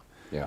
Particularly white rhino. Black rhino, there's risks to them just because the way their head works. They just keep going until they hit something, and then they fall over, or they find them stopped against a tree stump or something, but they just keep going and they fall down into a riverbed. And that's when they can get injured and so on. So you don't want to handle rhino if you don't have to. Yeah. But anyhow, then they got all that going, and they started restocking the Kruger National Park. And then Kruger National Park eventually became the home of the white rhino. There are more white rhino in the Kruger Park than anywhere else. That was true until fairly recently. Yeah. John Hume's rhino, who it's probably true again now, but John Hume had more white rhino than the Kruger Park about a year ago. So that's what led to the change. So then in that background, so that poaching crisis that came in the 1970s, 80s and so on, that was driven by two things. Chinese traditional medicine, but the biggest part of it was actually ceremonial daggers in the Middle East, mostly Yemen, but other areas. And black rhino was the particular species that they wanted that horn from. And they used to make these fancy daggers that you will see with the big curves in them. Yeah. And that was one of the areas where the market managed to change people. They managed to convince them that using synthetics would give you a more durable handle and a better one, and so on and so forth, and they shifted that market. Yeah. And so the demand for specific black rhino horn declined considerably, and that's when the black rhino population slowly started to recover. And what was going on in the background is South Africa had the legal trade internally, but still you still weren't able to trade, because I forget when the ban was implemented, 70s or something, wasn't it? Oh, 77. Yeah, 77. Yeah. So the trade in rhino horn was banned by CITES in 77. And people say that that's what caused the black rhino numbers to recover. It actually wasn't. It was just the shift in that demand for the ceremonial daggers. And Anyhow, what was going on in the background is there were people in South Africa, farmers particularly, that were buying other people's horns and leaking them to China. And so this was keeping the cap on the sort of poaching as such. And that's why we were sitting at 10, 12, 14, 16 animals a year from the 1990s right the way through until 2008. In 2008, the then Minister of Environment in South Africa, Van Schalkwyk was his surname, he's known as Kortbroek anyhow, which means short pants. And he was a National Party minister in a government of national unity with the ANC. And his tenure was coming to the end. And by all accounts, he was looking for the UNFCCC, the climate change, head of climate change committee for the United Nations job. And he thought that by banning or changing the regulations, so it wasn't banning, it was moratorium on the internal trade, would make him look good in that international market, because unfortunately the whole world thinks that trading in rhino horns is a really bad idea, except for the countries that are saving the rhino. And so he brought that in, and literally you can see it past 2008 poaching took off, stepped up in 2008, 2009 really went for it, by 2015 it peaked. And it was directly a consequence of the cutting off of the internal trade. So if we had a rhino die here, somebody would have come to us and said, I'll give you 10,000 rand for the rhino. And we said, oh, sure, for the horn, okay. Take the horn. And we didn't really worry about where it went, but it went there. And there were all sorts of pseudo hunts and things like that. So if you put it behind it, you can link economics to this problem all the way through, bar the situation when rhino weren't valued because they were public goods back in the 1800s and people were just shooting for fun. It's incredible. Hanno, maybe you can tell us a bit more about the technology. There's a lot of new technology that we've been using, that I've seen you using now with the rhinos that we've worked on recently. Can you tell us a bit more about that? You mean the tracking devices? Yeah. Yeah, there's various technologies on the market, from foot collars to ear collars. The most established ones are now solar powered, obviously, and using AI technology as well. Problem with most of the units is they're quite expensive, and put that onto the costs of protecting rhino. It's not really a model that many reserves will be able to implement in terms of costs pressure. So that's why we were curious about a technology that is literally a fraction of the current costs in other devices. It's also solar powered and AI, but it works on a different tech base. And maybe Kevin can explain a bit more about what it is without telling too much. Yeah, but basically all the collars and any smart tag, your normal tag just with a number on it isn't smart. You've got to have a look at it and see what it is. Is based on some sort of radio system. And there's various radio systems that can drive them. So the initial collars were all VHF radio. Now, those of you who are old enough will remember VHF radio. It was that and the sort of the Voice of America and the BBC World Service and all those things, and you used to have to sit there, and depending on the ionosphere and what was happening, it would either be clear or not clear, and it would go from clear to not clear every couple of seconds and all those kind of things. And that was VHF or shortwave radio. And most of you will have seen these Yagi aerials, these aerials with lots of little wings on them, and you see people going around like this looking for collars. Now we do that with some of our collars still use it. It's still quite commonly used, but it's a background technology. So you have to be quite close.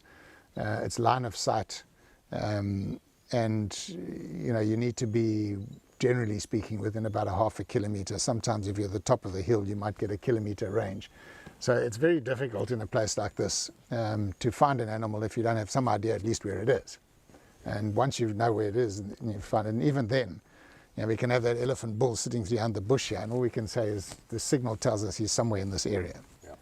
And eventually you'll find him because you'll hear him break a branch or something like that, not because the radio is so good. So that's the original technology. So a lot of the original research on animals with collars was done on that thing, and it was a real mission. Yeah. The scientist would probably spend 10 hours a day driving around to spend an hour with the animal. And then satellites became ubiquitous, and then it became easy. So the amount of power required to send a signal to a satellite is relatively low. So a little handheld radio will reach a satellite 40,000 kilometers away, no problem at all.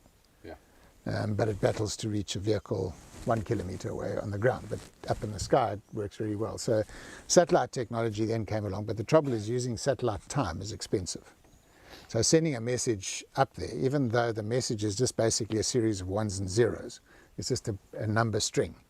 By the time you're sending, where is it, what time is it, what's the temperature, and any other little bits of data that you want to do there, that becomes quite a long string, and you send it up there. So the cost of the collar was really the amount of satellite time you were using. So your collar battery would last for, say, an elephant 2 to 3 years, depending on the frequency. The VHF would last the same time, so that one when you're close. But in Rand terms, an elephant collar, a satellite elephant collar, will cost 30 to 35,000 Rand. More than half of that is just paying for the access to the satellite. And you're only getting information every 4 hours. So you can only know where it is every 4 hours, for example. If you make it more frequent, the battery will go flat faster. And then the next thing became cell phones. So when cell phone technology moved around, now you've got a much cheaper technology to send the string. It can handle much bigger volumes of data. You know, like video is a 1,000 times more dense in terms of data than what the information we're typically sending from a collar. So you went from a GSM collar now costs 20,000. So you save 10 to 15,000 Rand on your collar because of the data change. But it still has its limits. You know, it's line of sight, it's all those kind of things and so on and so forth, but it's still expensive. And now they're using, there's various technologies, different kind of radio frequencies. There's LoRa, there's the other one. LoRa is can take a denser signal, but it has a shorter distance, and then there's another one, Sigfox, which takes less amount of data, but it can cover longer distances. And then finally you get down to Bluetooth. Now we all know Bluetooth on our phones. And Bluetooth is low-powered radio. It's got a few other features. It's also directional. So with a Bluetooth device, as many of you will know, you can have a tag, and it can tell you, go to your left, the tag's 1 meter away, and it can be very precise. But the trouble is you have to be quite close. Yeah. And this company in Pretoria has come up with a long-range Bluetooth. They've got distances of up to 7 Ks. We seem to be getting about 2.5 Ks through the bush here. And sorry, that's Greer's thing there, it's gonna, it breaks through my cell phone thing. I don't know how to switch it off now. Let me just deal with it so that, no problem. Otherwise it's going to keep going off. Anyhow, so the idea with the Bluetooth is that it uses much less energy. So your batteries can be smaller, or if it's the same size battery, can last much longer. And because it can, as you know, with Bluetooth, you can stream lots of things on Bluetooth. So you can stream from your cell phone to your TV set a 4K video without it buffering. And so all sorts of things become enabled if this works. And if you leave your cell phone Bluetooth on all day, the difference in your battery time of your cell phone is 2% or 3%. And the same thing applies there. So now you can put a little solar panel on it and charge it, because of the amount of data it's using. And so that's where we are. Yeah. To say it's working like expected, not yet. But it's working. It's very exciting tech. Yes. So now we've got to get it. So it has all sorts of other advantages once you've solved that problem. Yeah. But if you just see it as a security solution, it can do lots of things. Now we can pack those collars with all sorts of other tech. So these collars that we put on yesterday have got accelerometers. And those accelerometers are the same like your phone. It can tell you whether you're leaning over or whether you're walking properly. So there's all that sort of technology, or how far you, or how many steps you're taking and so on. So now we know, is that grazing? And we can use AI to learn. That's grazing. This is feeding, this is fighting, this is sleeping, you know, this is just resting. And we can then start working out what the animals are doing all day. So then it becomes a whole scientific thing, which is another aspect that Rhino Revolution is working on now. And of course, then I assume knowing when an animal is distressed as well. Exactly. Yeah. Yeah, so it's a research angle, obviously, we are taking, and then also in terms of protection, you can react a lot better. Yeah, because so you know where the animals are. If they're too close to the boundary, you can, if you want to, you can send somebody to chase the animal from the fence. Yeah. If you want to, yeah. So you can put geofence boundaries on. Now you can do that on cell phones as well, but anything with a GPS. But for example, taking buffalo, and we can't get buffalo out because of the problem of double fencing and all that kind of stuff. We could put a shock collar on a buffalo, for example. That won't let them get more than 5 meters from the fence. The moment it gets near the fence, it starts going beep, beep, beep, beep, beep, beep, beep, beep, and it gives them a whack. And get 3-4 times, they'll learn, okay, whenever I hear that sound, just turn around and go the other way. And so there's a lot of stuff that you can do, where you can build a microphone into it. And we can train the microphones on AI to tell that this is us talking, so don't listen. So in other words, it's not going to record people talking, but that was a shot. And with that Bluetooth and a bit of directional things, depending on beamforming microphones, if we put 2 or 3 microphones in the thing, it'll give us an angle. It'll tell us where the shot came from and how far, and those kind of things. And then you'll get a message saying there was a shot fired. We think the shot came from here. The rhino was there. You know, all those kind of things. It's just incredible. Hopefully we'll get there sooner rather than later. Within a year we'll pretty much have it under control. That's amazing. And then it costs way less. So exactly. I think that's the key thing there is the cost. We're talking, in an equivalent elephant collar, we're probably talking about 4,000 or 5,000 rand. Wow. And that battery will last for 6 to 8 years. That's unbelievable. One last thing that I want to get into this morning, guys, is the horn trimming.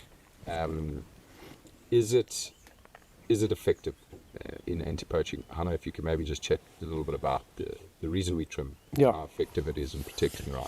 No, it absolutely is effective, and it has shown great results on many reserves. The poaching literally dropped to 0, especially if you combine it with anti-poaching units on the ground.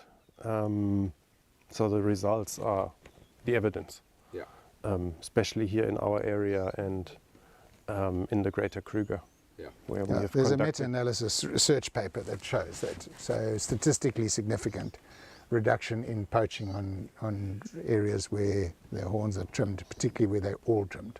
Yeah, I mean, it's the most effective deterrent. If you think about it, take away the threat and then combine it with anti-poaching units, then the risk-reward is disturbed at a maximum. Yeah. If you take the Kruger Park, which didn't horn trim, the Greater Kruger Park didn't horn trim. Up until very recently. Yeah, and they filled that place with technology and people and aeroplanes and helicopters and whatever else like that. And they couldn't get it down. They started horn trimming, declined immediately. Dropped immediately, yeah. So Hanno, what does rhino horn consist of? And I've noticed that when we are trimming the rhino's horns, we're very careful about exactly where we start the trimming. Yeah. And the reason behind that. Yeah, so we basically avoid to go too low to the base, because then what could happen is you cut into the living tissue and then it actually hurts the animal. But if you trim it at the correct level, which is about 3 to 4 fingers from the growth plate, as a rough measurement, then it doesn't hurt the animal at all. It's literally like trimming your nails. Yeah. And you're just taking something off that grows afterwards straight again. Exactly. So that's one very important message actually to get out and people to understand that. And it starts with a simple thing like using the correct term, which is horn trimming and not dehorning. Yeah. Because dehorning otherwise sort of implements that it's a once-off thing and you do it once and then poachers animals dehorn. Yeah, poachers actually dehorn because they take out the complete horn, and as a result the animal dies. But if you trim it at the correct level, it grows back, and therefore unfortunately you have to do it every 18 to 24 months. But yeah, it consists of basically, most people say it's keratin, but yeah, it's like more like the stuff that your hair is made of. So it's condensed material, but it's very hard. So our vet Pete Rogers yesterday just explained if you use a chainsaw on a rhino horn, you need to change the blade like after 3 or 4 horns. That's just how tough the material is. Yeah, and that's how condensed it is. But the same chain you could use on trees many more times without it being not effective anymore. And Hanno, you mentioned it earlier, the cost per rhino for a trimming. Am I right in saying it's about 15,000 Rand? Yeah, it depends. It depends obviously on the area, how much time you need to find the specific animal and how many animals are in the area. But I think that's a number that has been established over the years between 10,000 20,000 Rand if you include the veterinary costs, ground team, fixed wing, chopper, But that's not the true cost because you're not charging vehicles and people's time and so on. So the reserve managers are all thrown in for free in that exercise and the vehicles and so on. So you're only paying for third-party time, planes and pilots and vets and veterinary teams. Yeah, there's many people obviously voluntary involved and, like Kevin said, giving their time away for free. So it's a bit difficult to measure, to be honest. Sure. But it's a big scale and amazing. So your cash cost's about 15,000 Rand, but your true cost is probably double that. Yeah, for sure. All right, gentlemen, thank you. We really appreciate your time and appreciate Rhino Revolution and look forward to working with you guys on future projects. Thank you, guys.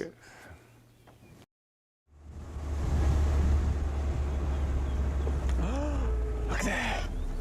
Look there. Look what we found. A rhino bum.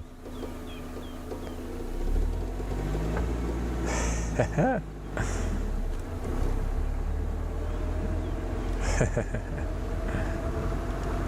we go.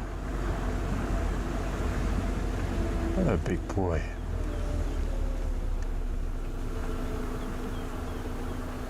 We can get up here.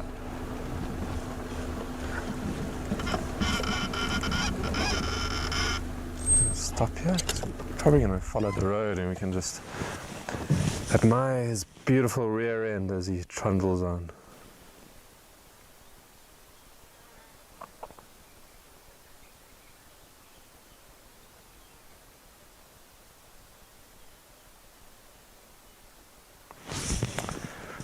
Fantastic.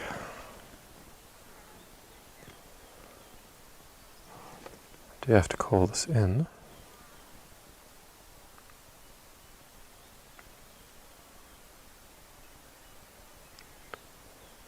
What was the name?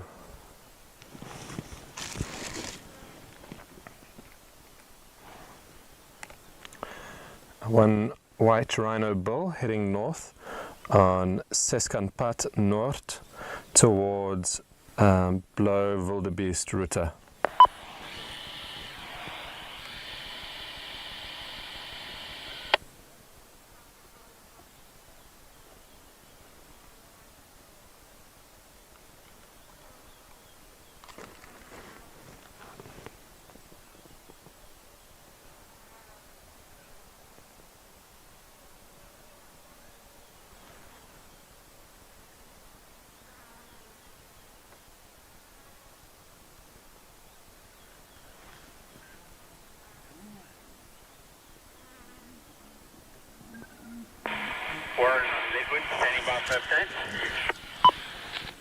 VM, you copy? We can hear you there. Well, I can.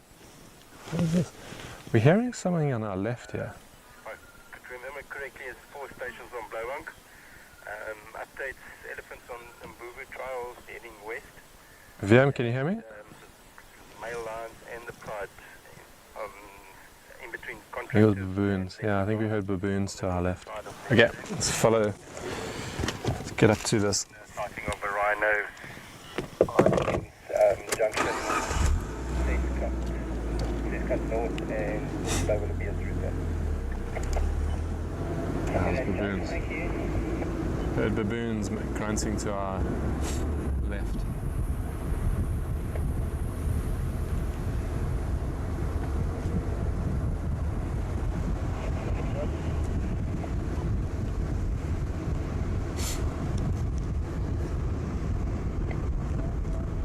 Mr. Ryan. Trusty, copy. Can you please let me know your location now? I'm in the Lidwood. Let's get a nice, so we can get a front view of Mr. Ryan. Hi, Spang. A side view or something. Affirmative, Alex. Josh still at the line fighting on Lidwood. Okay, copy. Thank you.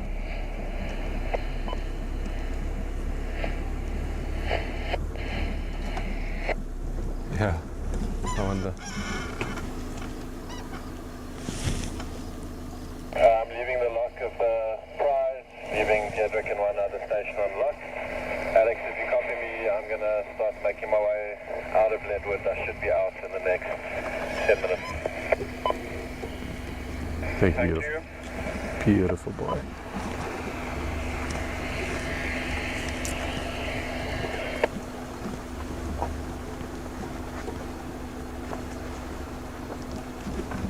We're going to do some marking, I think.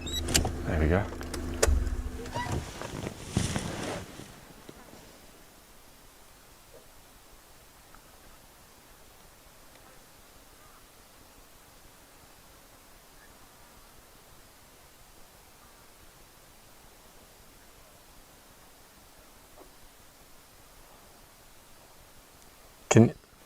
You guys can hear. VM, come in. VM, come in. Yeah.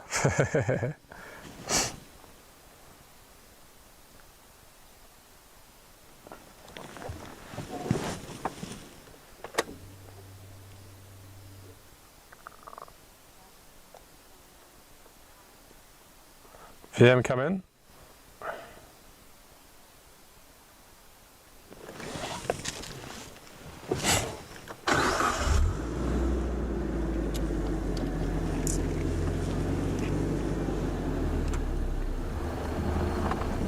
Yeah.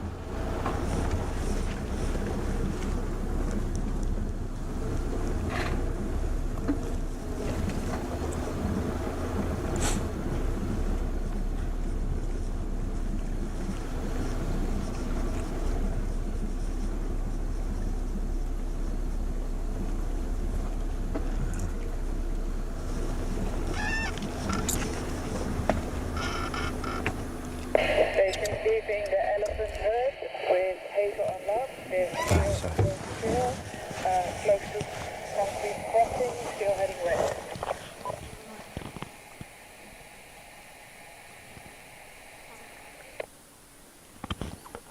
So I'm just going to call VM quickly.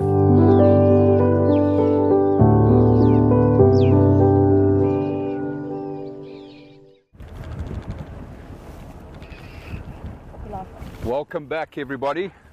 Hope you're all well. Right back into the thick of the action, everyone. I'm going to pause here because there's a rhino that's about to go down on the road up ahead here. We've just driven past one that's down already behind us. White rhino, both of them. And the second one, like I say, everyone, just a bit further up the road is about to go down. Leah's on her way, and we're going to follow her, everybody.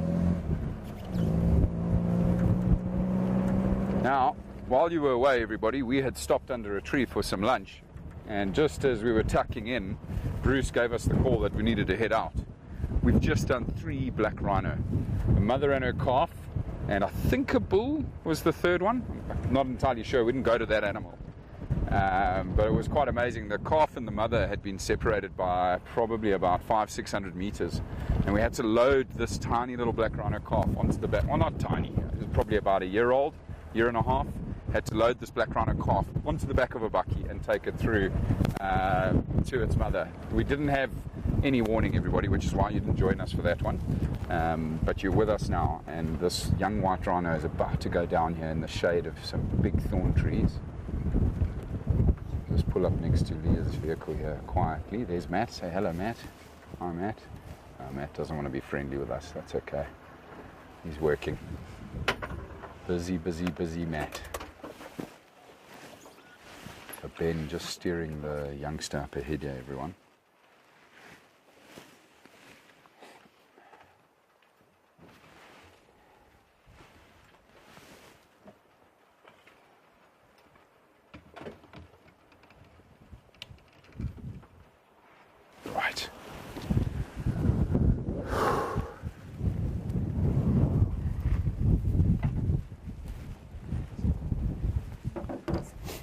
hope you all enjoyed your break. We, as I say, everybody didn't have a break. We were very busy whilst we were off air, and yeah, we were just relaxing again, and then got called by Bruce and Jerry that there are 6 white rhino in this area, and two of them obviously are already down. I presume that was a cow that we drove past earlier, and now this young calf here. Well, I'd say juvenile more than a calf. Watch out for that stump, Brian.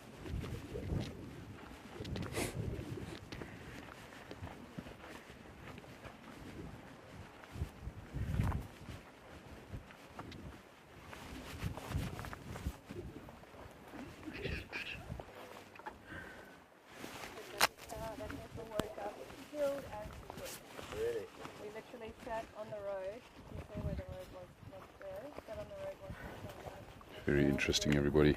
Just listening to Leah talk about the black rhino she was working on. Apparently it was very calm when it woke up.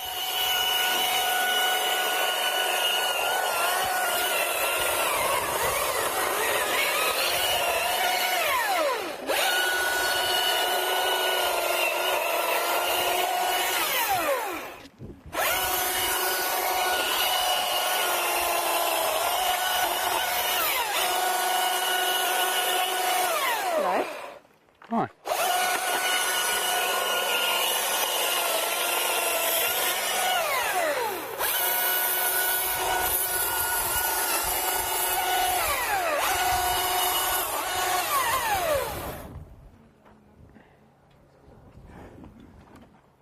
Oh, yeah, we're done. Yeah, I know, but there's a How's it been? Good on you. No, good, man. Yeah. Long time no see. We live again. We live again, Ben. Fantastic. Can you maybe just catch us up quickly with the 2 animals we're working on here, Ben? We've got a cow. I suspect it's a cow with quite an old calf, probably a 3-year-old heifer. And but we're trying to work quite quickly because we've got another 4 white rhino and 2 black rhino potentially to do. Amazing. But yeah, so we're actually almost done here. Guys, we can put oil. Someone can put oil for us.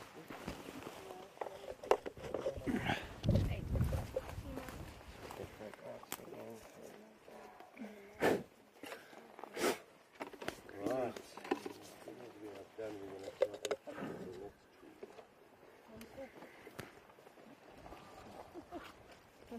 Okay. We'll wake up. Amazing. Look how fast that one was, Yeah, everybody. We're going to work quite quick here, guys. Just 'cause Okay. we've got, Yes, bud. Good job. Thanks, Bit Jerry. more to do. How are you, my boy? Lekker, nice to see you. How's everything from the sky? All good. Lekker, man. Getting there. Yeah.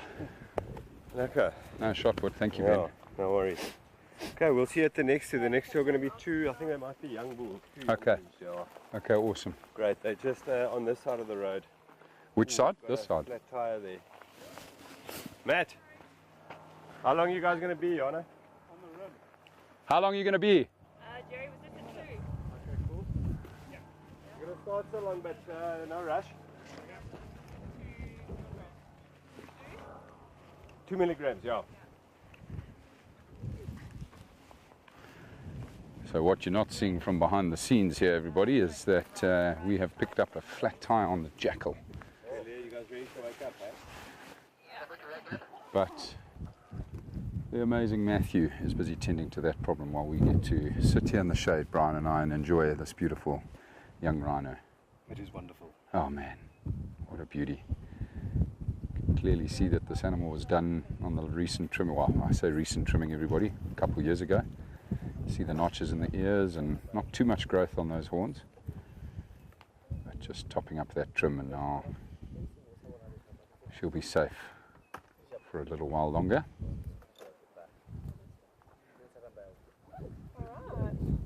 This is amazing. The turnaround time on this one's going to be records broken. You can pop the kit back on the car, please. You guys all happy? This is DD. 240.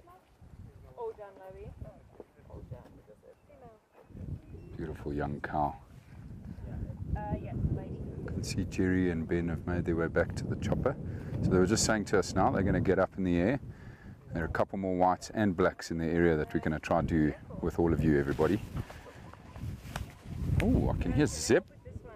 Yeah, sure. I can hear some zebras calling, everyone. Okay with the chopper there. Okay, waking up. Do you want me on that side? Yeah, jump over here with me. Go for a quick ride with the rhino first. No, I didn't sit on her. Love her, respect her. I'm just gonna pop the syringe in. Yeah. And then check that we are still in a vein. Oi, yeah, she's nice and yeah, we're definitely in. We got blood, so you can inject on the back. Beautiful. We'll leave it in there. We'll just flush the catheter out. Make sure any medicine that's in the top there comes out. Brilliant. Perfect. Do you want to grab our blindfold? Yeah, sure. Yep. And she'll get up in what, like a minute? 30 seconds. Amazing. Yeah. While we give all the medicine IV. Beautiful. Lots of love, Thank girl. You. Couldn't have done it Safe without travels. you. Oh, you're a star, Leah. Thank you. Gareth, our new nurse on the team. It's awesome to see you guys working that quickly there, Leah. What is the fastest do you think you could get it done? If we had Including trimming? If we had enough hands to do every single job, so someone on data, someone on trimming, someone on processing, we could. This is a pretty good time. This is fast. 12 minutes. Remember, we only get to the animal at 5 or something. Yeah. So, okay, she's up. She's up, everybody.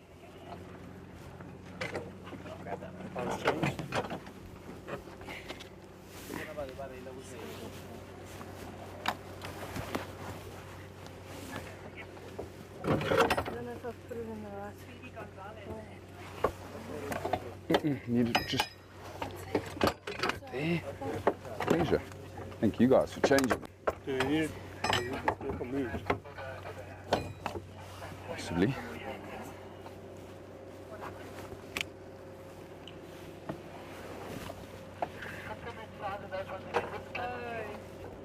Shame, Bruce.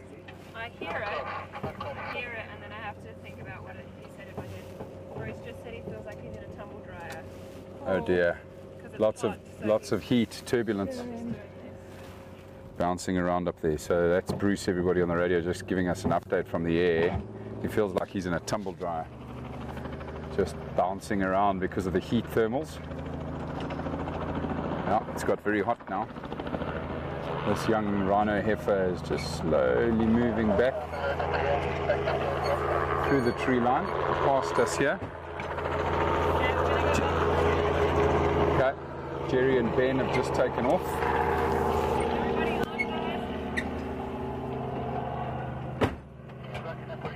You'll be fine, eh, bro?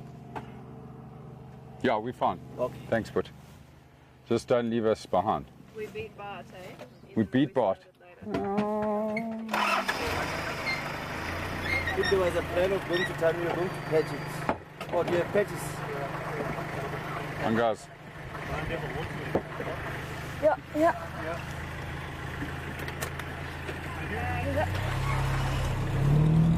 Yes.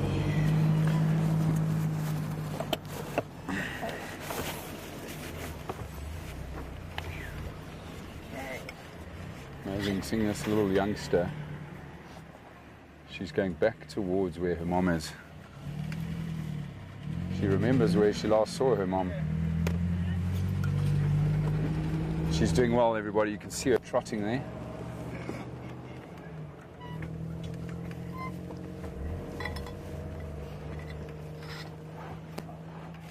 So come on, girl.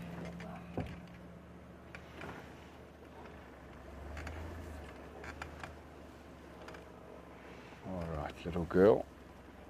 Let us get past you and get away from you so you don't have to hear our noises anymore.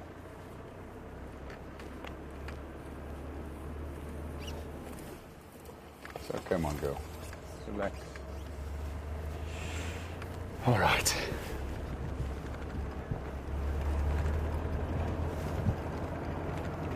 Right, so for those of you that have come back, that are with us, everybody, please remember, keep sending your questions.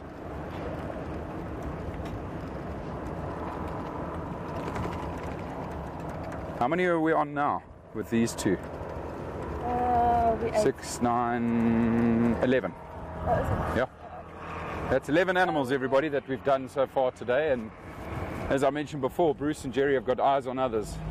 Just need to pick up the pace here and get past this rhino. I think this rhino has woken up. I don't know if it's moved off already.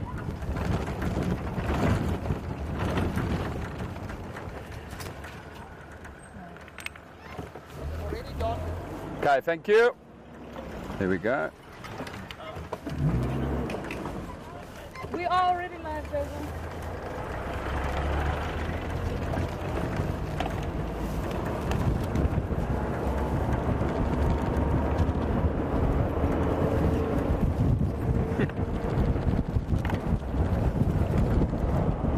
What does my face look like? I just had a tie up against it. Brown face. Why is Leah reversing at speed here? Oh, she's turning.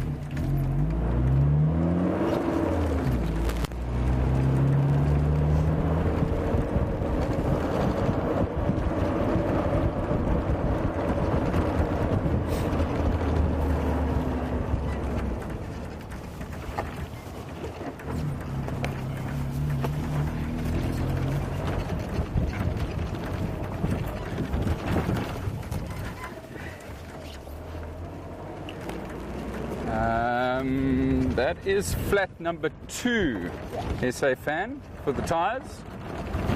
So Not bad, considering the terrain, it's really not bad. So far, only 2 flat tyres. The real problem is, and I better not jinx myself here, is when you get 2 at the same time. And also we don't have a spoon, so we can't get another one today. Yeah. And there are lots of sticky upper stumps on this road.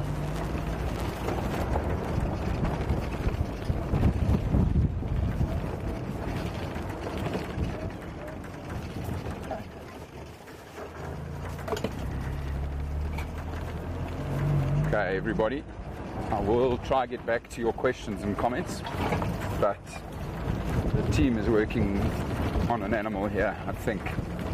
No, just moving a tree out of the way.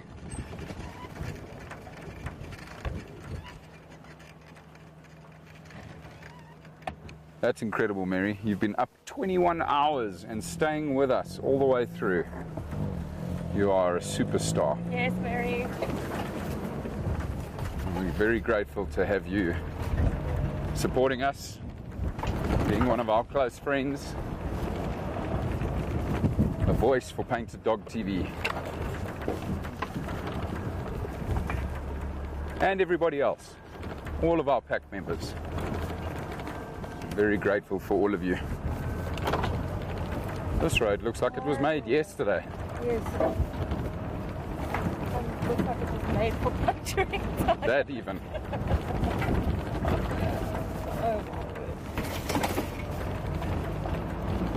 You can see the chopper hovering up ahead, everybody, where this rhino is about to go down. The dart is already in.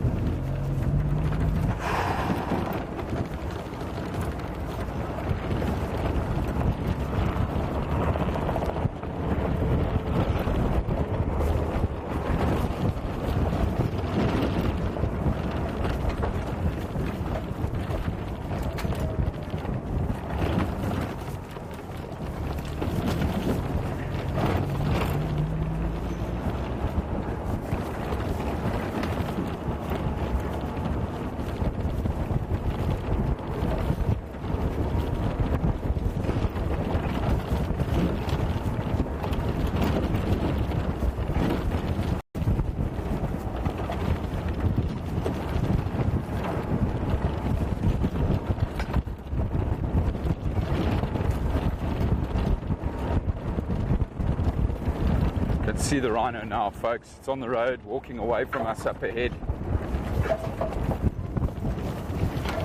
Not too far now. Looks like a white rhino to me. It is indeed.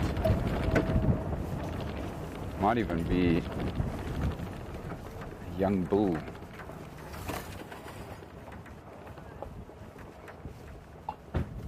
Busy doing its high step maneuvers up front there, everyone. Now we just hope that it goes down on the road.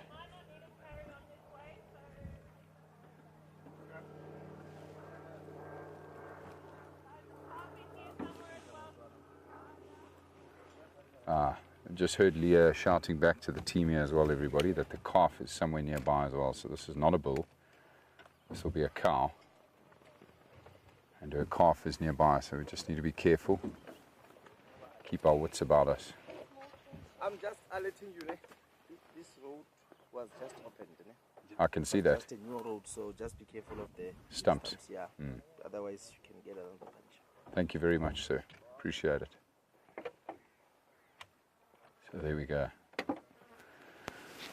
The field rangers just confirmed our suspicions. This is a brand new road with lots of little stumps. Just waiting to try and give us another puncture. Thanks for the tyre change there, Matt. No worries. Good man. You had a nice one. What was it? Stump? Sickle bush. Oof.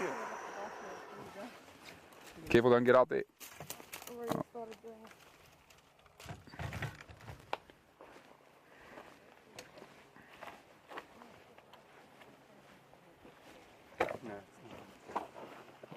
Oh no, lekker. Let's see what happened. Look at that, everyone. Yeah. That is a piece of sicklewood, and look at that. I mean, it's a tiny piece, and it's done the damage. But that we'll be able to plug. Right, back to the rhino. You good, Brian? Good. Super. Let's go help Leah. I think she's managed to get the blindfold on. She has. So hopefully that animal's not going to venture off too far now.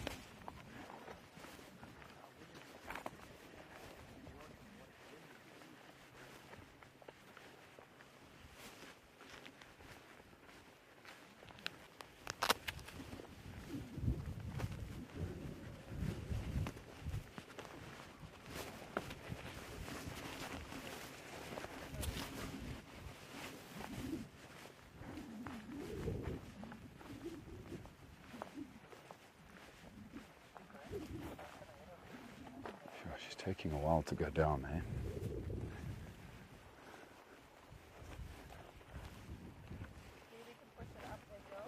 Just go help the girls get that calf up there.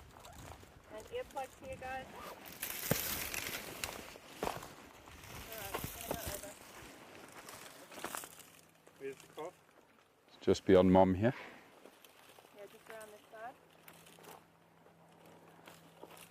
Have we got rope here?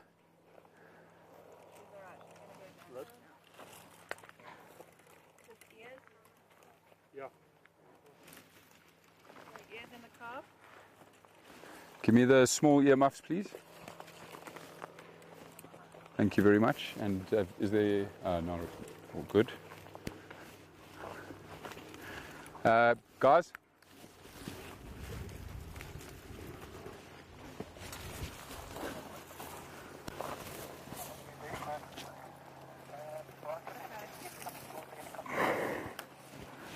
grab a rope. He's not gonna listen. Rope. Where's the ears, guys? Come, guys, come help me push here.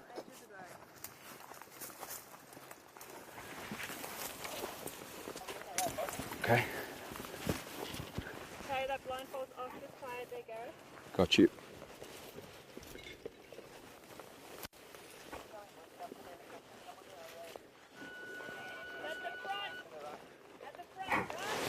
Oh. You okay? Yeah, no, it's all good. It's just dropped. Matt, keep an eye on that.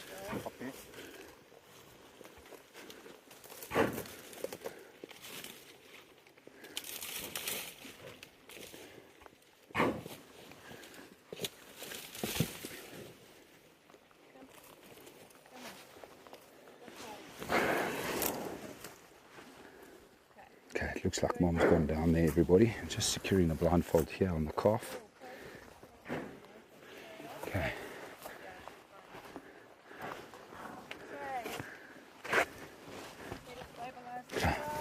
Legs are fine.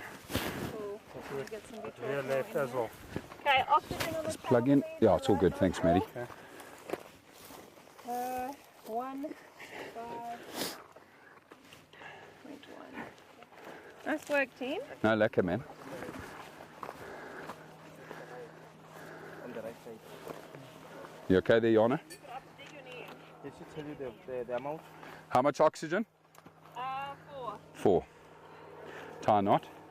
It's a bit long. A little bit more.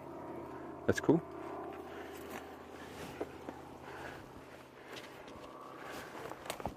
Shove that knot in there as well, Jana. Good job.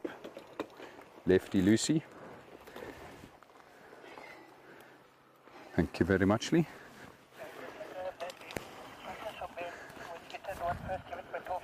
You good?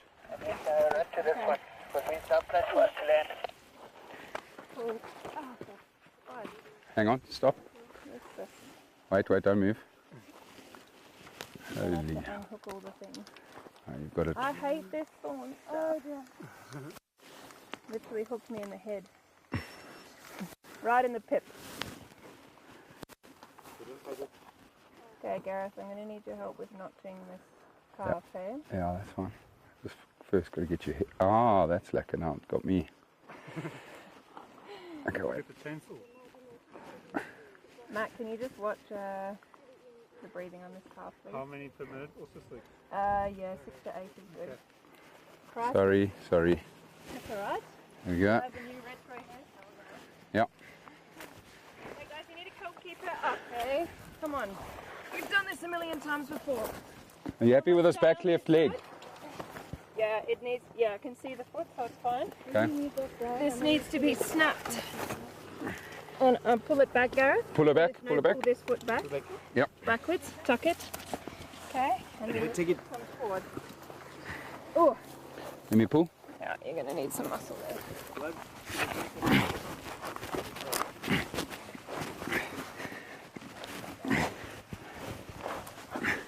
Cool, guys. All right. Get this towel out. One of the girls, can you just watch breathing on this cow, please? While we work here. Lovely. And the other girl who's doing the data.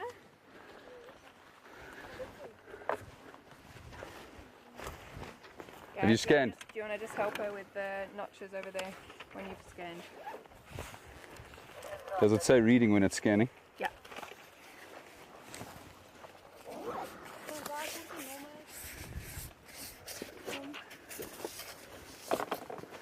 Nada. No. We already scanned her. There is one. Huh. Number 2. Someone needs to stand here. Dig your leg in there, please. Just in case she wants to go. How's your fuel?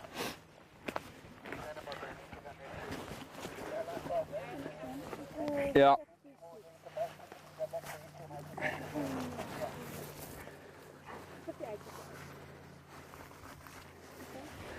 Okay, where are we notching? 58. Where's the chalk? I got it. Okay.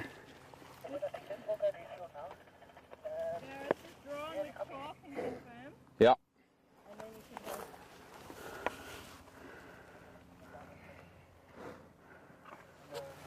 That it.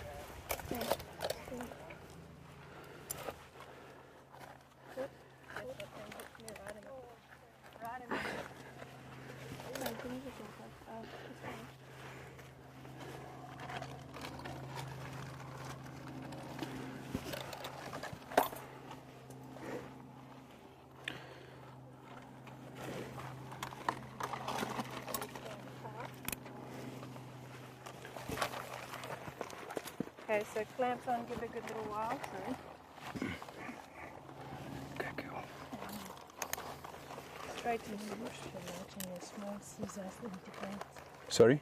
can use the large and a small scissor in different angles. Okay. Like change your knees.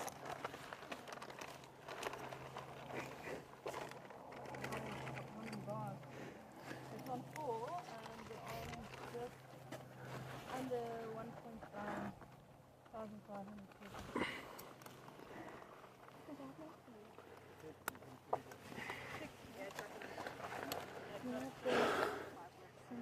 Just give it a sec. Has that dart been pulled? Yeah. Is there antibiotic in there? Can't see. Girls, have you got antibiotic on you? The white syringe? No. Can you get us one, please? For the dart side? Yeah. Yeah, no, I'm aware. I'm just giving half to Mum. Okay. Are you going to bring the other half here? I just wanted to sit in Mum for a bit. Okay.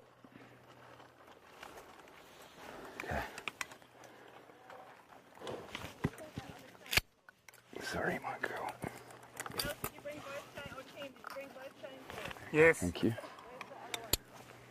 Behind you, brother, don't do it. Okay, I'll do it. Thanks.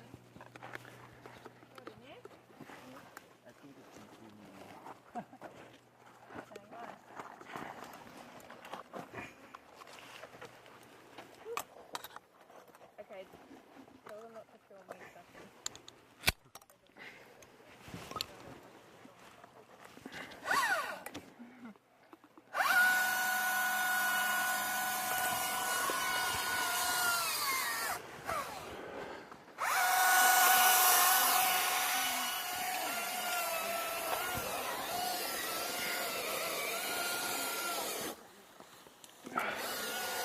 All right, everybody, so that's the right ear done. Just leave these clamps on for a little bit longer, then we'll move over to the left ear. And then, barring a little bit of antibiotics, she'll be done. I don't know. Oh, she might. I think Leah might trim this front one. Good girl.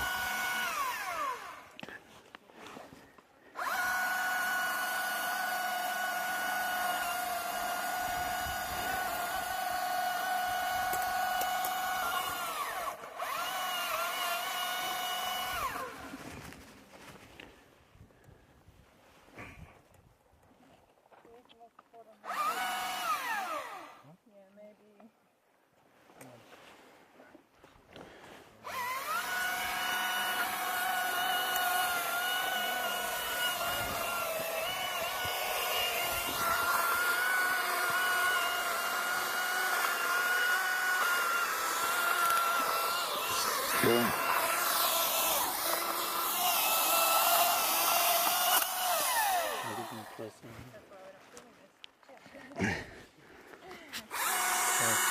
That's fine. Just give those clamps a little bit of time to stop the bleeding there. That one's sealed quite nicely. Let's take these off.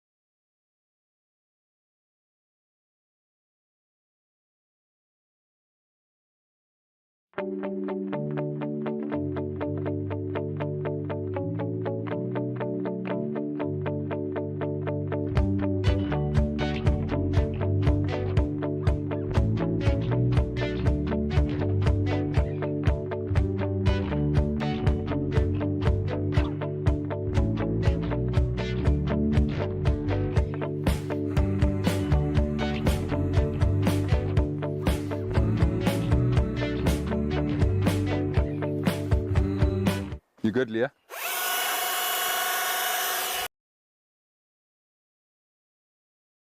And I'm struggling to connect.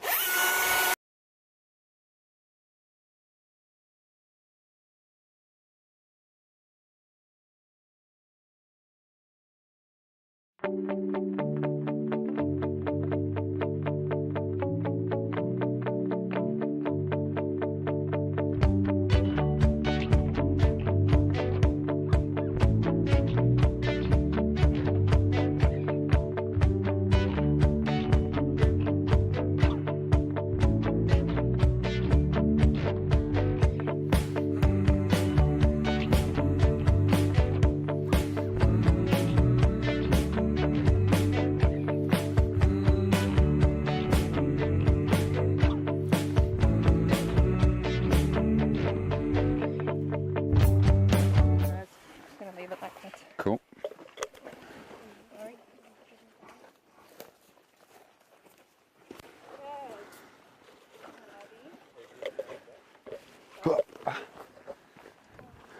Move back.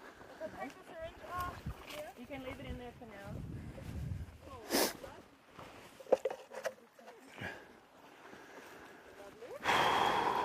Is there a wind spray here just for that neck on it? Yeah. Okay. Oh, shit. There you go. And you'll need that manganese just to pour on top of it. Where's the wound? It's just a small nook. Oh, yeah.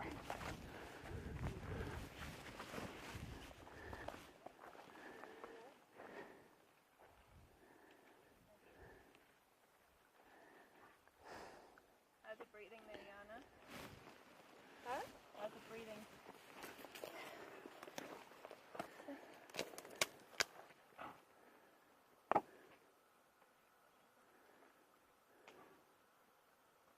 How's that?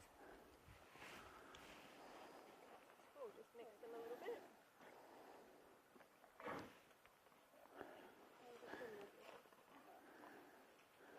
Thanks for your help, guys. Just have a look under the tail there. What do you think? No, that's the oil. Oh, that's cool. You tell me. It was bleeding a little bit. Yeah, just a little bit. The sore nicked it, just tiniest amount.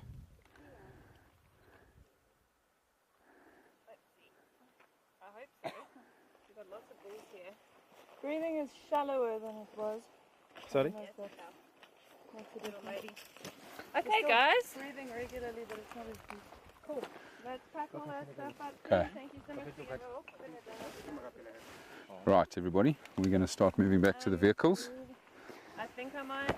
No, this is actually going to be fine. I want to wake the calf up first, so it's all good.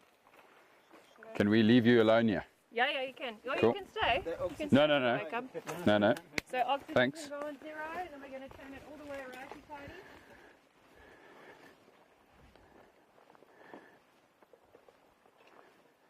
Thanks, Kennedy Ann. I will certainly tend to the ears as soon as we get back to the vehicle. Apply some more sunblock. Becky, we have run out of tires on the vehicle. So that is the last one we have on now. I think Brent is bringing us another one this afternoon though.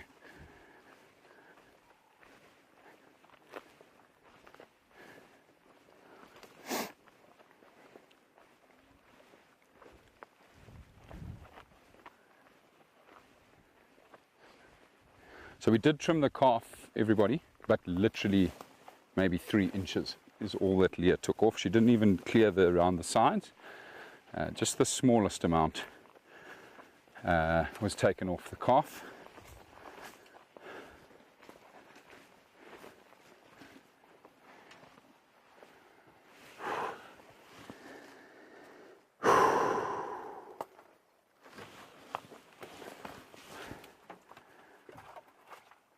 Shreyas, I see you've asked how long we'll go on for today. We usually wrap up around 3:30. It all depends on Ben. Ben's in charge, Ben and Jerry. So we'll get more information from them later in the day, but it's usually around 3:30. So probably just over another 2 hours that we'll be broadcasting with you today. Yeah, please. Look at this. Thank you, Jonna. Here's the big one. Another little one. So this is the tiny little piece, everybody, that Leah cut off the calf. Just a small little tip. And as you can see, smaller one. Look at that. That's the back one. Tiny little horns taken off. Hey, hang on. Why have we got so many horns here? 5 horns, why? Yeah, shouldn't have 5. So those belong together. This is clearly from Mom. Massive chunk that's grown back in the last 4 years. And that's also from Mom. This is the back horn here. This squat flat one.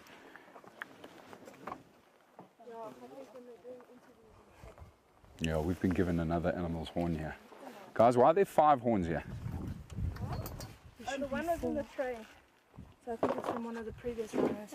2 is from the tray, and then 1 is for the calf, and then the 2 is for... Okay. Where do Sorry, it was taking space up in the tray. No, that's all good. Jana, I can just leave this bag here. Camera.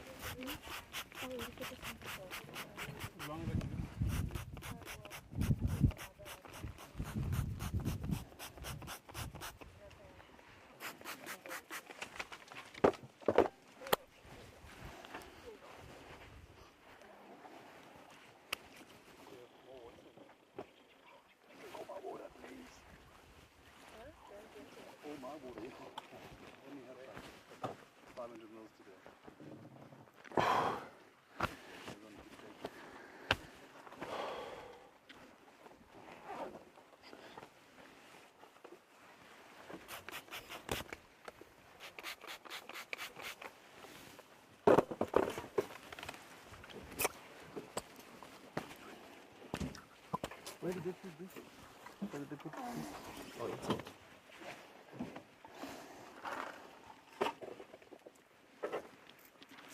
Oh, can see movement, everybody. Let's just stay quiet, everyone.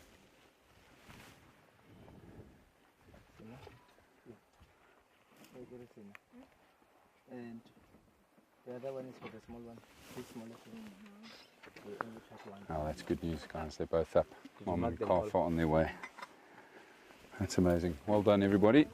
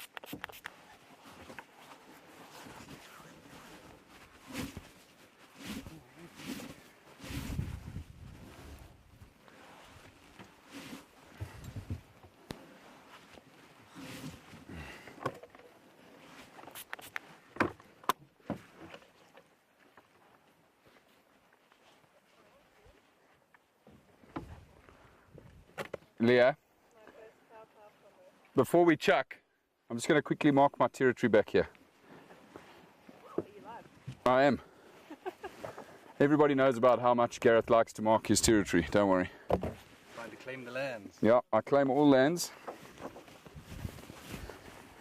I'll be back with you momentarily, folks. Have applied more sunblock. And I'll leave you in the company of Matthew. Hello, everybody. Hello, Matt. How are you doing, bud? I'm doing well. Awesome, man. Nice to have you up front with us. Join you guys. Oh, very nice. Very nice. Quality control.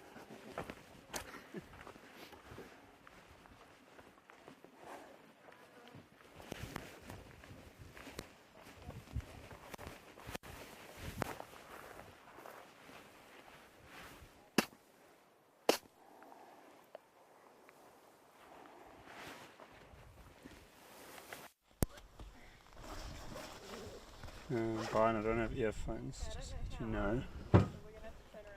Just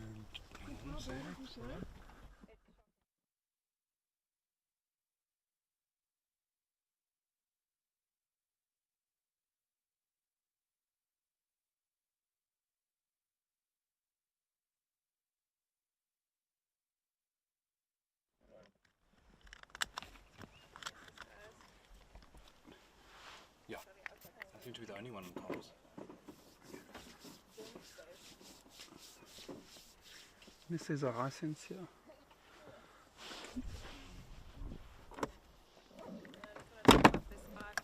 Seeing as Gareth is taking a leak. Right. I see there's a rhino walking on the road behind us. Walking the opposite direction. Indeed there is. Has that one been Does done? it have spots on it? I don't see no spots. No, not any spots. Who's this for? I'm going to top up our eye flash while we've got a gap.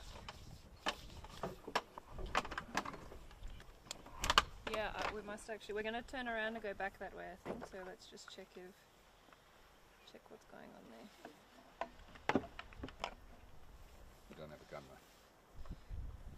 I'm not going to walk. Drive up to it and put a dart in its bum. There it is. No, I don't have one of those. It's really walking straight towards us. It's changed its direction. But I don't think anyone's up because I've tried to call Bruce and Jerry and no one's answering me. So they must be stretching legs or helping on the ground. Brian, have you got me on comms? I've got no one on comms except final control. Huh. That's very unfriendly. Yeah, I know. And even, yeah, there's something wrong. Alright, speaking more from you, sir.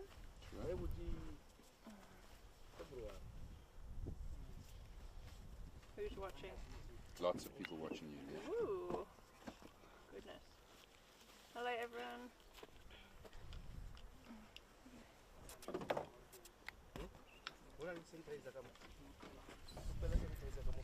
Hello, hello, check 1, 2. I have eaten, thank you. Yep, got you. Cool. Just want to reconnect.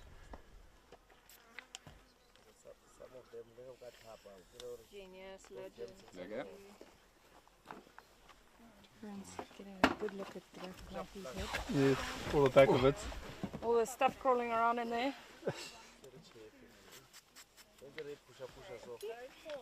Guys, where are we putting the horns? They can't stay in the trays, hey?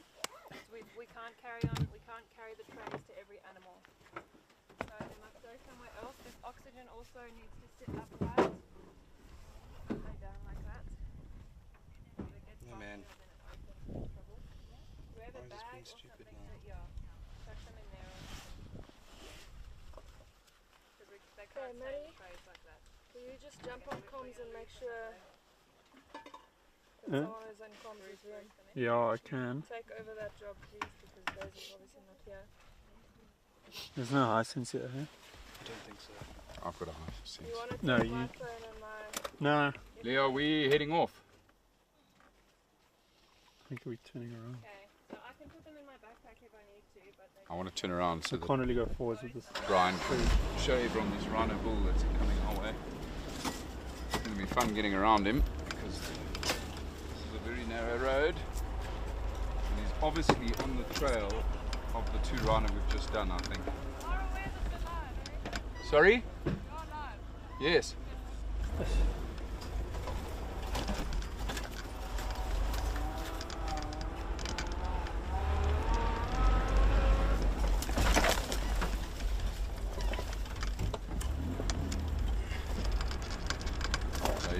soon see, everybody, this bull has got his nose to the ground, which is why I think he's just following the scent trail of this cow and calf we've just worked on.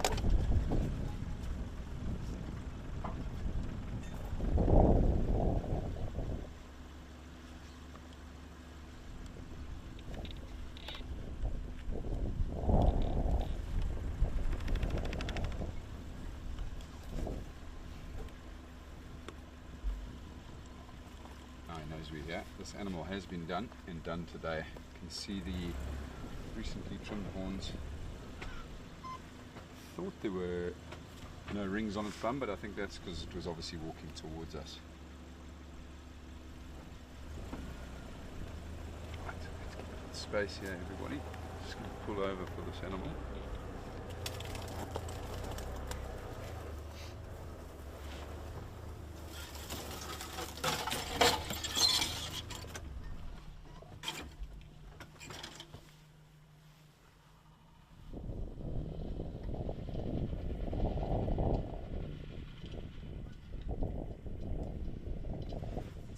Really good point. Here he comes.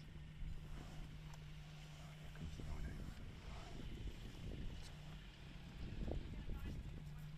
Young bull.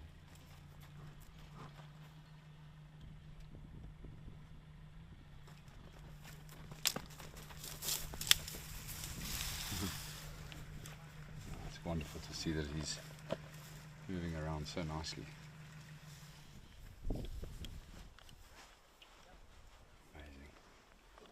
This is one we did quite a while back. And already he's doing rhino things, following the scent of this female rhino calf.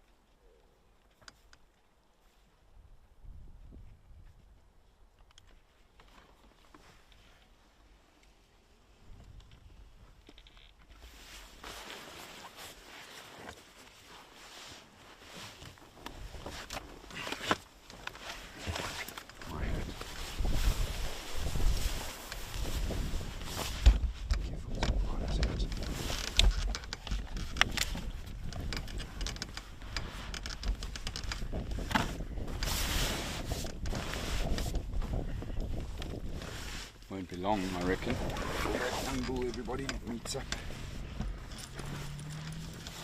with that cow and calf. We are not going to stick around to see that happen, because we need to now move on to the next. Yeah. Try and do on water. I've got one. I don't know where I'm going. You want another one? That's cool, Becca. Leah's just telling us, everybody, she has no idea where she's going. So that's cool.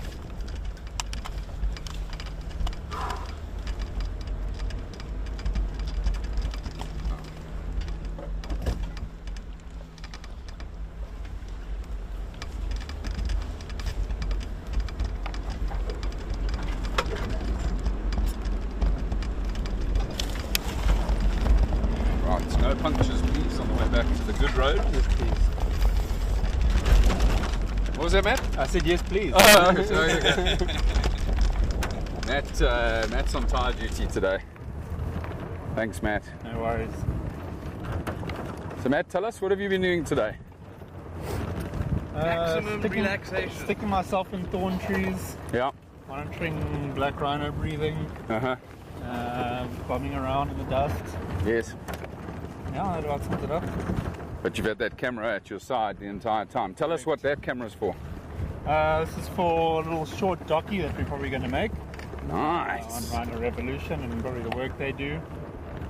And we'll be using it to fund more stuff like this. Fantastic, dude. Yeah. You enjoying yourself? I am, yes. Okay. Tell us about your time up in the chopper. Oh, that was fantastic. Very dramatic. Yeah. See everything that goes wrong and everything that goes right. Yeah. Yeah, and you hear all of the comms between all the ground teams, which is very cool. Between Jerry, between brother Bruce, and between Ben and Leah. Yeah. So you hear all of that. And you Yeah. also get to hear how the teams are doing at the same time. Yeah. Multiple runners time. Yeah. So that's definitely very interesting. Monitoring the situation, if you will, from the sky. Yeah. But no, we got see any cool stuff while you're up in the sky? You know, no, not much. No brown hyena, Matthew? Yeah, we saw that. So that's what I'm trying to get out of this guy, by the way, everybody. He's up in the chopper and spots a brown hyena. Yeah. I have got to be one of the most unlucky souls on the planet with that species. Right next to the black rhino, eh? No, man. That's just incredible.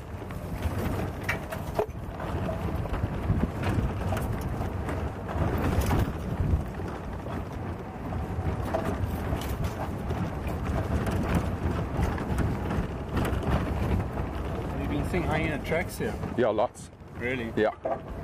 Large? Yeah. Adult browns. Yeah. But still just the one set of leopard tracks. Haven't seen any cheetah tracks. But I was told by Ben yesterday that there's near on 20 cheetah. Amazing, eh? Fantastic. Makes sense. No lions, not many spotted hyena, if any at all. Yeah. Good spot for them to come running around. Yeah. Lots of prey. And collaring and monitoring.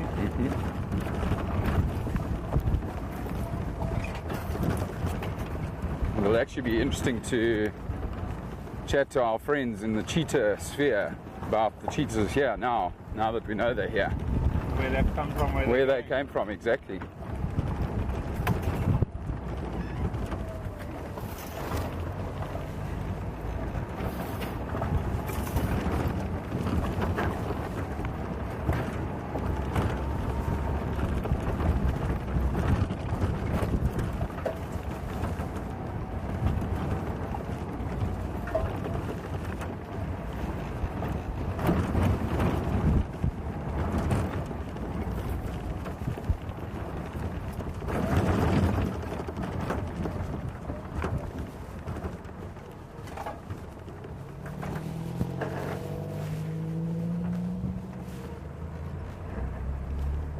A bird of prey flying up ahead, yeah.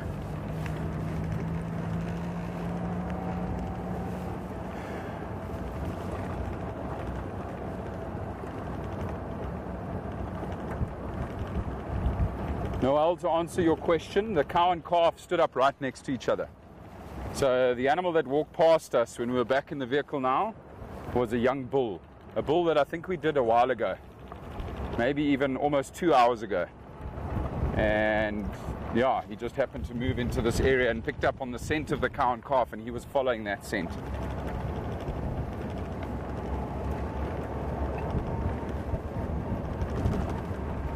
Gareth will be the one to find a brown hyena den.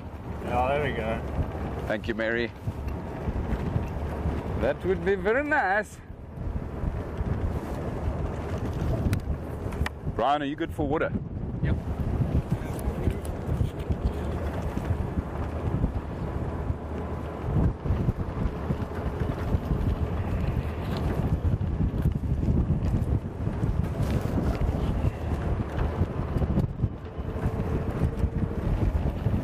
I hope Leah's been chatting to the pilots.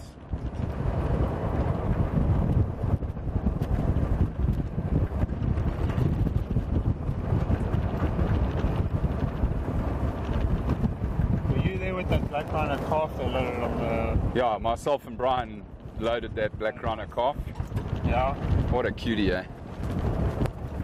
Smallest black rhino I've seen in a long time. Oh, nice. Yeah. I just heard about it happening there on another one. Now, fortunately, it wasn't quite as bad as lifting that white rhino calf we lifted. It was quite a bit lighter. Still heavy. Nice. Yeah, amazing. And then we watched them get up together. It was really cool. Yeah, I'll take Rhinos to Rachel when we woke it up. Yeah, Leah, I heard Leah say so.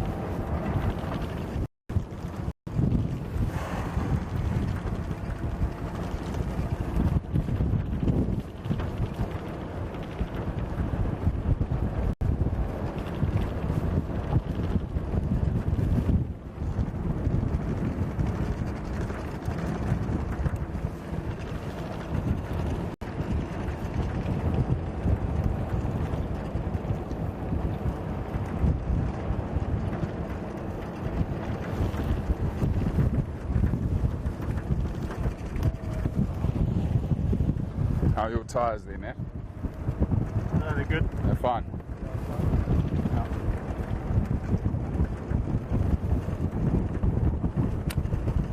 Going better than I thought we would for punctures. Me, yeah, 100%.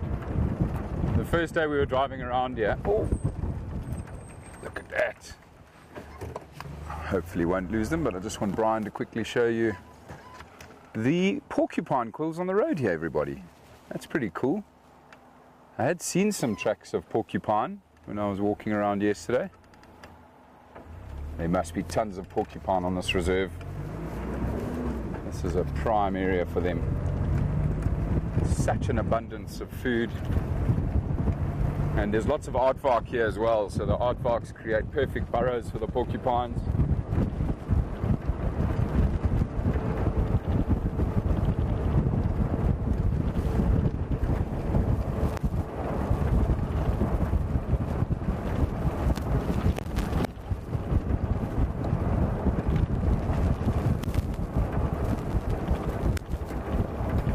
Matt, Carol's asked, what has been your favorite conservation effort over the years? I think quite easily it's going to be the cheetah relocation from Kusuko and Port Elizabeth all the way up to central Mozambique. I think that's a tough one to beat. Difficult, very, very tiring, being 54 hours on the road. Yeah. With Vincent van den Hove, but well worth it. Yeah. Good location. Yeah, even though we just took 2 cheetahs there, well worth it. Unreal, eh?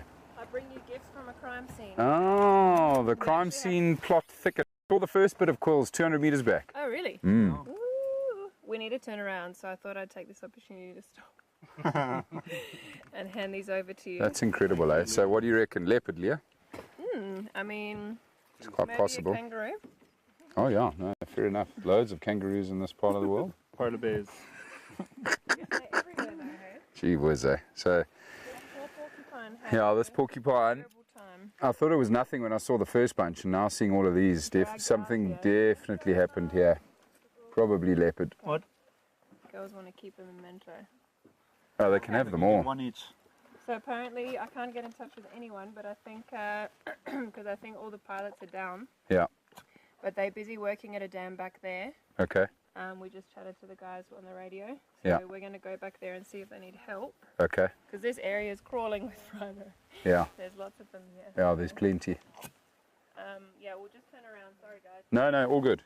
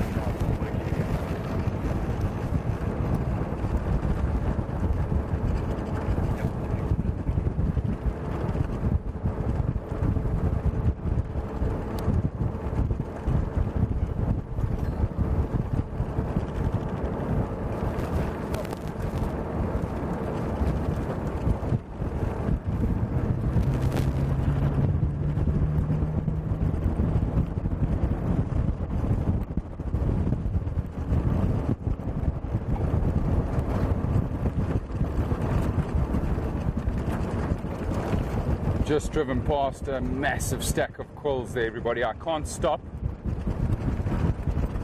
Need to catch up to Leah. Well, that's amazing to see. It definitely would have been a leopard, would be my guess, that was trying to bring down this porcupine last night. They do that quite often. What is it about porcupines and leopards? I don't know what it is. The risk must be worth the reward. Well, you chat to the local people and they eat porcupine and they say it is literally the most delicious meat they've ever eaten. So, yeah, I think leopards are very fond of that meat. But like you say, Matt, high risk, eh? Yeah. I'll never forget the first time I ever watched a leopard kill a porcupine. I've watched them on many occasions try and sweep them. You've probably seen that footage before. They try to roll the porcupine so they can get to the soft underbelly. I watched a young male leopard who attempted that 2 or 3 times and got quills in his paws. He pulled those out and he cornered this porcupine under a thicket like this, a dense thicket. And there was a small marula tree growing next to the thicket.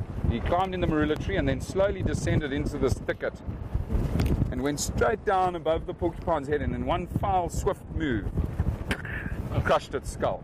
Bang. And then just dragged the porcupine out and rolled it over and started feeding on it. One of the most insane leopard sightings I've ever had.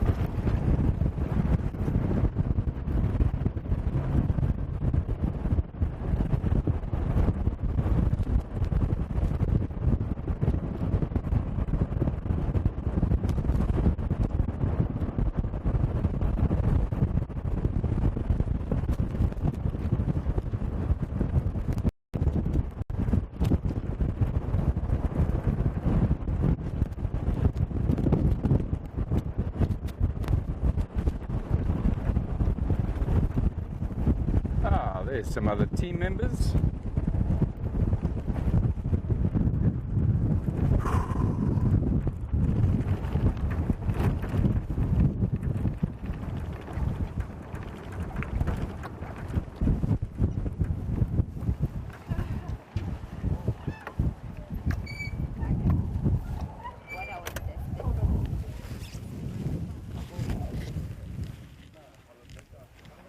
Right.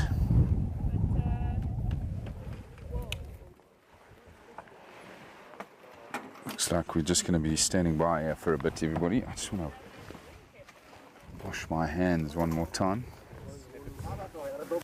Find out what's happening.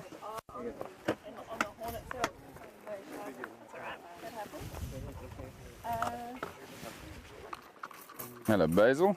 How's it? How are you, bud? All good. Say hello to the viewers. Hello.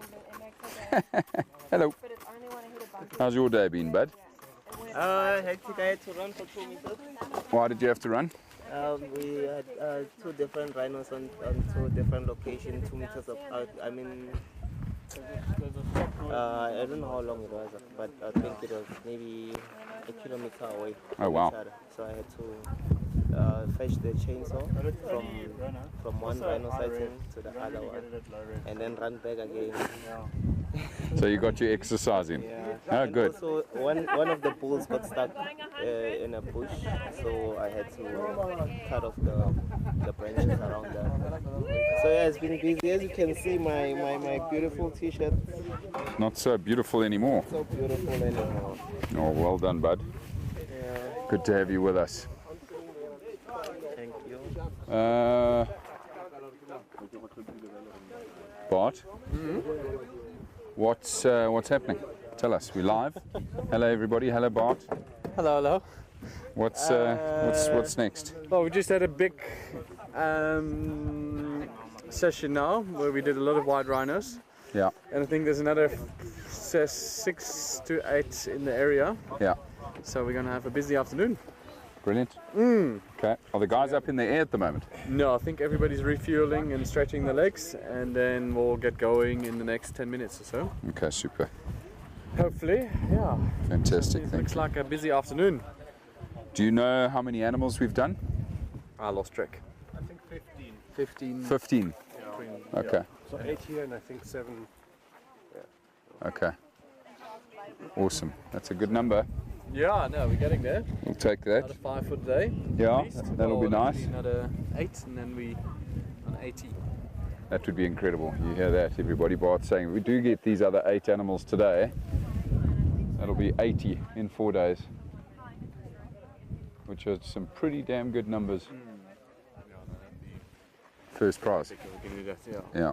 Yeah, But safety of the animals first. of course. Don't want to overrush things. No. And you're still comfortable with the temperature right now, Bart? With that? Temperature? Yeah, it's not too hot here, and there's a nice breeze. Yeah. So even if the animals are a little bit warm, we just make them wet.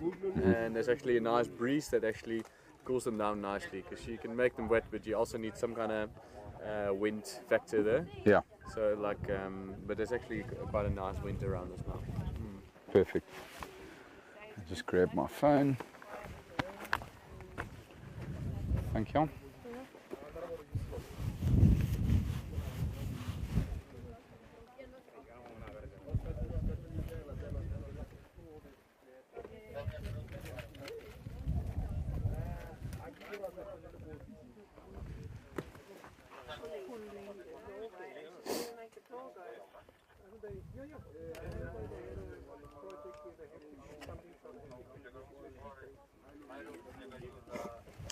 Kamikaze, I see you've asked a question about how we keep everybody together and in one piece.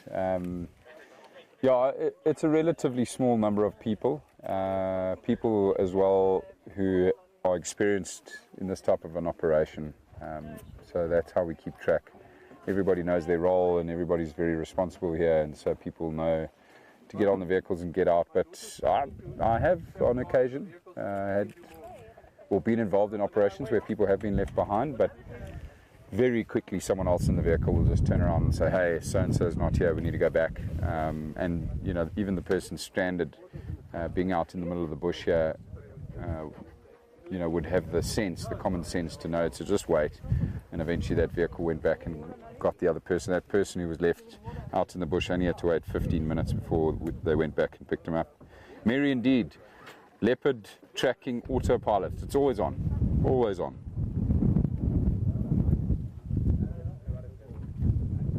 Canadian, I see your cat was attacking your keyboard. That's a first.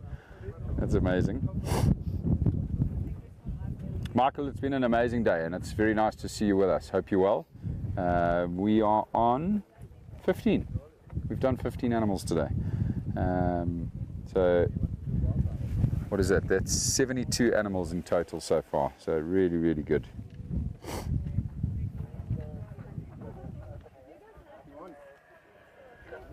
I can hear the chopper coming our way, everybody, so we're probably going to mobilize again pretty soon. So, yeah, Mr. Michelle is going to have to give us some more.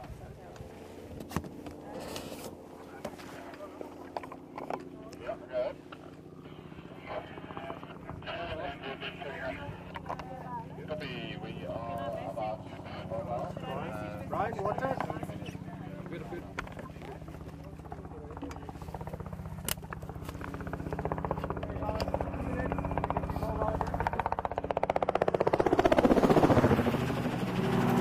Sorry guys, can I quickly grab some while you've got it on the seat? So Jerry's about a touchdown here, everybody.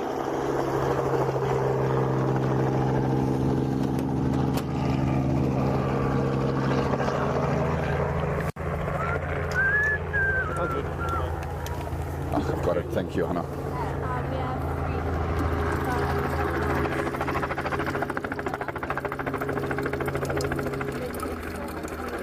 Oh, we're gonna bring them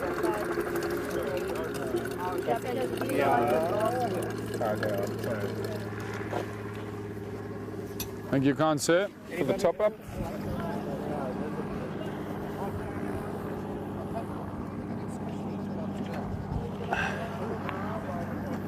And my sun cream in as well. She just only made it back from the packet of this.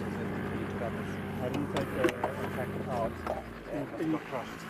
Anything that was in, is it a Checkers packet? Yes. Yeah, it's a little bit crushed.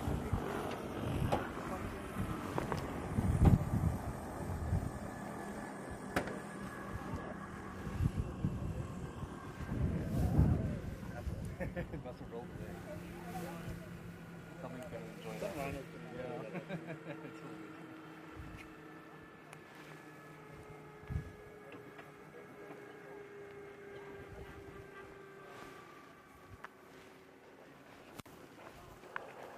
We have some more eggs. Piggies. So the team is just busy refueling themselves here, everybody. Some snacks are being had, some water. Yes, please. Gareth, can we get you anything? Can I have an egg, please, if there is one going? Hello, how are you doing? Ready for another 8 rhino? Yeah. Fingers crossed. Basil, Thanks where's very the much. other hyacinths? It's in the box. Please, yeah, let me grab it. If you're not on the car, then I need to be on Nice boiled egg, everybody. I want to be back here. Nice snack. When are you back? Well, then you're going to be on comms. Yeah.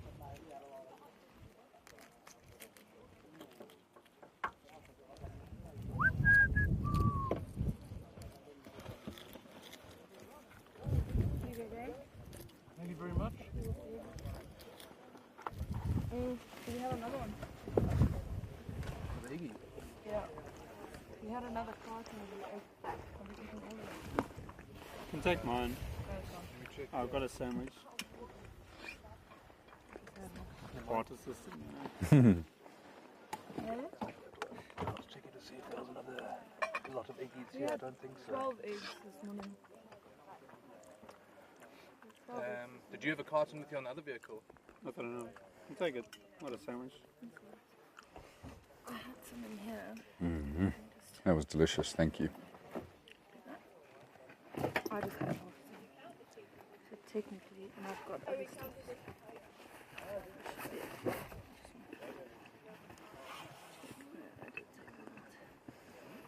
Did we get 12 eggs? Impossible. You did give me one as well this morning. Yeah. Leah had one this morning. I mean, if you've handed out 4, you had 4 then, it's already 8. I've had 2. Yeah, that's 9. 2. Yeah, there you go, baby. Yeah, they're all done. Greedy gobs. Greedy guts is eating the eggs.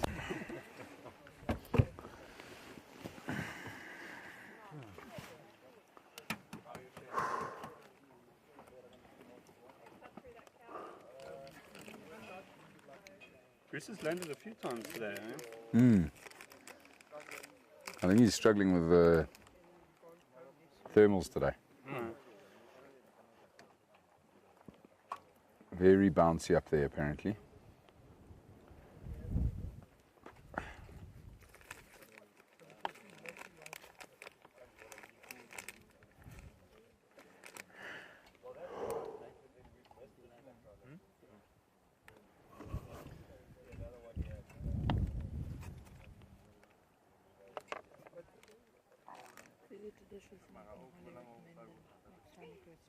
Oh yeah, they are delicious. They make you very thirsty.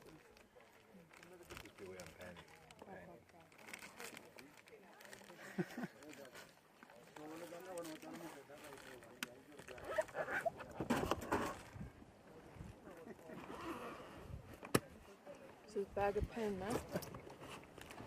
You can just see Bart there, everybody. He's just doing some maintenance on his chainsaw.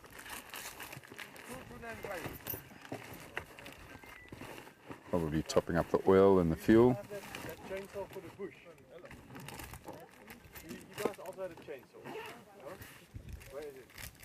That's the button. At the camp. Can you bring it tomorrow? Where's if ours? you use these chains, they go blunt so quickly. Yeah, and then we can't use it for the horn. Yeah, well, hopefully tomorrow we will have the other chainsaws. Oh, sorry. Just standing be careful. right with my face in it. What's up? Because there you're eating your peanut butter and barbecue. I mean, Jennifer, it is certainly quite a demanding day. Everybody's pretty exhausted by the time we get back to camp. But the work doesn't stop there. We've got to fire up the generator, we've got to prepare dinner. Everybody then has a shower, we light fires, and then, you know, a delicious hearty meal, a couple laughs around the fire, and a couple of beers. And we normally always get to bed no later than 9 o'clock, really. Late night, 9 o'clock. Yeah, it is a late night. You can hear the zebra calling here again.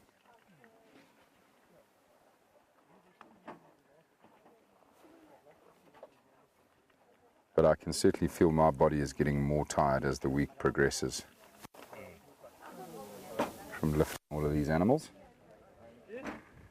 And it's also just a full day in the dust and sun. I think also tires you out a bit.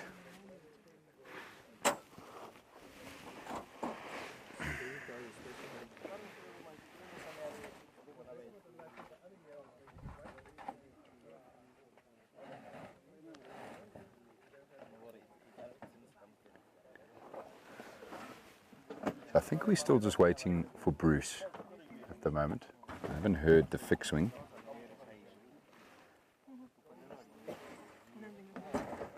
do we have a bag that's at a loose end? Plastic bag. I got my plastic bag, but it's open now. It's been destroyed. For the rhinos on. They're just floating around.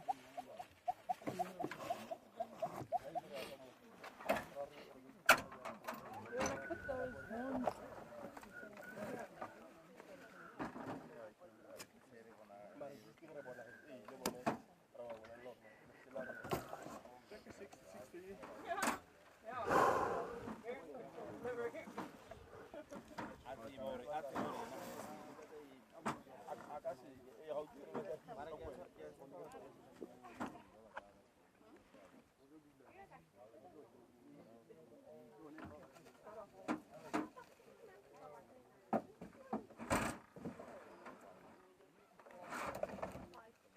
Yeah, oil. You need oil? No, just see how it is.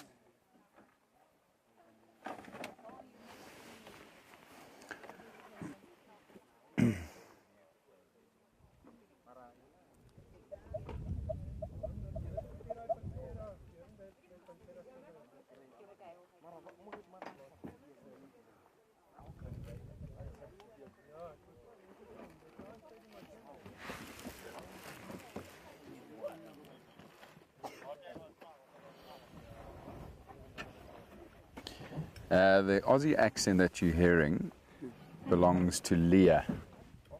Leah is from Australia. We are very much in South Africa. But we are definitely not in Australia. Not too many rhinos in Australia. No, we are right up in the northern parts of South Africa. Not too far from the Botswana border, actually. Where we're busy working on these rhino. I think I've just heard communications now on the radio saying someone's mobile. I'm hoping it's Bruce.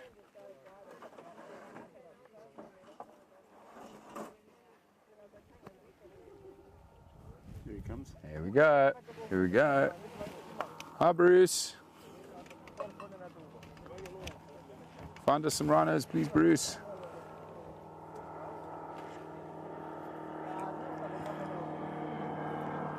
Bruce up in the fixed wing there, everyone.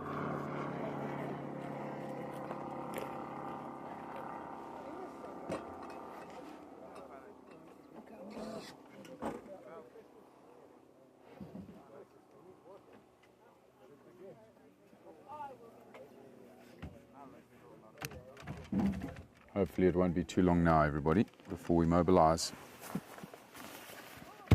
And while we wait, I'm going to get us out of the sun again.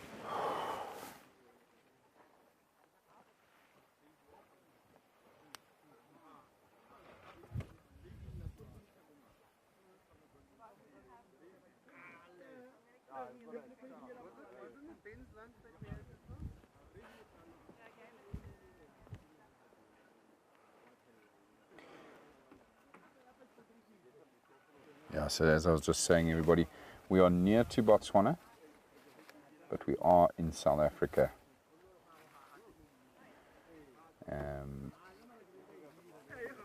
Yeah, right up in the northwest of South Africa, quite far away from the Kruger National Park, actually.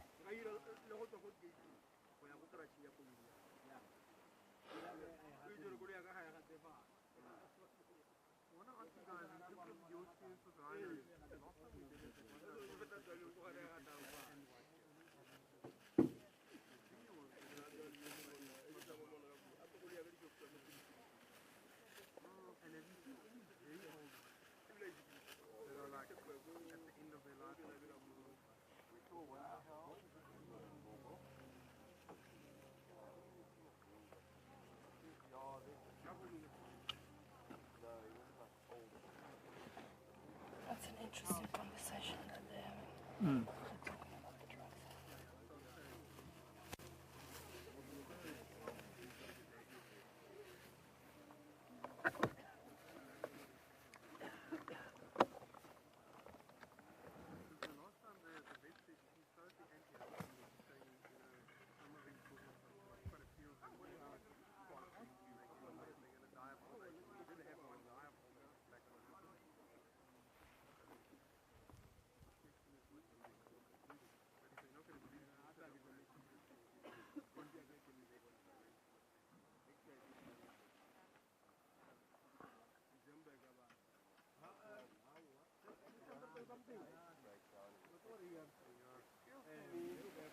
You can see Maddie over there, everyone walking around with his camera, just filming the discussions between the vets, the landowner, and the representatives from Ledit, as well as Jerry.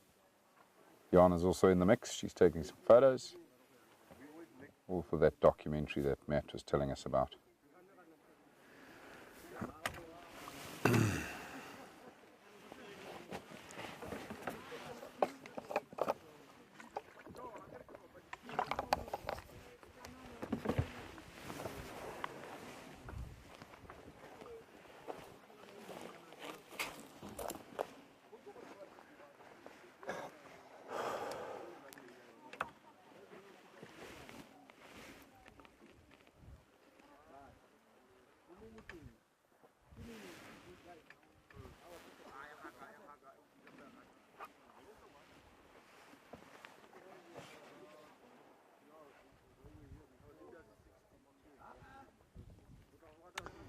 Fluffy, to answer your question, yes, there actually are quite a healthy population of giraffe on this reserve.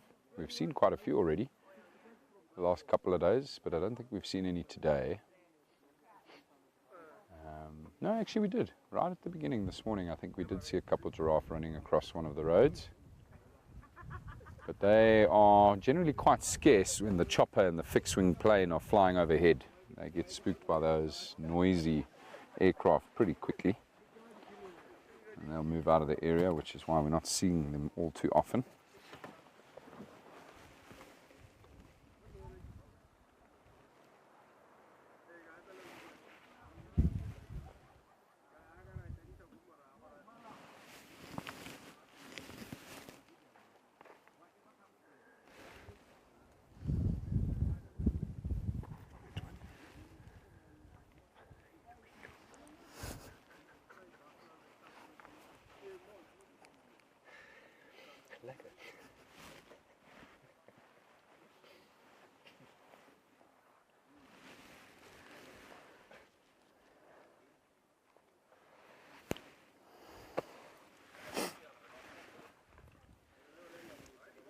Aha, I've heard some very good news over the radio there, everyone. Bruce has spotted a black rhino bull.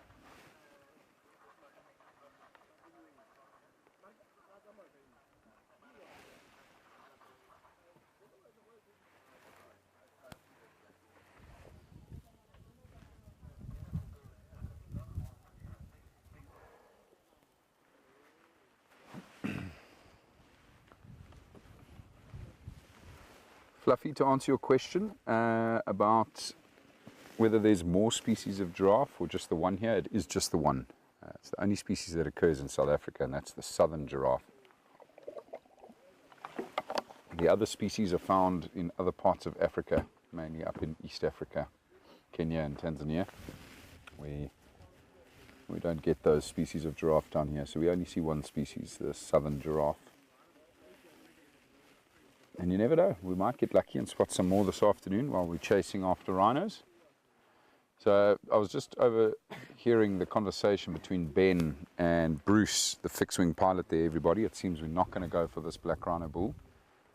They're choosing to let that one go.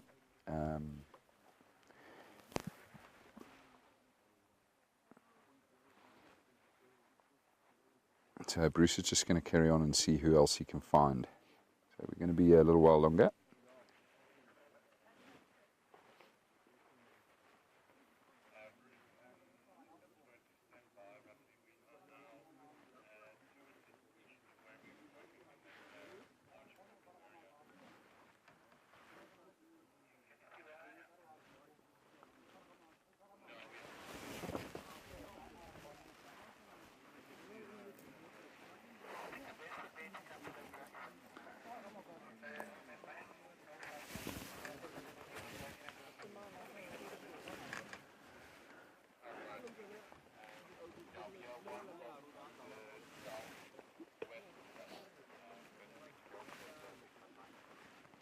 I'm just going to quickly mark my territory, everybody. It sounds like we are going to move now.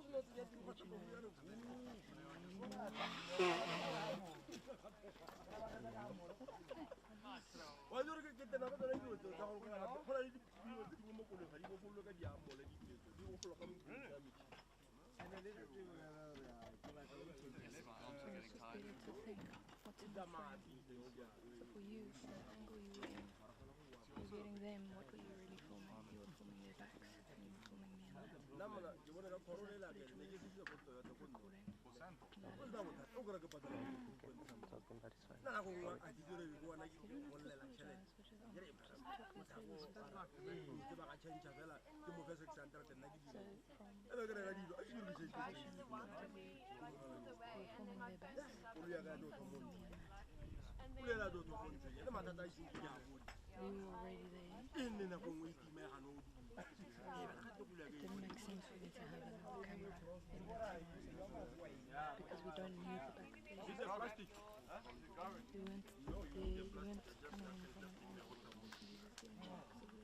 angle. It's not a strong shot. No, no. Step into our shot. Do you want a knife? Just to...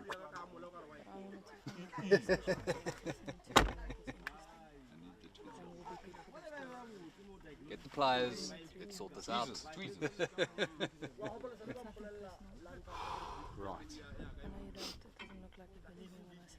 Did I tell you I found the bond tick in my hair? I still can't believe that. Went to bed, felt this crawling on my hair, I gripped it and I was like, oh no. It went, well, everybody, I was hoping to see some movement here, but alas, yet.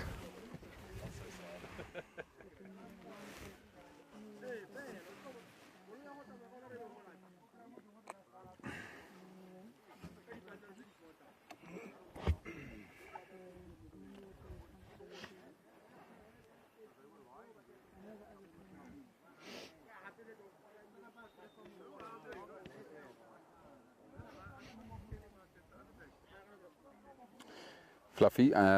So yes, we are trimming the horns of these rhino so that we can deter poachers from wanting to come onto this property and kill these rhino for their horns.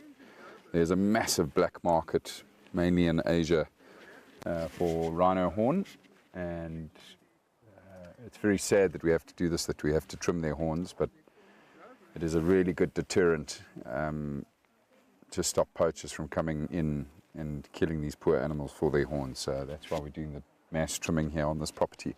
A property which hasn't had trimming done in almost 4 years. So the horns have obviously grown quite a bit since then.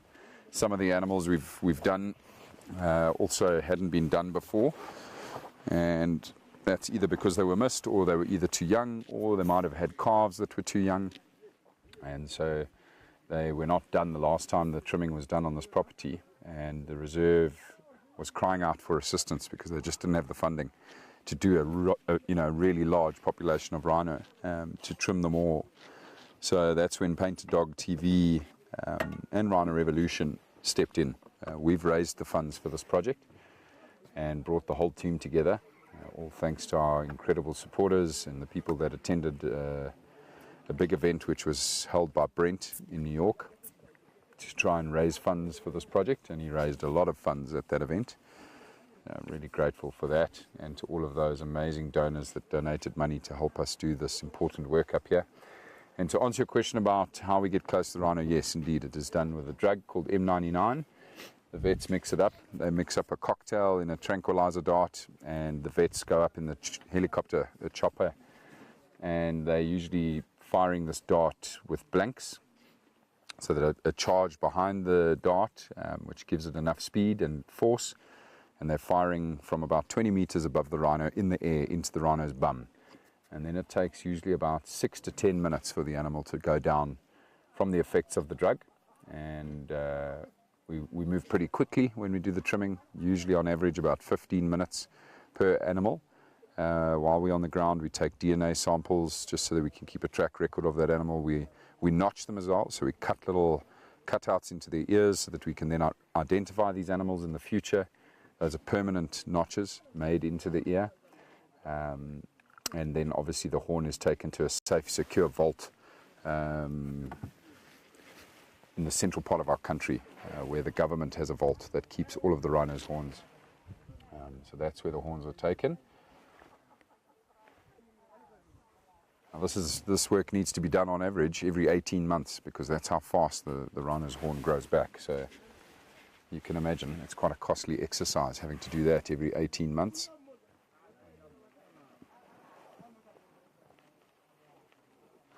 So the horns are being sold for a number of different uses. A lot of the Asian culture believes that the horn has medicinal value to it.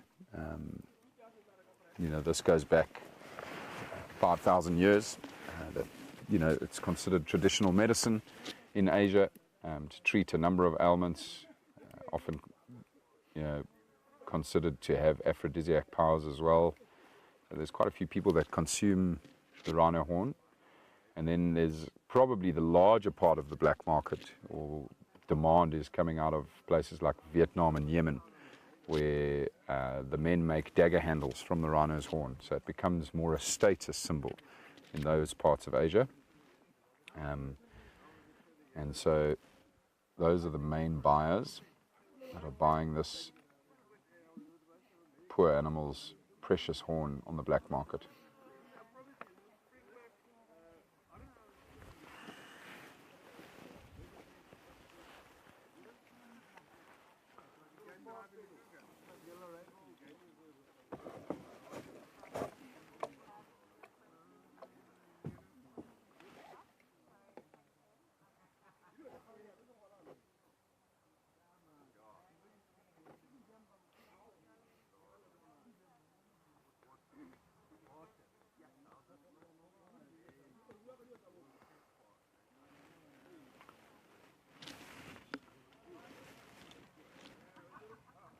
Running out of time at a rapid rate here.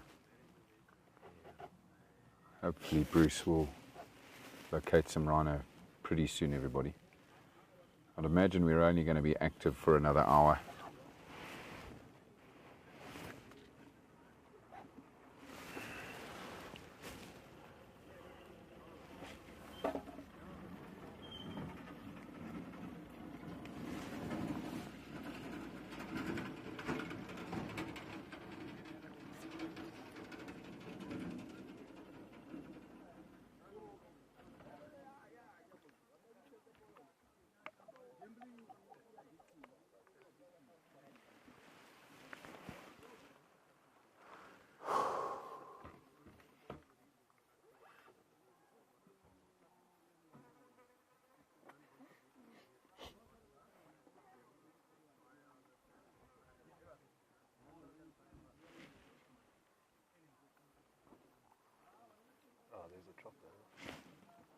Chopper? Yeah.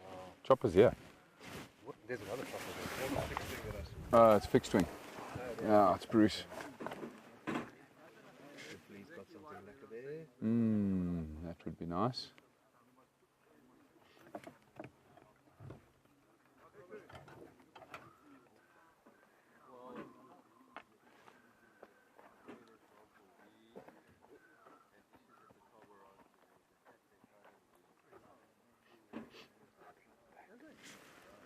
I don't know if it was our interference,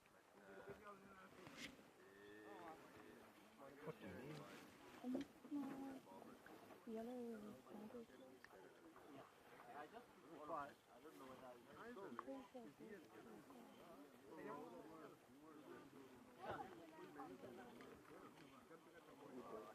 Look, this is all yours. Basil.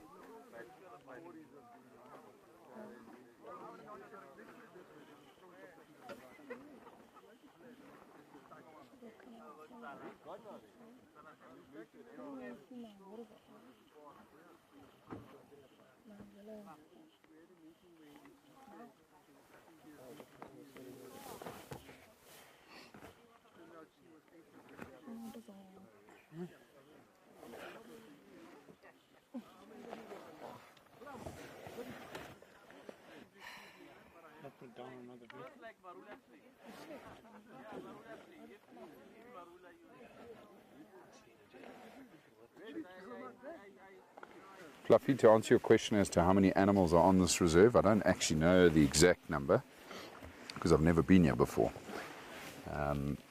But there's loads, just loads. Lots of mammals, lots of reptiles, lots of birds, insects. You know, out here in the African bush, pretty much anywhere where you go, you're going to find life. We're spoilt with our variety of wildlife in our country. Yeah, in South Africa particularly, there's a lot of game reserves, a lot of game farms, and there's life pretty much everywhere.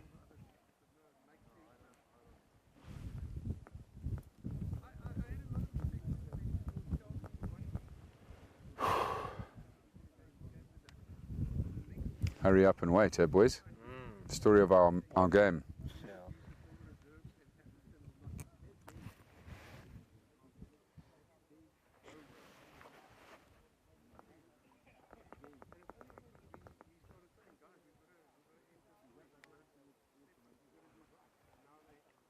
You can see that Bruce has moved further adrift from us now. He was searching the block behind us, hadn't found anything. He's now just a bit further to the northeast of us.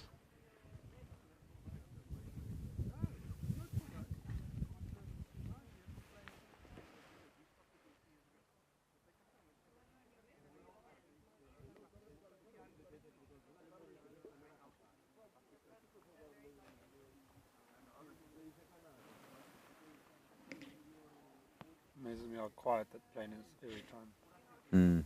That talks as well. It's very quiet, eh? You wouldn't hear it coming. No.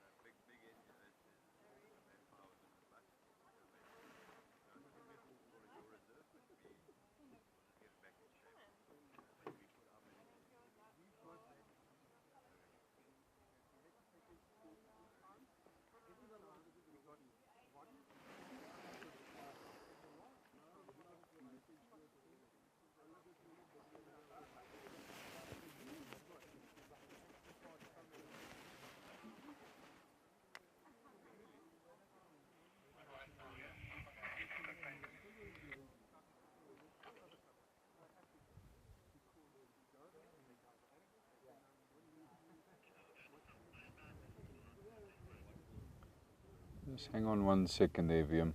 Bruce has just communicated again over the radio, folks. He's just spotted a white rhino bull. And he's just checking now to see if it's been spray painted and whether we've worked this animal before. I don't think he'll need more than one more turn to be able to discern whether there is spray paint on that rhino's bum. We might be in luck. We might be mobilizing soon again here.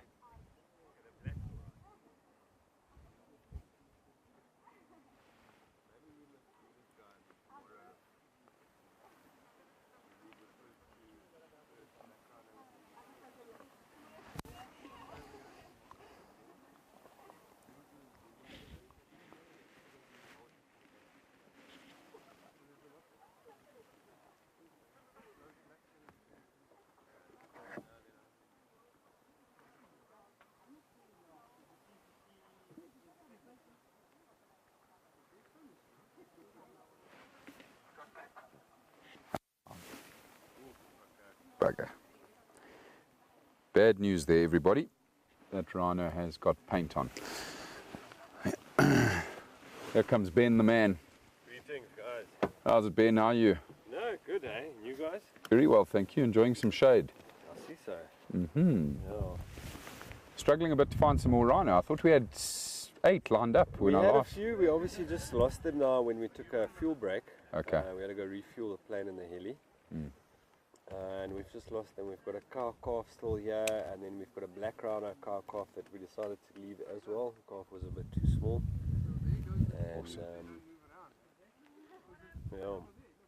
And what time are you thinking about wrapping up today, Ben? I think today, let's give it another hour. It's 2:30 now. Yeah. Give it another hour and then we take it from there. But it's interesting. We've been finding a rhino in big pockets. You find Yeah. a pocket, then you find a bunch, and I think he's just flying over a bit of a dead area. Mm. Maybe now. That bull just confirmed he's found another bull, white rhino bull, but it's got dots on, so it's been done already. Okay. So yeah, hurry up and wait game sometimes. Oh yeah, for sure. But these bosquias are They're massive. fascinating, eh? Beautiful trees. What Eh? is this here? Is this a... I'm not entirely sure. One of the paper box, yeah. It's amazing. There's so many trees I've seen up here, Ben, that I don't recognize. Yeah. Obviously, just different different terrain. shapes Mm. to the ones we used to, you know. Yeah.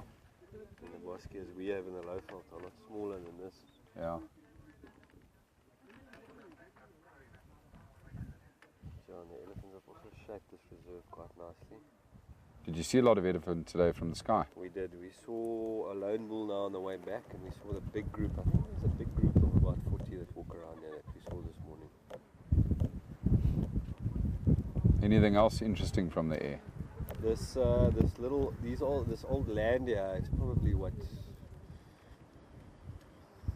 500 hectares, maybe 300. Yes, there's everything on there. I don't know if you guys saw, but there must be in that block 30 tsessebe, 50 zebra, 100 impala. Then on the fringe there's a whole bunch of kudu and gemsbuck, Mm. and eland as well. Wow. So a lot of game around this little block there. No, we've seen very little of it there. Oh, really? Yeah. You talking about the block where we work the black rhino now? Yeah. Okay. Yeah. Makes sense. Yeah. We live, eh? Yeah. Okay.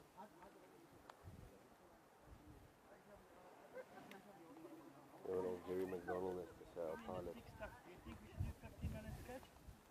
We can, I think. We can. So Jerry, our chopper pilot, just coming over to chat here quick, everybody. Just discussing the possibility of maybe going up with Ben and doing a scratch themselves in the chopper. I think so. Where we're going to scratch, you reckon? You want to try bump these? We left the cow and a calf here. Just do that. I think it was just this side, eh? And then we can maybe we should shoot further north. Maybe we should shoot further north as well, because he reckons it opens up there and there's good densities there. Then we just see if we can pick something up that at least we can keep our eye on. Lekker, guys. Fantastic. Good luck. We'll tune in just now. Go find us some rhinos. See you guys. We'll see you soon. Thanks, chaps.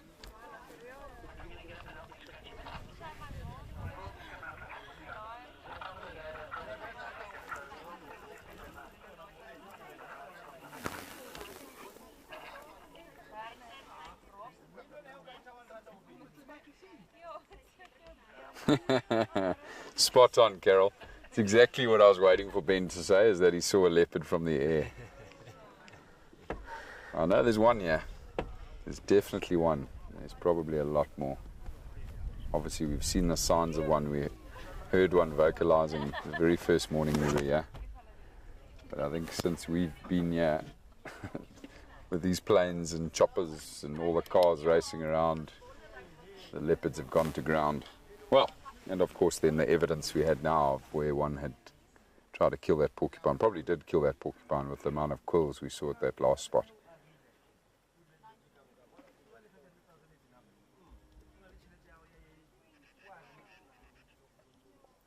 Alright, super everybody. We're going to take a short break, everyone. We're going to show you some amazing footage while we're gone, and if the pilots find anything, we'll know straight away, and then we'll come straight back live to you. So stay tuned, everybody. We'll see you soon, hopefully.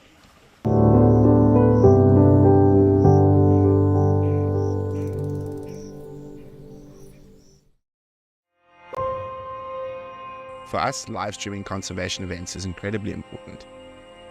It enables us to take you from your living room at home onto the ground in Africa to see what the conservation heroes are up to see the plight of the animals, and to be part of it in real time.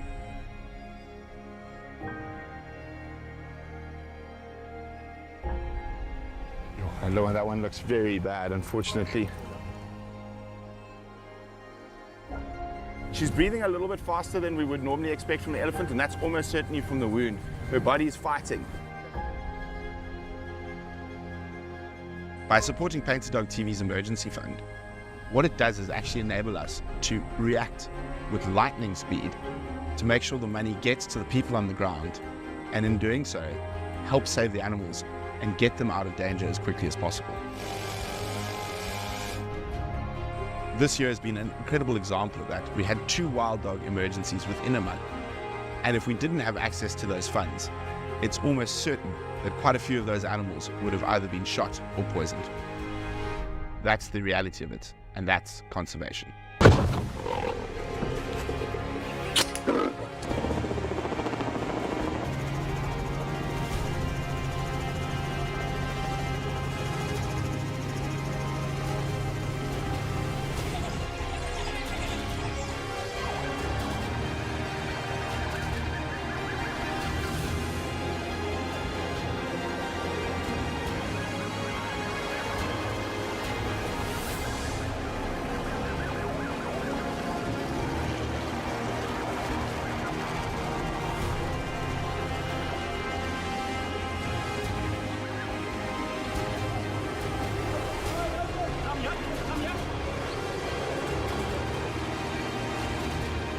You can see it almost looks like a military operation, and these have to be planned like military operations.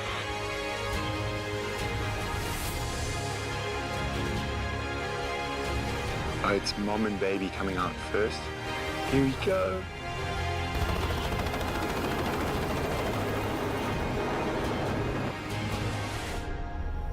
Thanks to your support, we were able to donate $92,000 in 2023. In 2024, we hope to exceed it, getting to $200,000. A heartfelt thank you to all our pack members and their continued support.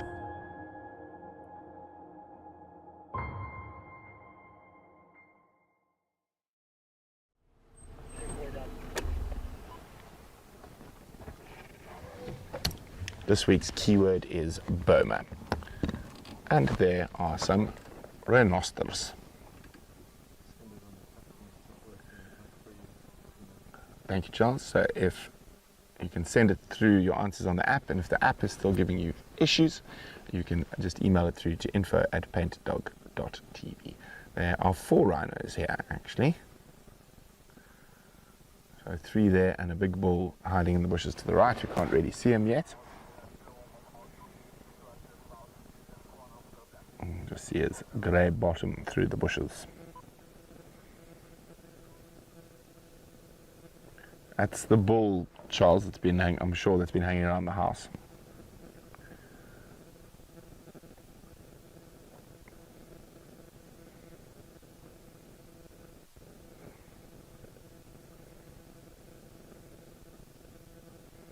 And Connie says, look at this, my kind of roadblock indeed. Mary, oh wow, rhinos. Chubby unicorns.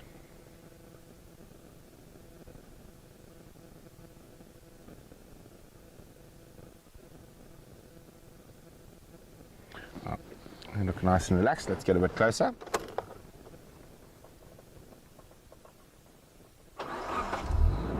Oh, she's being angry with the bull. So her calf is getting to the age now where she's going to start coming to estrus, and quite often the big bulls at this time will become quite aggressive towards the sub-adults and start pushing them, but the mother instinct is still quite strong, so quite often mothers will fight back.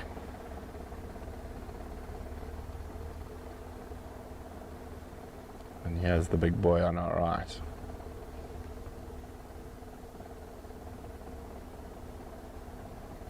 Hello, big man.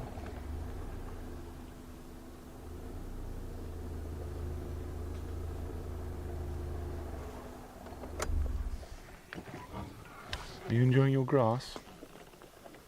Oh, he is a big boy. Such a big boy.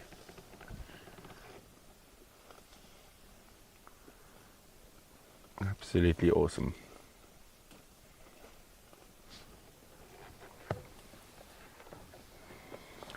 So we've got 3 females of different ages up ahead. We've got a nice adult female. And then I'm guessing, I'll have to double check with Hanu, but the female closest to us is probably around nearing sexual maturity, and then a little one probably just around 2. I'm pretty sure the big boy's been harassing them for quite some time, so I'm taking this opportunity to sort of skedaddle and see if big boy realizes. I did know that, Carol, that unicorns are the national animal of Scotland. It's of course because unicorns were said to be able to kill lions, and the national animal of England is of course a lion. And from the mythology, that's where that comes from. See, he's hot on the tail. He's hoping that that female will be ready for mating soon. And she's just defecated there, so he's smelling. We might even get a bit of rhino phlegm and grimace, which is quite funny because they really do struggle to lift their lips. You also might do a little mark on it. Oh, he's phlegm and grimacing in the wrong direction.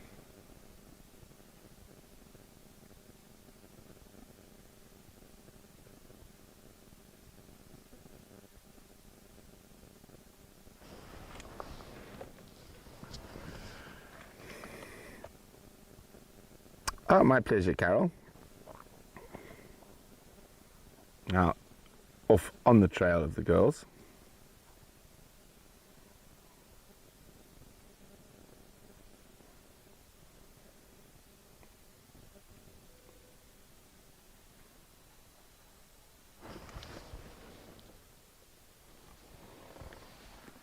Now we've got a bird at a time. I think they're going to move around and probably try to come out at Lamunda, and so let's swing around. Well, there is something at the dam.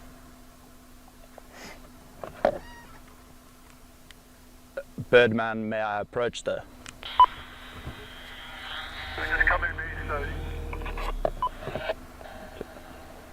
So we're going to have to just try to do this. Apparently we've got to keep very quiet, very still.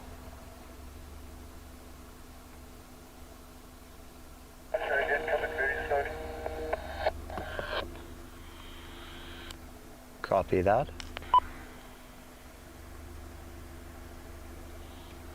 Don't think we can go much slower, can we? I think we're doing okay.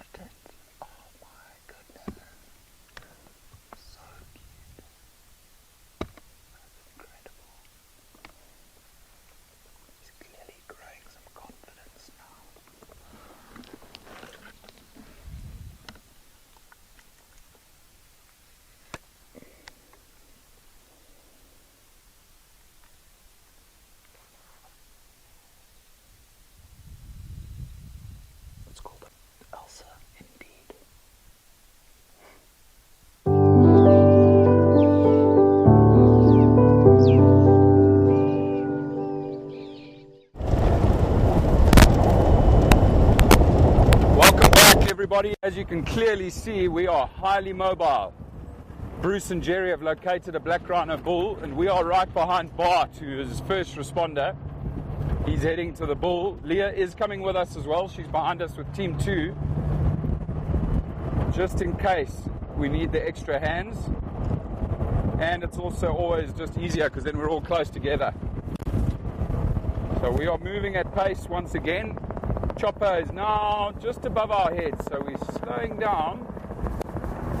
Didn't have to go too far from where we were.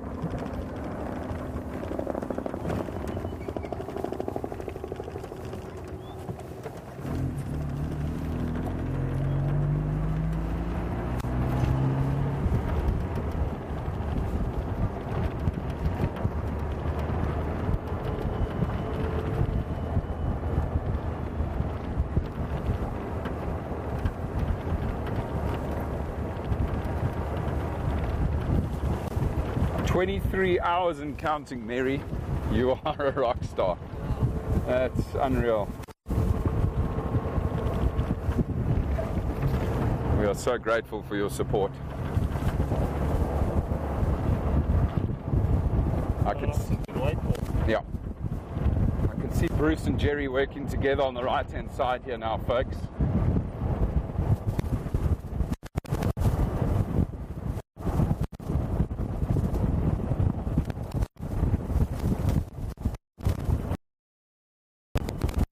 Let's just hope we don't have to go down one of those narrow roads with lots of stumps.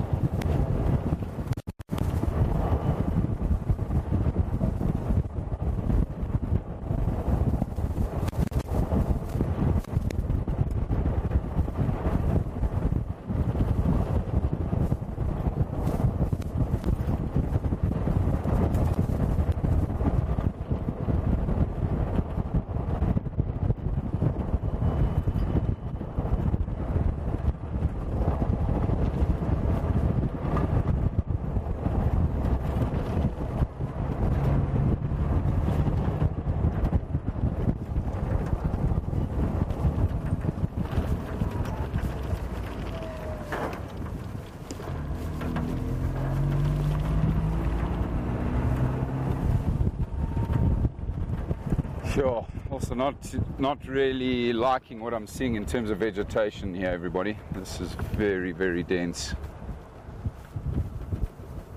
Now, what we've seen is these black rhino, just as the last tail end of the drug takes effect, they pick a line and they go, and usually the only thing that stops them is a tree. They're often getting themselves wedged into trees. Naturally, black rhino, when they feel threatened, dive through bushes and try hide. It's not uncommon for them, even naturally, if they weren't under the effects of the drug, to dive through trees, through bushes.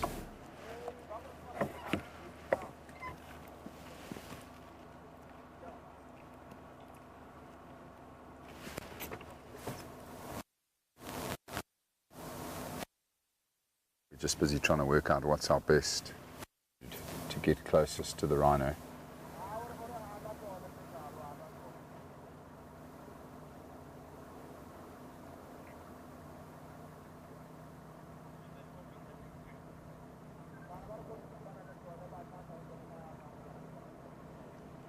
I think what's happening is our guy on the ground, one of the farm rangers here, one of the field rangers, is communicating with a second field ranger who is in the fixed wing with Bruce.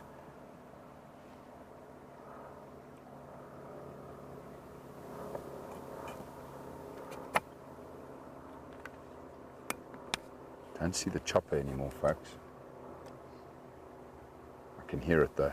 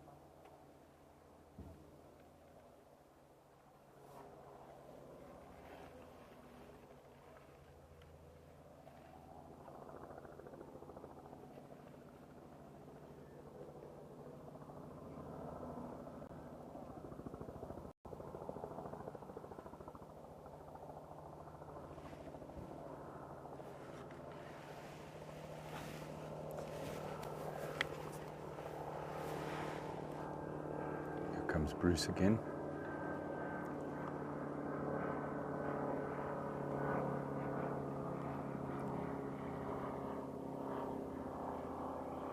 So Bruce has one of the most important jobs, everybody up there. He obviously very often is the one finding the rhinos for us. He then maintains visual of the rhinos that we're working on, and at the same time he's also keeping the ground team safe. So he's up there watching for things like elephant, other black rhino that might be moving towards the vehicles, and especially when we're on foot, when we're walking in. So he is just completely invaluable to have with us here. And you'll see he just circles around the area where we've stopped. He just keeps doing the same loop. It's quite amazing. I don't know how he doesn't get sick up there, being in that plane the entire day. It's incredible.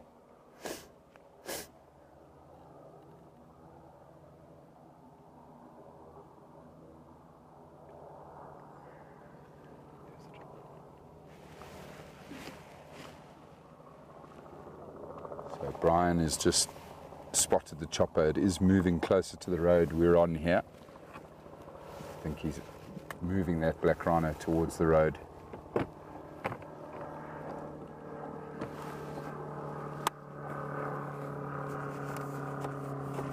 Thanks.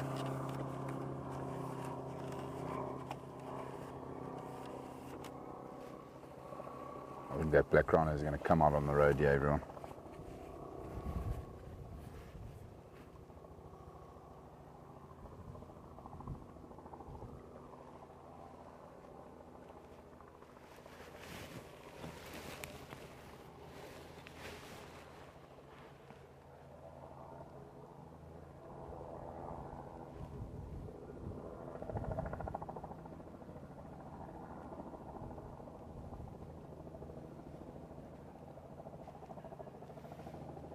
He's turned him.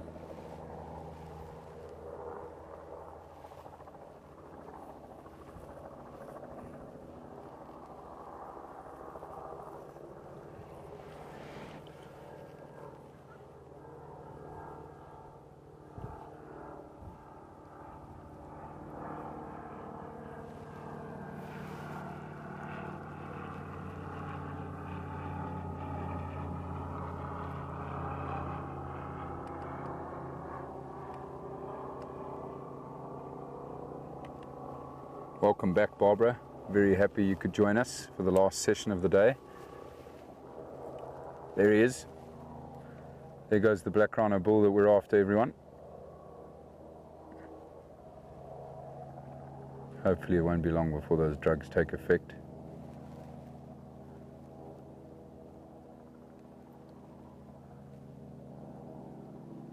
It's been remarkable seeing this many black rhino. My goodness.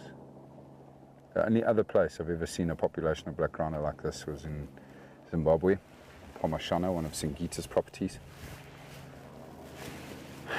We saw a lot up there, saw lots of signs of others as well. But this has just been incredible. There are loads of black rhino on this farm.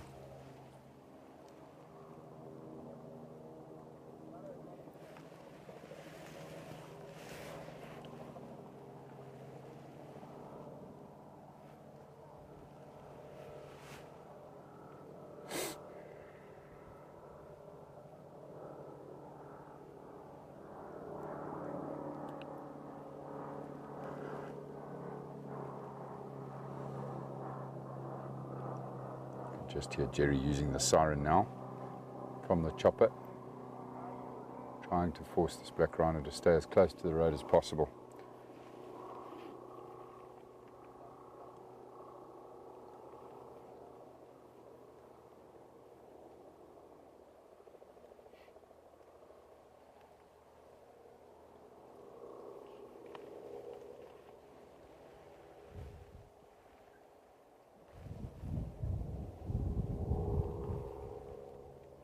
This might be the last animal we do for the day, everybody. Unless Bruce can find another one pretty quickly and Leah can respond to a second animal.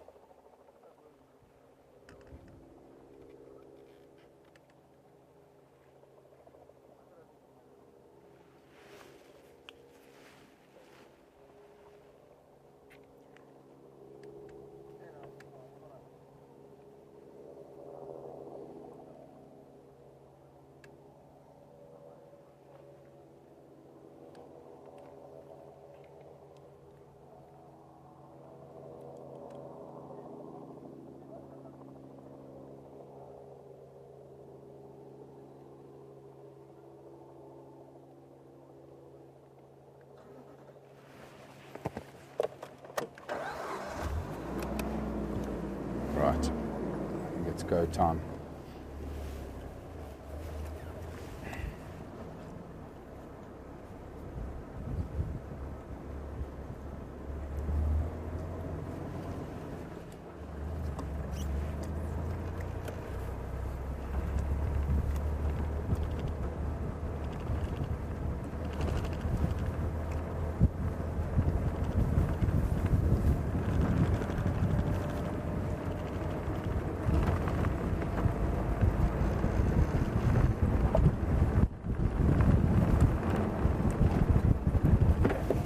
Look at all the porcupine quills here, everyone. We drove past this earlier. Very possible that this is where the leopard had its final blows. You can see the chunks of flesh attached to tail. I think I can see leopard tracks there, but we don't have time for that, unfortunately, everybody. As we need to keep up with Bart's vehicle and head to this black rhino.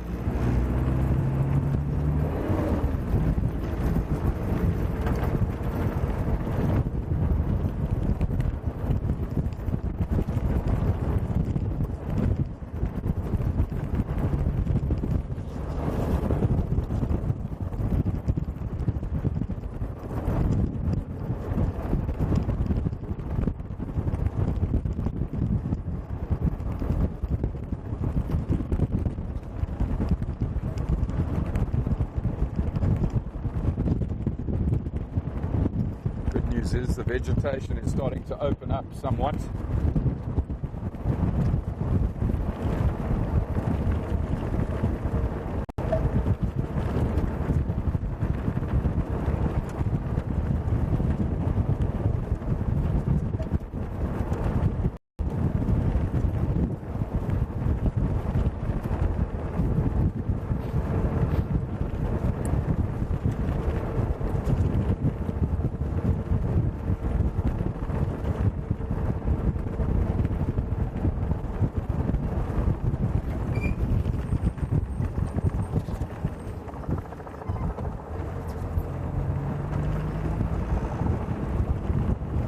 See the chopper in here to my right now.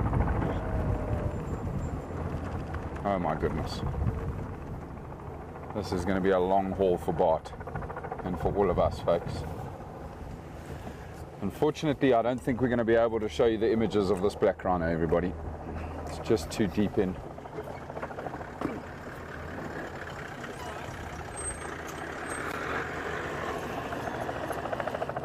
So Bart has just run in.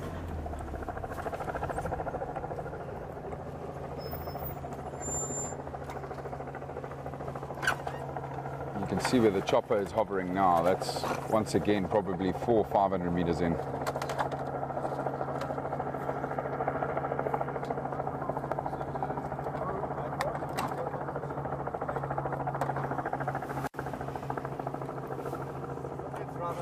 We're going to give it a bash. Why not? Right. So we're going to try, everybody. We're going to see if our booster system will work. If we can get in towards where this black rhino is. We definitely want to go in there and give them a hand regardless. So fingers crossed.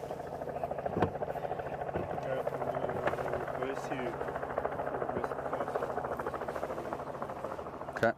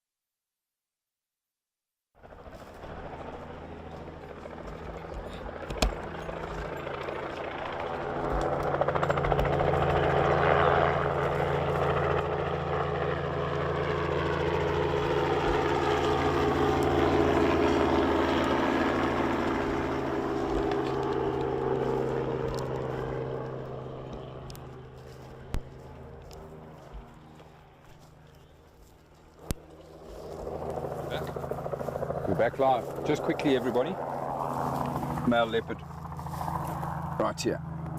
This is the culprit who killed that porcupine. Right, let's go.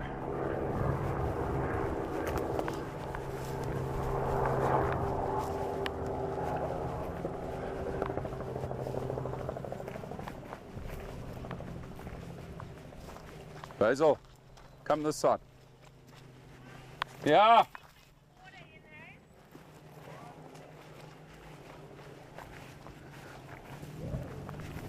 Come here. Stay with me, Basil.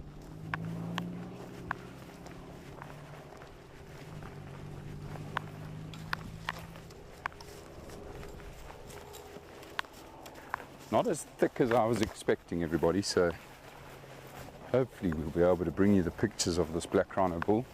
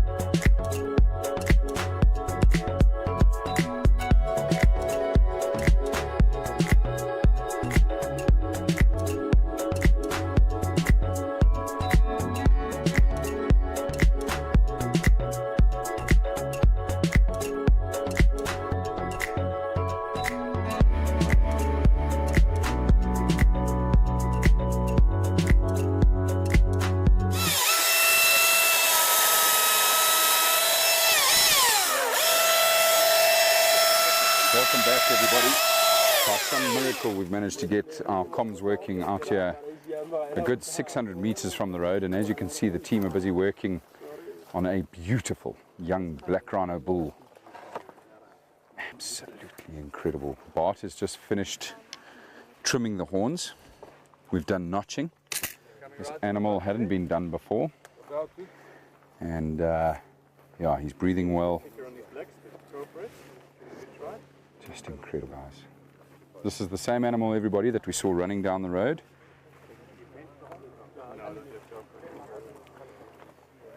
And yeah, like I say, quite a long walk in, everybody. You can see Hanno there just quickly applying the hoof oil to the horns,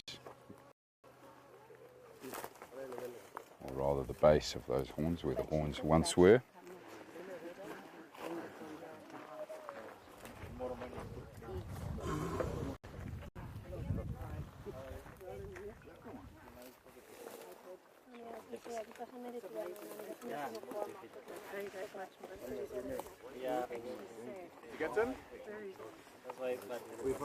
Just watch those holes around you there, Brent.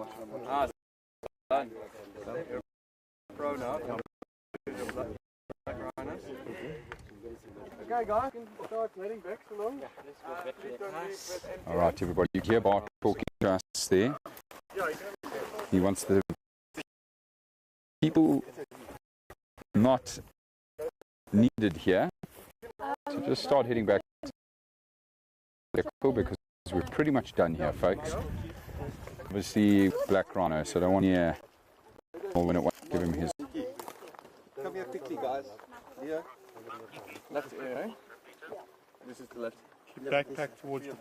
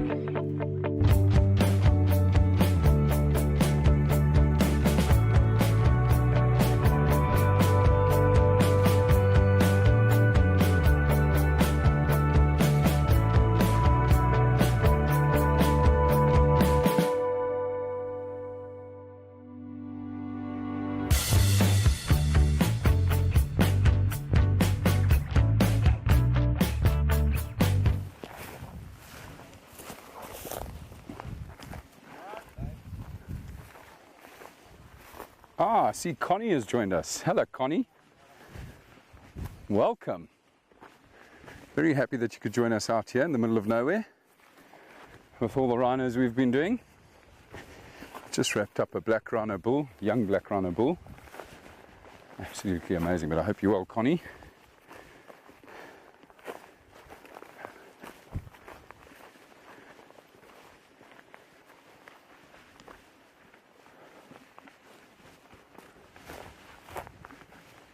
We're just busy making our way back towards the vehicle, as Bart is very soon going to be administering the reversal drug.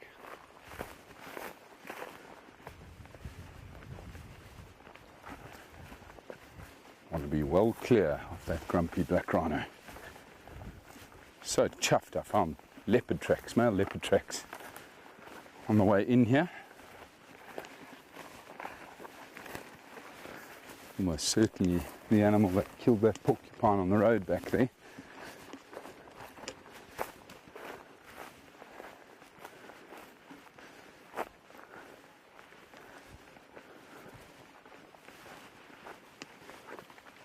This might have even been 800 meters from the road.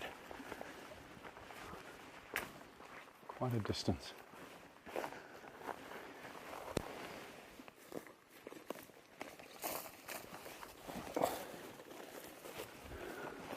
Hello everybody.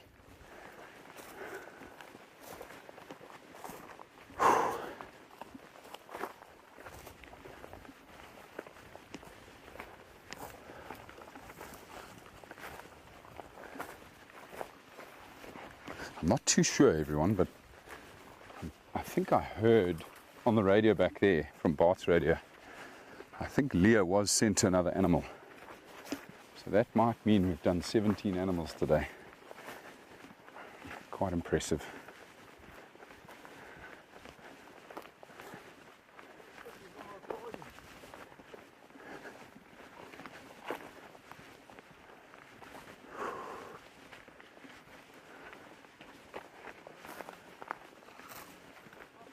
All right, almost back at the vehicle here now.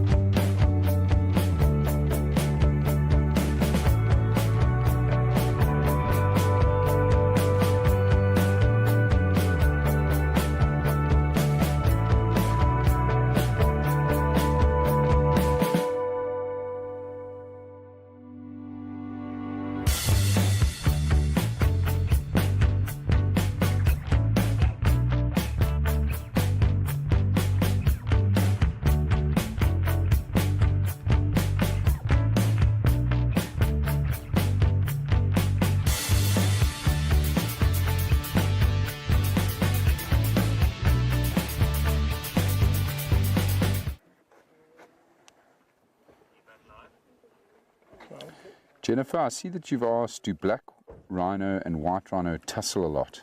No, they actually don't. They don't compete with each other at all. But they do every now and then bump into one another, of course. And I've been fortunate enough to see that only on one occasion, where a black rhino bull met up with a white rhino bull and had this most fascinating interaction where they just slowly walked together and sort of gave each other a good smell and touched each other's lips. And the black rhino spooked first, because of course the black rhino is much smaller than the white rhino. And the black rhino huffed and puffed and took off and ran away. And the white rhino simply just raised his head, watched the black rhino leave, and went straight back down to grazing again. The most incredible interaction. But no, they don't fight with each other. In fact, black rhino will sometimes even black rhino bulls will mark their dung on a white rhino bull's midden. And it doesn't bother the white rhino at all, because they are not competition for one another.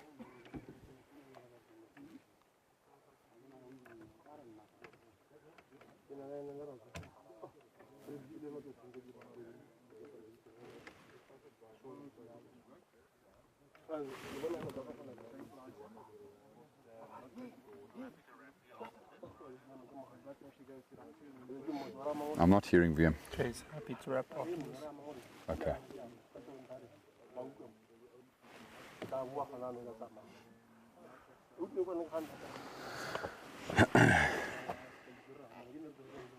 All right, everybody. I think we are going to be done for the day. Mary, you can finally go to sleep. I can't believe you've stayed with us this entire time. Thank you for an absolutely monumental day once again, folks. We hope you all enjoyed it. We're so grateful for all the support, massive numbers watching us live today. Thank you for all the amazing comments, the kind words, the fantastic questions. I'm pretty sure we're going to be heading for home now. It's already 3:30 and we haven't heard anything else on the radio, folks. Bart's back in the vehicle. Black Rhino's up. He's headed off. Fortunately, he didn't head this way. And we're going to start heading home for camp for a good hot shower and an ice cold beer. And we'll be back with you. When are we back? Saturday? Yeah, I doubt it's tomorrow. I think we're back with you all on Saturday, everybody. Yeah, so correct. Stay tuned to our social media. We'll obviously post the schedule there and inform everybody if there's any changes. But if everything goes to plan, I think we're back with you all again Saturday, 8 a.m. So we will not be live tomorrow. Tomorrow is a non-live day, but we will be back again on Saturday.